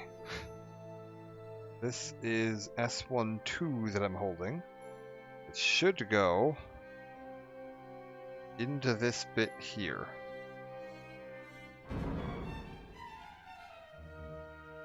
Perfect. Carve my undergates off this other piece.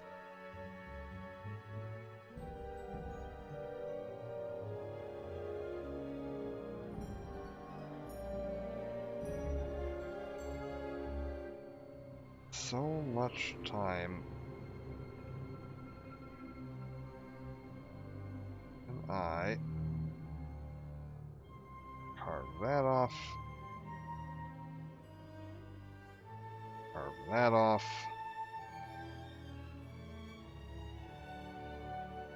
Other piece onto the back of that. We've got another etching sticker. Good. Good, good. This big square one. And that only leaves me with 2 etching stickers left. Oh, sweet, and they're coming up next. Then we're done with etching stickers. I don't have to worry about stabbing myself while pulling these off anymore. Fantastic.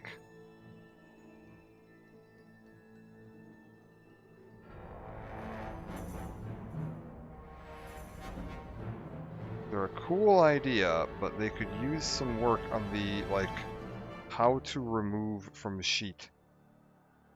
Because they really adhere the hell out of them onto there.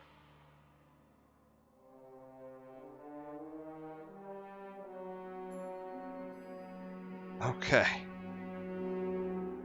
Etching sticker onto the center bottom of this.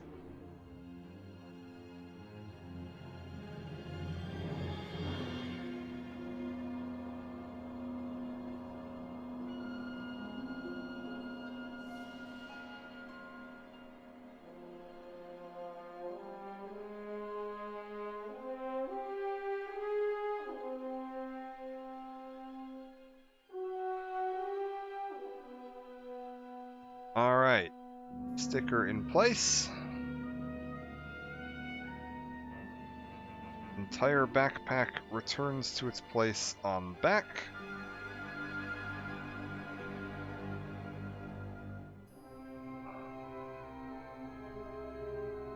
Perfect.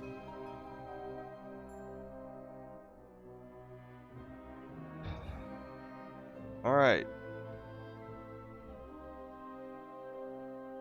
Next up is T5.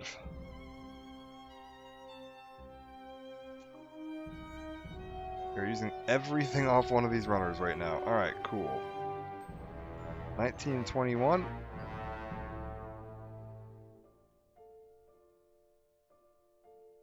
$19. 21.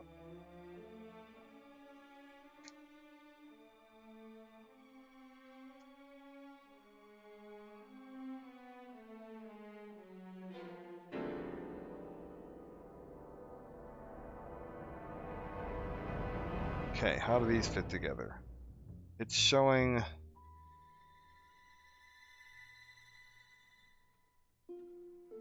this configuration here, and then taking the clip and putting it around the back, flipping it onto that peg like that. And then flipping it around and attaching it to the back of the shoulder somewhere.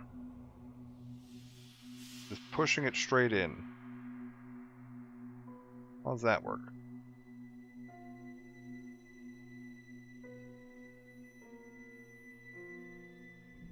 You want this to go here-ish.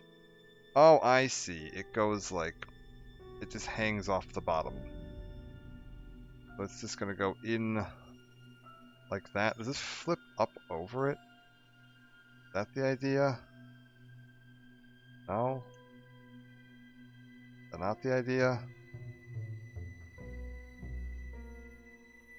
From understanding the point of this. Well, it gives me that. It doesn't really, like, super solidly attach to anything. You could just very gently pull this right back on off, but...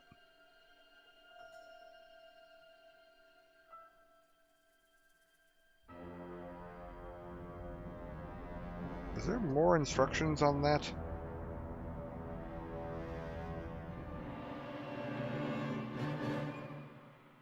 Nope.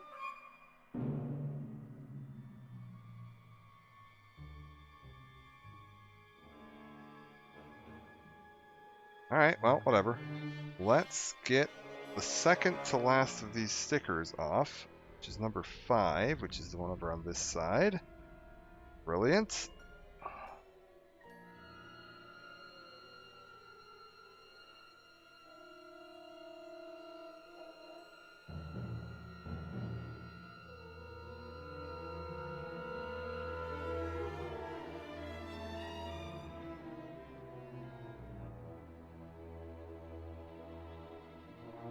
Okay.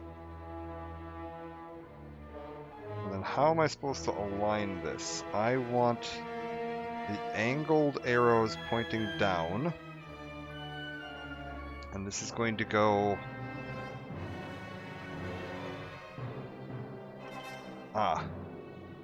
here.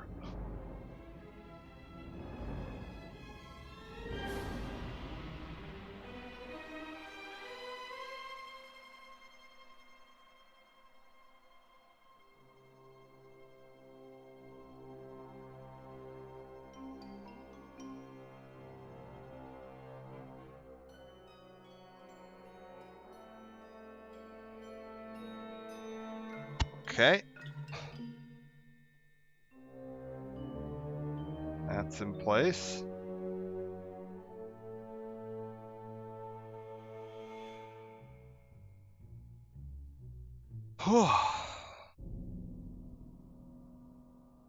Then, same thing, T5, we're going to take these other two pieces off and we're going to put it into front. Okay.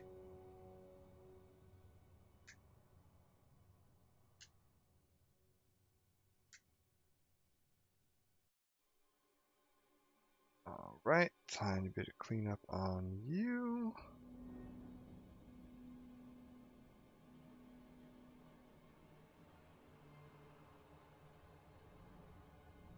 And then attach the thing, same as we did on the other side. And then just shove that into the front. So that just kind of clips onto that little hanging piece. And I guess just kind of sits there.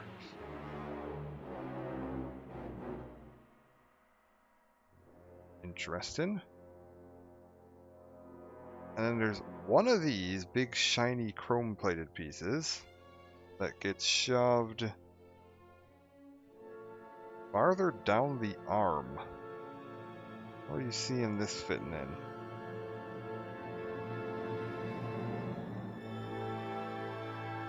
So this gets shoved in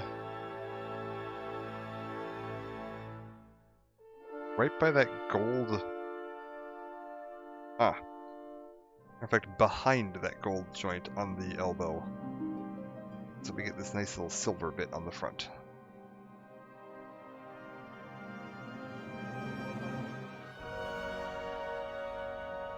So wobbly. Why are you so wobbly?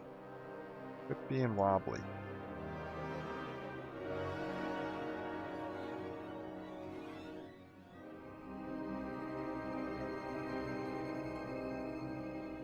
Alright.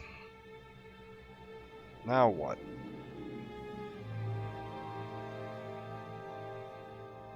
S4 17. One of my T5's done. S4 17.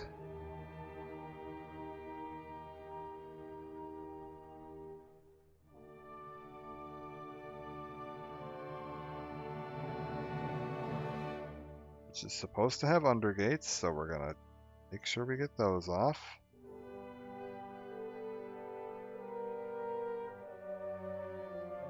Nice.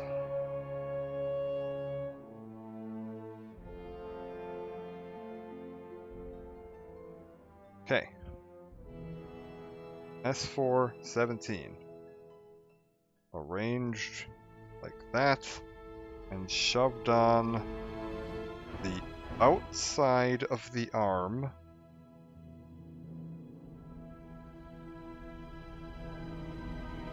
It should just kind of fit in place. Like that.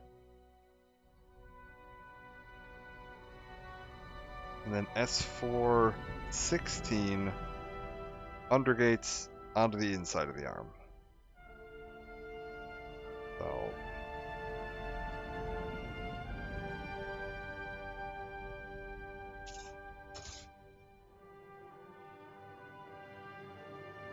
get my undergates carved off of there.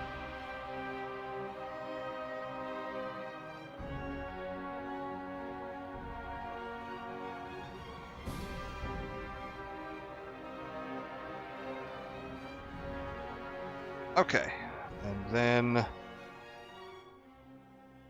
we want the curved bit up, and this goes onto the... Can I even just do this blind? Yeah, this fits right in. Alright, beautiful. Can I get that even angled where you can see it? Yeah, it's just kind of fitting in there on the inside of the arm. Alright, so the arms have all their metal bits. So one arm has all its metal bits. So that's done. Now we just gotta do all that again on the other arm.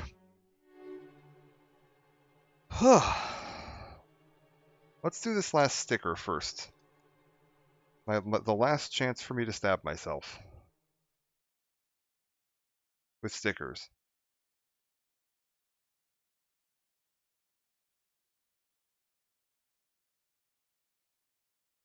Sure, if I try real hard, I can still find a way to stab myself some other way.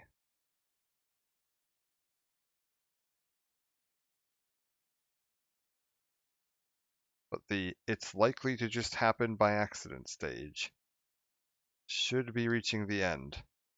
Absolutely confident you'll find a way. Thank you. I appreciate your confidence. Metal Gear Chrono. Hey, Metal Gear, how's it going? We are building a Gundam, and we are putting together some... There's these, like, metallic stickers that are super neat. But you really gotta, like, shimmy them off of the sheet that they're on.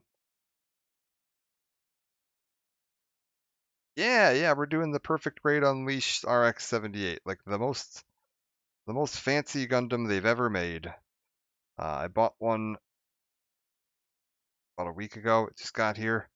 I've been slowly working my way through it. There we go. Okay. I've gotten this much done. We're putting the truss, like the metal truss bits on. And we've got an arm and a head left to truss up. A lot, to be honest. Yeah, I know. It's a lot. You can say that again. 1 sec. I want to put on that. show can I get? I had like a nice little music and ambience World of Warcraft thing on the other day. What do we want? Do the Barons. Stick that in there for now. Alright.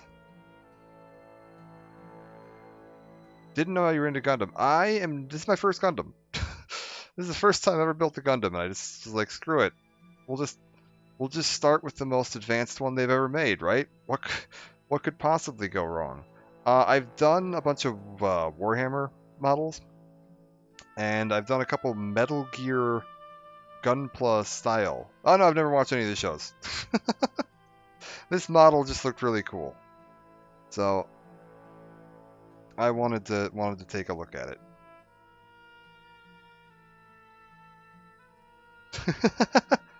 Yeah, I know. 40 years or more of Gundam shows in existence, and yeah, I don't think I've ever gotten around to watching any of it. Not gonna lie, couldn't even tell you what I think this is from like the original show. It's not even my favorite Gundam. Like, I think Deathside's way cooler looking, but the only perfect grade Unleashed, like the top tier kit they've made, has been RX-78. And like I was saying the other day, I think he looks way too much like Optimus Prime. Or the other way around. I don't know who looks like who, but somebody looks too much like somebody. And I'm not okay with that. There's so many, that's true. There's a lot of different cool Gundams. There are many options. Can I flip this up so I can just see where I'm putting this without having to Get in there. Get in there, you. Good enough. Alright, perfect. Fisher Gundam creators never gave half a shit about Transformers. Most likely true. I mean, admittedly, both of these shows slash product lines mostly exist to sell toys. Like, if we're being perfectly honest. But that's okay. Case in point, they've made some pretty cool toys.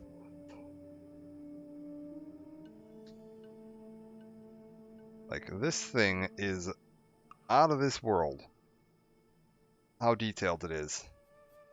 Only after Bandai Namco acquired Gundam. Oh, were they not originally Bandai Namco? I actually always assumed that the toys might have been like part of the original plan for this show. Because these are some incredible models. Like not trying to shit talk the we've made toys aspect of this, because like, okay, it's so well done that like can't even be mad about that.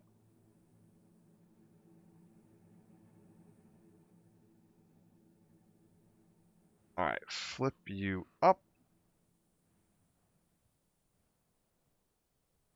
I was like, whoever the hell it is back at Bandai Namco that is designing these kits is doing too much. It is insane how much detail they've put into this. How many moving parts and everything. RX-78-1 isn't in the new show. I think it's like, I looked this up and it was like, I was trying to figure out if this is the one that's in the new show. I think it's like the RX-78 something. It's got like it's like a different like EX or something. Like it's not technically the RX-78 1 or 2, because I'm assuming that they wanted to make a slightly nicer 3D model, so they made their own little customizations and changes to it. The Amazon one, Netflix one, the original show. RX-78 isn't in the show. Oh yeah. I was looking at the wiki the other day. Okay, RX-78-2 is the model in the original show. I was looking at the wiki the other day. They did mention the existence of RX-78-1, but I don't remember where it was. Like, it shows up somewhere in something, but I don't remember where. Okay, so then this should just slide onto the inside of the elbow like that. So now we've got silver bit into there. Beautiful.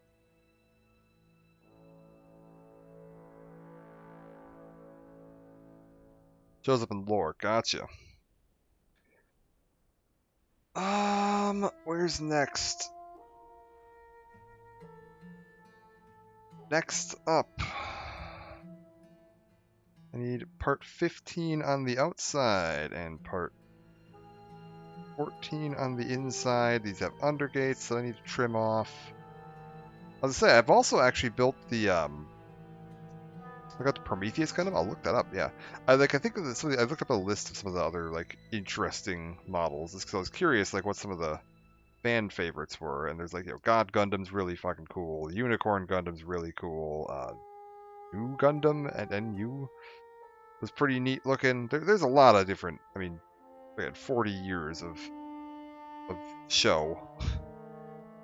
There's a billion of them. So they've certainly got some options here. Try to forget that show. That's fair. I don't know anything about the show, but the actual unit itself is very cool looking.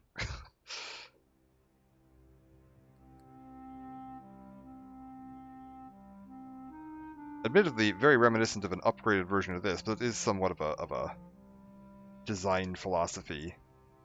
UZ clone meant to sell toys. That's funny. Plot was a tire fire. Gundam Wing, their Wing Zero, like that's another one. Very cool. A lot of the hero units tend to look very, very neat.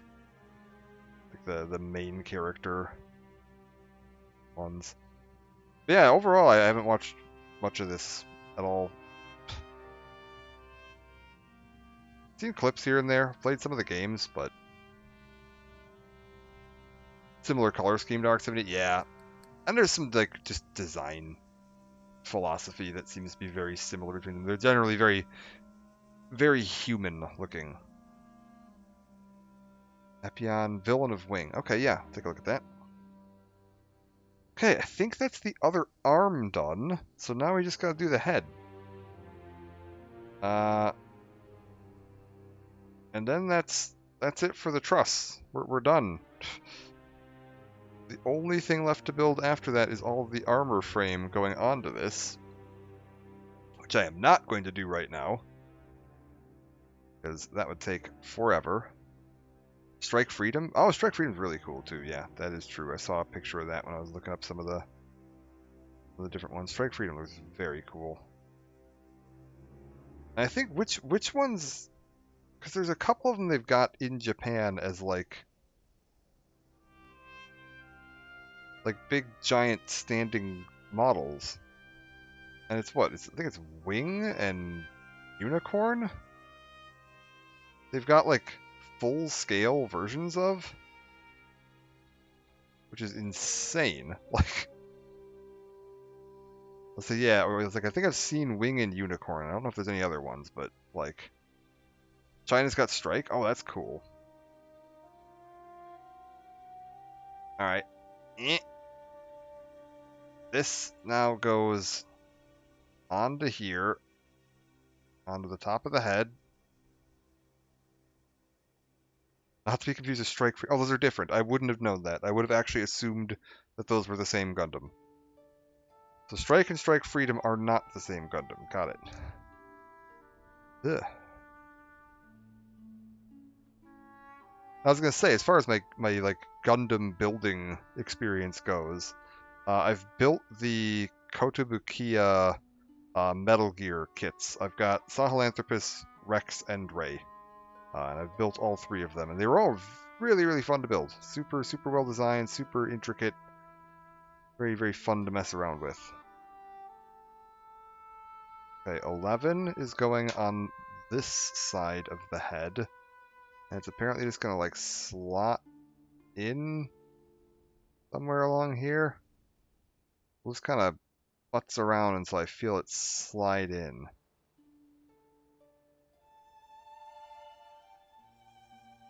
There we go. Yeah, it's kind of his cheek. So, one bit in. Gundam Seed and Gundam Seed Destiny. Wait for the ultimate version of Strike. Got it. Oh, very cool machines in Seed Destiny. Yeah. I've been playing a bit of Armored Core lately, too. And I saw they've got a bunch of the Nexus mods, or just adding various mobile suits into into Armored Core 6. Which, like, yeah, of course they did. You get a big, giant, stompy mech game. And, of course people are going to immediately start modding Gundams into it. That's just what you do.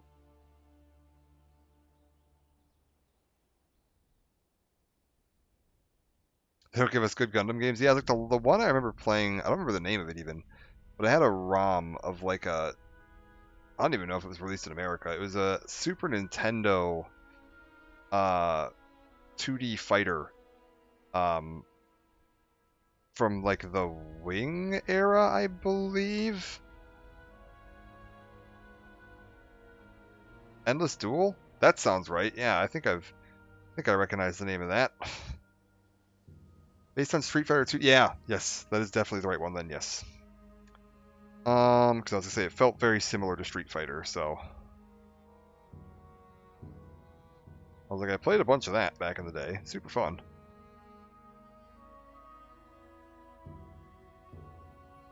Heavy Arms Forever. I haven't played that game in literal decades. Like, I think I was playing that in like 99,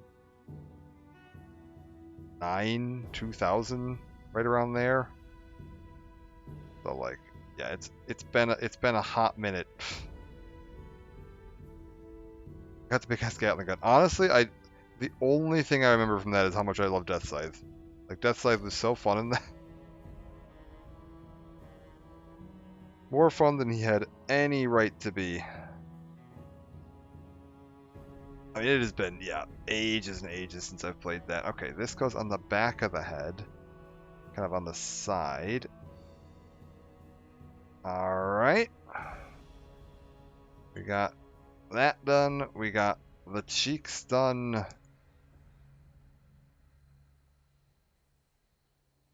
And now... Remember Wing? I was like, I would have to go back and play that again. I might actually end up doing that. I might end up going back and playing it again just for fun, because I've been building this, and it is very impressive how much detail and effort and time was put into this kit on like modeling every single little aspect of this thing. There's some details on this that I'm just like, what? Why did you take the time and money and effort to engineer this into existence?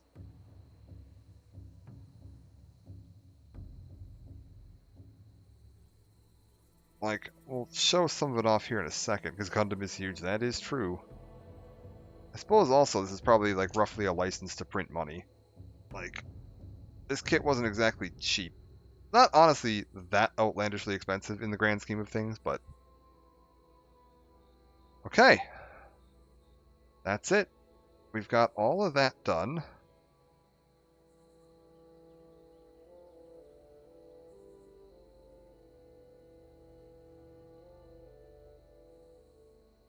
But yeah, there's like the full functioning cockpit in there with like the little dude in there. And you can actually like access that if I can get this to like work with me. Okay, there we go. That's out. So now we pull this up.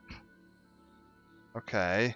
And you can like, there's a full cockpit in there. It's so cool.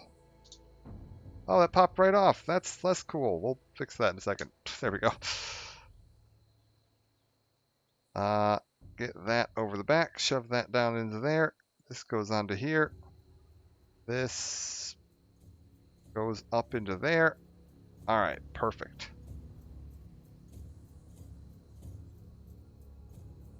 The most detailed Transformers model ever. Alright.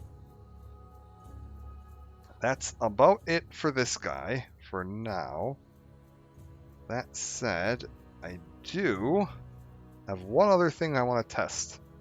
I'm going to mute my mic for just a second.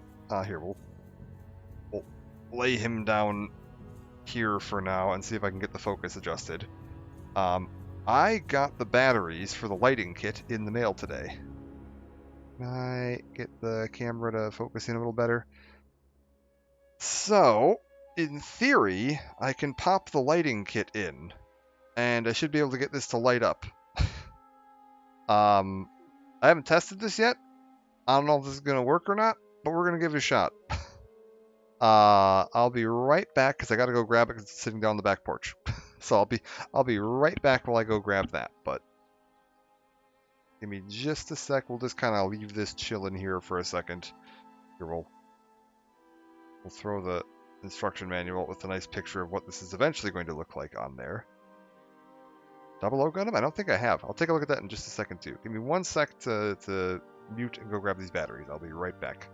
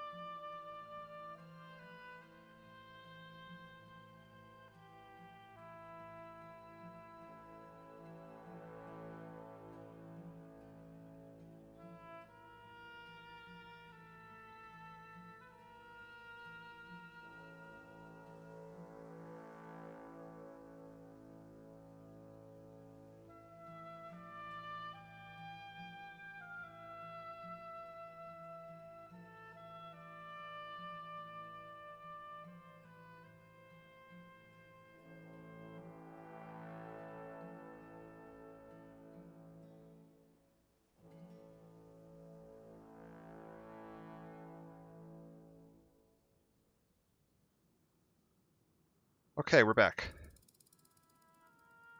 There we go. I was like, why did my music stop playing? There we go. We're good.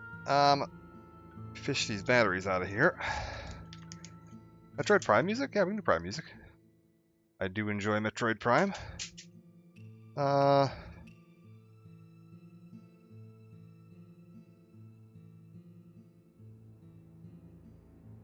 throw some of that in there.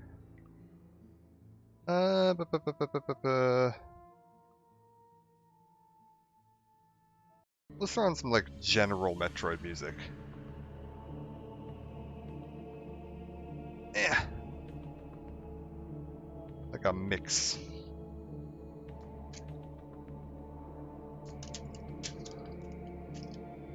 Oh, you know what? I'm not even gonna lie, I hadn't even noticed there was a typo in that. Alright. There we go. I think I have enough batteries to probably last me past the lifetime of this LED unit. There was like a $5 pack. Just came with a pile of them. So, we're good to go on batteries. Let me get these in here. We want the negative to my left, the positive to my right. Better leave those lights on day after day. Yeah, we'll see. I was like, I don't know if the LEDs or the batteries are going to give out first.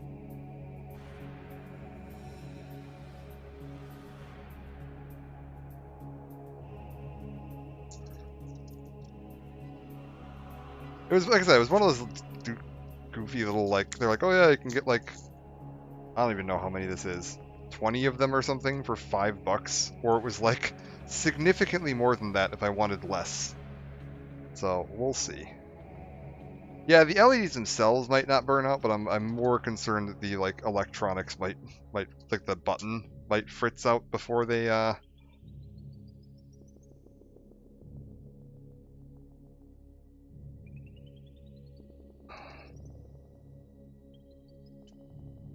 before I run out of these batteries. We'll see.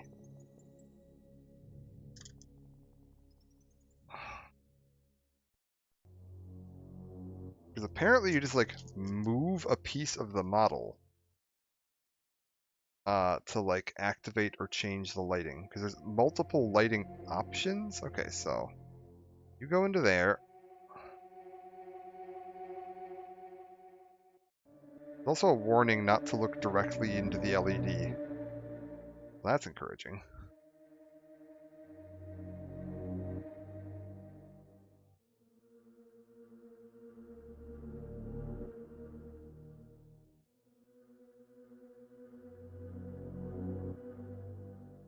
Oh my god, get in there.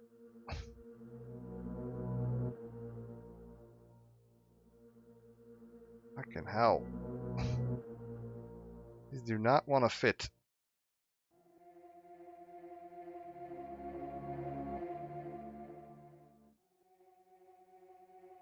Holy crap, these do not want to fit.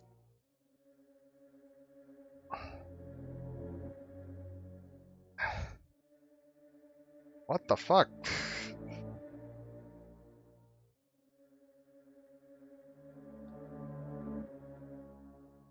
Is there a secret to this? I don't want to like... The only thing I ever could stick in there is a metal knife. And I feel like I don't want to put a metal knife between two batteries. Oh god.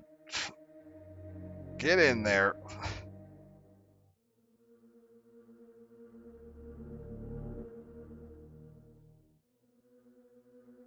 There we go. Okay, I used the leverage of these cutters to get them in there. I don't know how the hell I'm ever getting those out of there. If these need to get changed, that's going to be fun. But whatever, they're in there now. Tighten this down. Well, let's figure this out real quick. So we've tightened it down. Now, apparently, if I just press this once, we've got light coming out of two different holes. And it it strobes through some different colors. I can like press it again to change which colors it's doing. This is pulsing some different colors, and you can press it again to get a different effect. Press it again to get a different effect. Press it again to get a different effect. You can just cycle through some different colors. Apparently, if you like press and hold it for a second, it'll just turn off. Okay. Light coming out of two different holes sounds like an interesting reason to go to the doctor. Okay. Now then.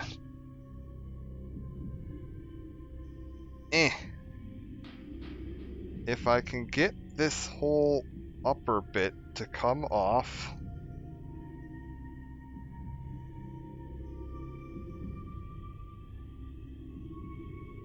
Supposed to be a way to just lift this whole upper bit off of this thing. I don't know how.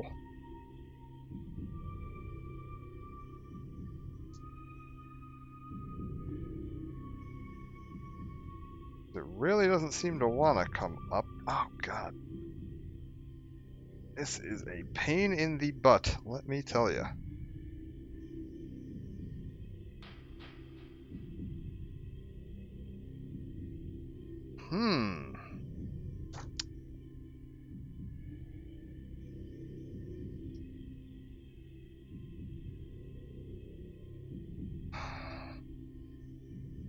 Let me flip to the back of this book where it has the instructions on this and see if it gives me any tips for how to lift this off, because Jesus, it does not want to come off. Okay, it claims I'm just lifting like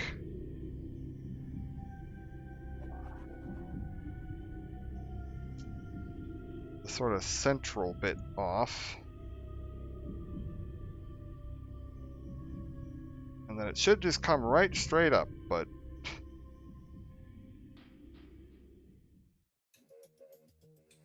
I mean, it is lying. This does not want to move. Oh, wait. Are we getting it?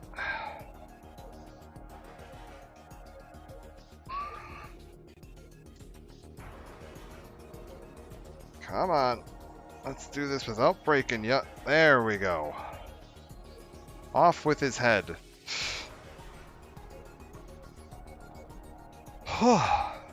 Okay.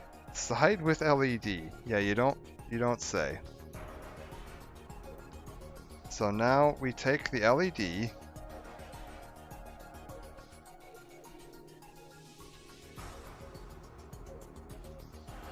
Oh, I see. I'm supposed to be taking this plate off and rotating these arms out.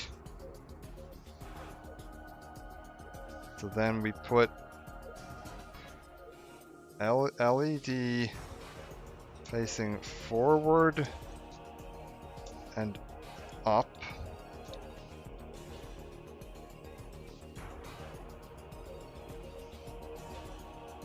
Okay, then we put this bit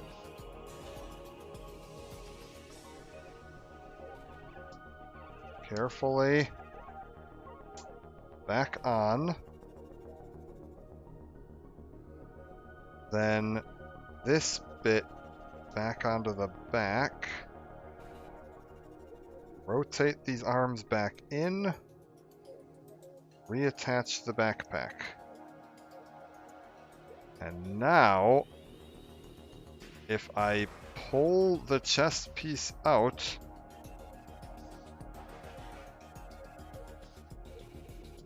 oh, I had it for a second.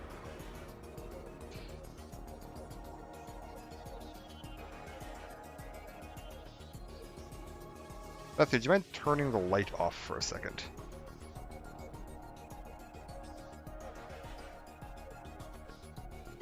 We've got lights. We got lights on the front bits. We got lights on the eyes. We got lights on that. We got lights on the back. And apparently, if I just like pull this again, that we can, oh, do that, and then we do that, then we do that. Oh, this is very finicky. It's like holding it for a second is how you like turn it off. So if you have it held for too long, it just, like if you press it for too long, it just immediately turns off. So I want to like, there we go. Oh, no, that turned it off. Okay, hold up. We'll figure this out.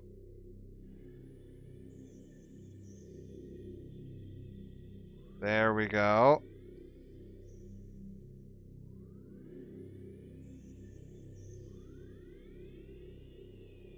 We can get purple.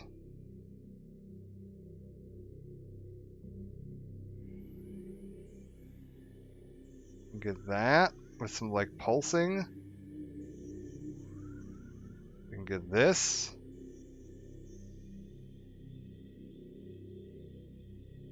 Or we can get like all blue. And pulsing into this. And then I should just be able to like hold it for a second and it'll go off. Okay, there we go. That's that. We can resume the light if possible. Okay, cool. Very neat. There's one other thing here that's supposed to have a light. I don't know why these were clear. Whatever. There was like a whole thing through the backpack that like channeled light into these little sticks on the backpack, and they didn't seem to, they're not like lighting up, are they?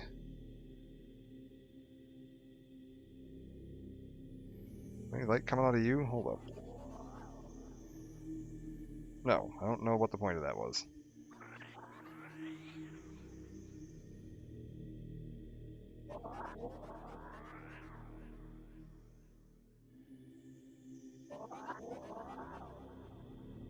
Okay, whatever. There's one other bit that can light up. And we're going to test this out.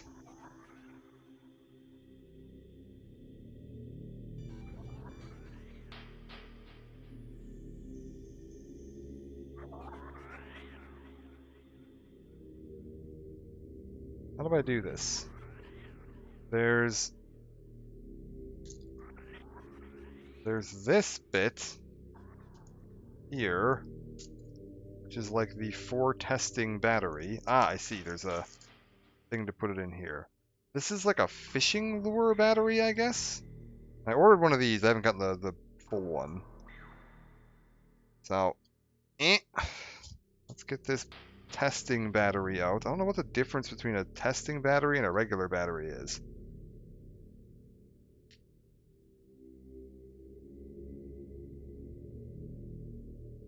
I'm just assuming that this one isn't going to have very much charge to it, is my assumption.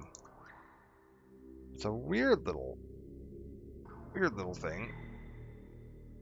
All right, I've got the focus set for farther. Let me bring that back up to about there-ish. Yeah, it's a weird little thing. But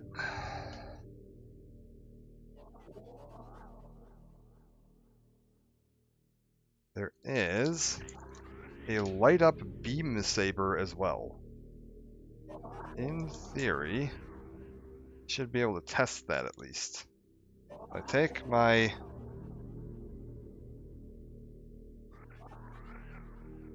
part Y2.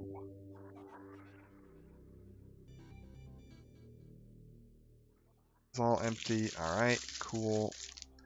Gone with ya. Part Y2.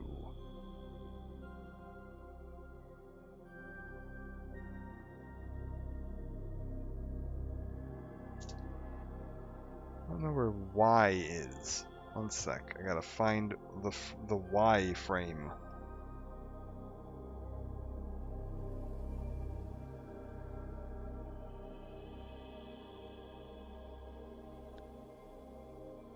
Give me a second here, because I had a piece off of it that I cut out yesterday so that I could test the other bit of lighting. That's why I found out it didn't have batteries. Where is part Y? Frame Y. There wasn't much on it, I remember that. There it is. I was like, there's basically just like a pry bar to pull up the battery, or to poke the battery with. And then, oh yeah, there's a pry bar to pull up the battery. I could have used that to put the batteries in. Ugh, that would have been nice. Let me just real quick get this piece here off.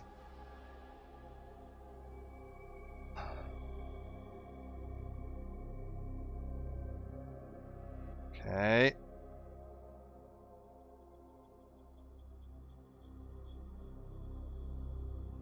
Okay. Now how do I assemble this? I turn the switch off. So I push the switch towards us. Then I slide the battery for testing into the thing. Then we put piece Y2. Well, that goes in second. Hold up.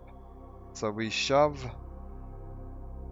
this bit onto here. Oh, I see. This is to keep it from springing back out. So piece Y2 is like to hold that cap in place so it doesn't come flying out. Otherwise, it's a spring-loaded cap that'll fly across your room. And then...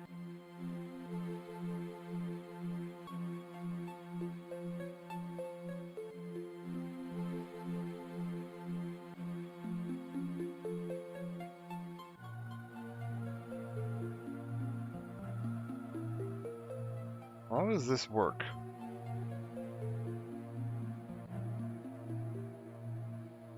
Okay, so hold up. Part in page 60. So, assembling beam sabers. Ah. You have to use like a special hand for it. Alright, well, whatever. We'll deal with that in a second. I'm not going to actually assemble the hand that's holding this just yet. But what we will do is check out what it looks like when it's lit up.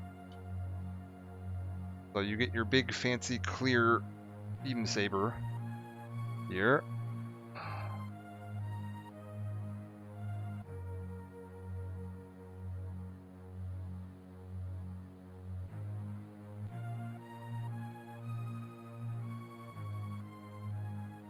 That's pretty good. I was just looking to see if there's anything that's going to need to get sanded off, but no, it's honestly pretty good. Alright. Pink laser. Stick into end of this. I'm assuming we don't really need to do anything too fancy. You just kind of shove it in there. There's no... Perfect. Alright, so we've got this, and then I can hold the button. And it's got a pretty nice glow to it.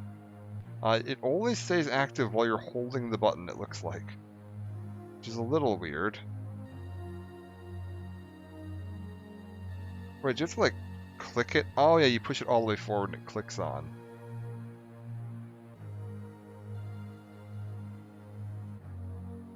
Got a bit of flicker to it, which is weird. But alright. Savel says and shove it. Yeah, there you go. Ooh. Yeah, you actually get a nice little glowing beam saber. That actually lights up pretty darn bright, not gonna lie. Like, I can see that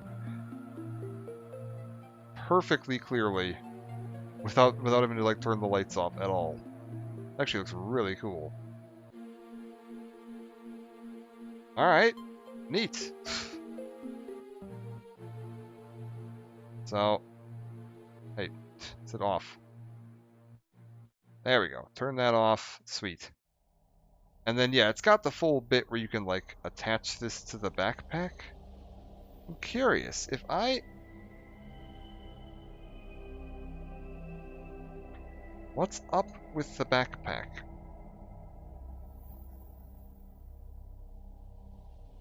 Twist this back out of there real quick. Why does the backpack have clear lighting elements on it? If I plug you onto there, and then turn you on. Oh! Plugging the powered beam saber and turning it on gives you the engine glow.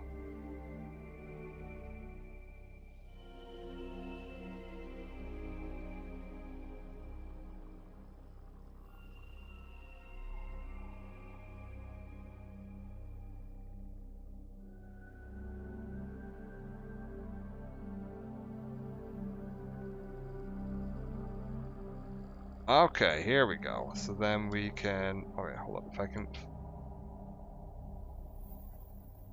can get this to light up again.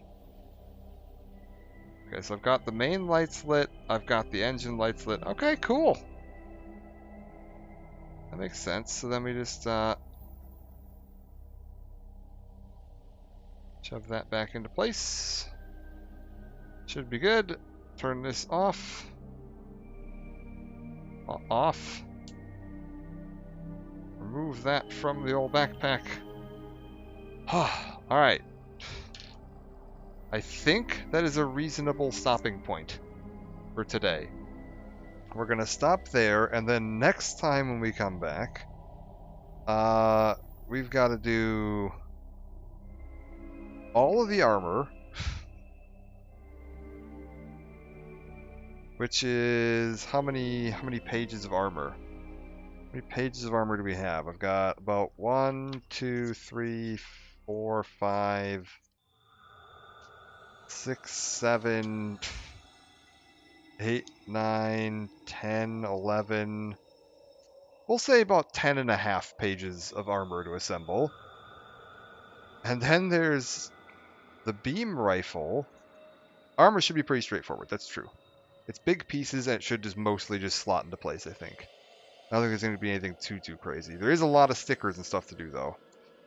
Like, oh boy. Oh boy, are there some stickers on this kit. So we'll be seeing some of that. Beam rifle we got to do, yeah, it shouldn't be too bad.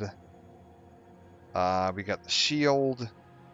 We've got the 2 beam sabers.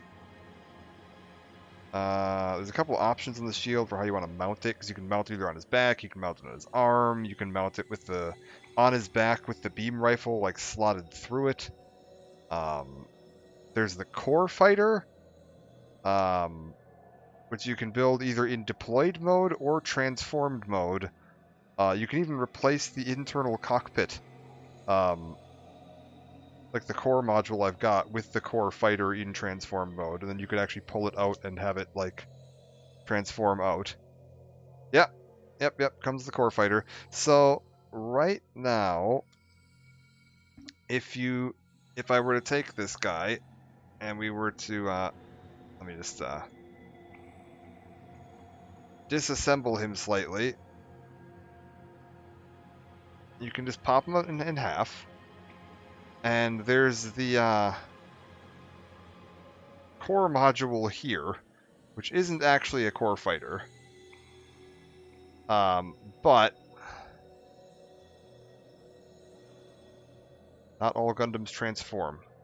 Yeah, no, I know most Gundam. This is way beyond the normal. This is so fancy that it's not even a perfect grade. It's considered a perfect grade Unleashed, and this is the only one they've ever made. So this thing is a little on the ludicrous side. But yeah, you've got this thing here, and this like pops up, and then you've got like bet in the show, gotcha. And there's like a, if I can get my knife in there. There's like a little drop down, like heads up display that can drop down in front of the pilot. Get that clipped in there. And yeah, like, you're never gonna see this once it's all put together. Targeting computer? Yeah, that makes sense. I'll like it's some kind of heads up display on there. Wasn't sure what it was. A targeting computer makes sense for that. But yeah, like, my god. Exactly, but you know it's there. I was just saying I have a where is it? Let's get you your torso out of the way there. I was saying yesterday I have this guy, my Warhammer Imperial Knight, and there's a fully like built cockpit inside of there. That little like hatch. There's a cockpit in there with a dude. You can build it with this up, so you can actually see into there and see the cockpit. But I didn't like how it looked with it up, because like I wanted to be like in battle, and you wouldn't be marching around with your cockpit open in battle. But I still wanted to have it there, so like he's in there. There's a little dude in there. No one will ever see him again unless you get a hammer and smash this thing open. But like if you ever pinata this boy, there's a pilot inside, and he's fully painted and in a little cockpit. So like yeah. As I said, like I've done other models. This one doesn't have anywhere near the like level of complexity as a Gundam model does. It is very basic, but still very cool looking. I like the design. Let me set him back down over here in the box that he's living in at the moment.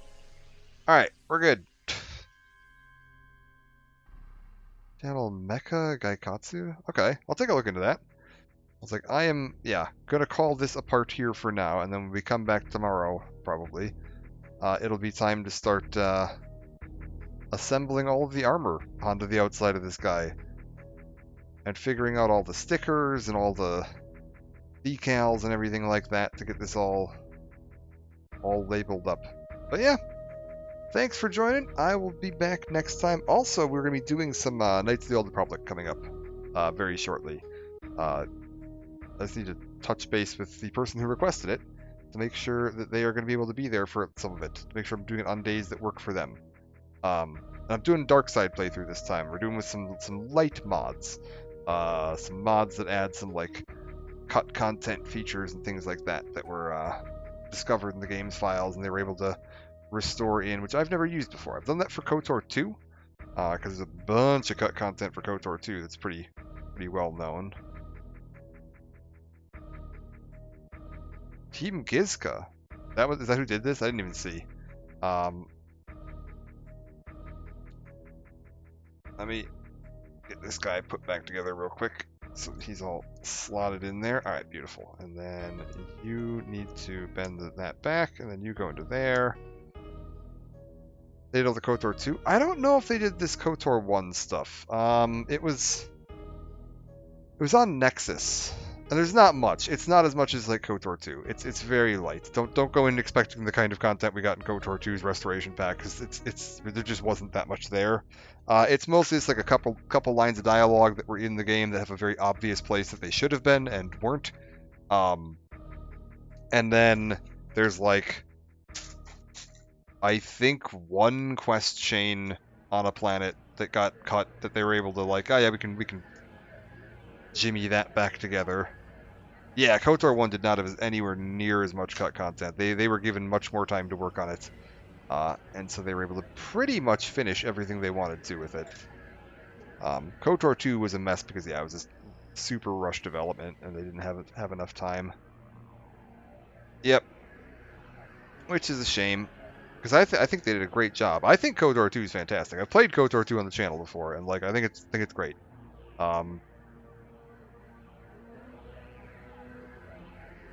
Like, I still enjoy it quite a bit, but it is true. It definitely did not get the attention it should have gotten. All right, well, there's my closing blurry out of focus shot of this guy. But yeah, it's fine. We'll come back and put some armor plating on him tomorrow, and then we'll never be able to see all this fancy, nice detail again. Let me real quick throw... Oh, that didn't work. Social media links in there. Why is it saying I'm not signed into Twitch? The fuck are you talking about? All right, fine. I'll do it in Twitch. Whatever. There you go. Take that. Why is it telling me that I'm not signed into Twitch here? What the hell?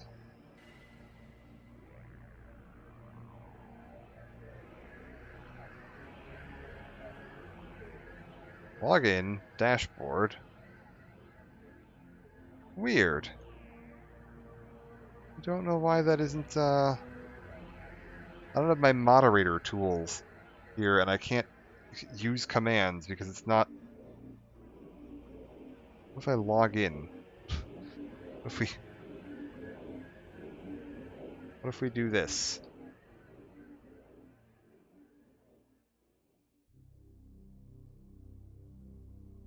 Oh, for God's sakes, it's texted me a code? Out of here. Alright, whatever. There's the social media links. I'll figure out why my stream software isn't logged in on Twitch right now. Very stupid. But there's the YouTube link and the Blue Sky where I'll post any updates about what I'm planning to stream and when, and I've got all the archived VODs sitting on there as well. I gotta upload these Gundam building ones onto there, but I just kind of want to document all the process of building this guy because it is a very neat model to build. Just the amount of effort and detail that went into designing this is pretty darn cool. So we're going to call it part there for now. I'll be back. Oh, new question? Yeah, back probably tomorrow with more armor plating and starting to get working on all of that. I don't know how many parts that's going to take. I imagine it'll be a while. Doesn't seem like it's going to be like a quick one, but yeah, what was the question? Before I go, I will answer one last question. Taproot, Blue Sky Research, yes, no. I don't know what a taproot is. No. No opinions, I'm not sure. I mostly switched to Blue Sky because I was looking for a Twitter alternative because Twitter is so janky these days. Because trying to get any of the integration and stuff. Because the only reason I was using Twitter, I never liked Twitter in the first place, just because I don't like the format. I think Facebook's a superior social media platform. But everyone else uses Twitter, so I was like, well, I gotta go with what everyone else is using. But then they removed all the automatic integration. Like, I used to be able to have this thing automatically post updates. Now I have to type them out by hand, like some kind of caveman. And it's just the worst. I'm etching notifications about my Twitch archives carved into a stone wall. And if I'm gonna do that, I'm at least gonna do it on a site where I'm not giving money to a jackass. So we've moved over to someone who may still be a jackass, but is less publicly a jackass. So for now, we're over on Blue Sky. I'm still using Twitter a little bit just because it's where people are, but eventually the plan is to migrate fully over to Blue Sky, and I'm only linking to that now. But alright, we're out. I'm going to call it a break. I'm going to go get myself something to eat. Take it easy. I will see you all next time, and bye for now.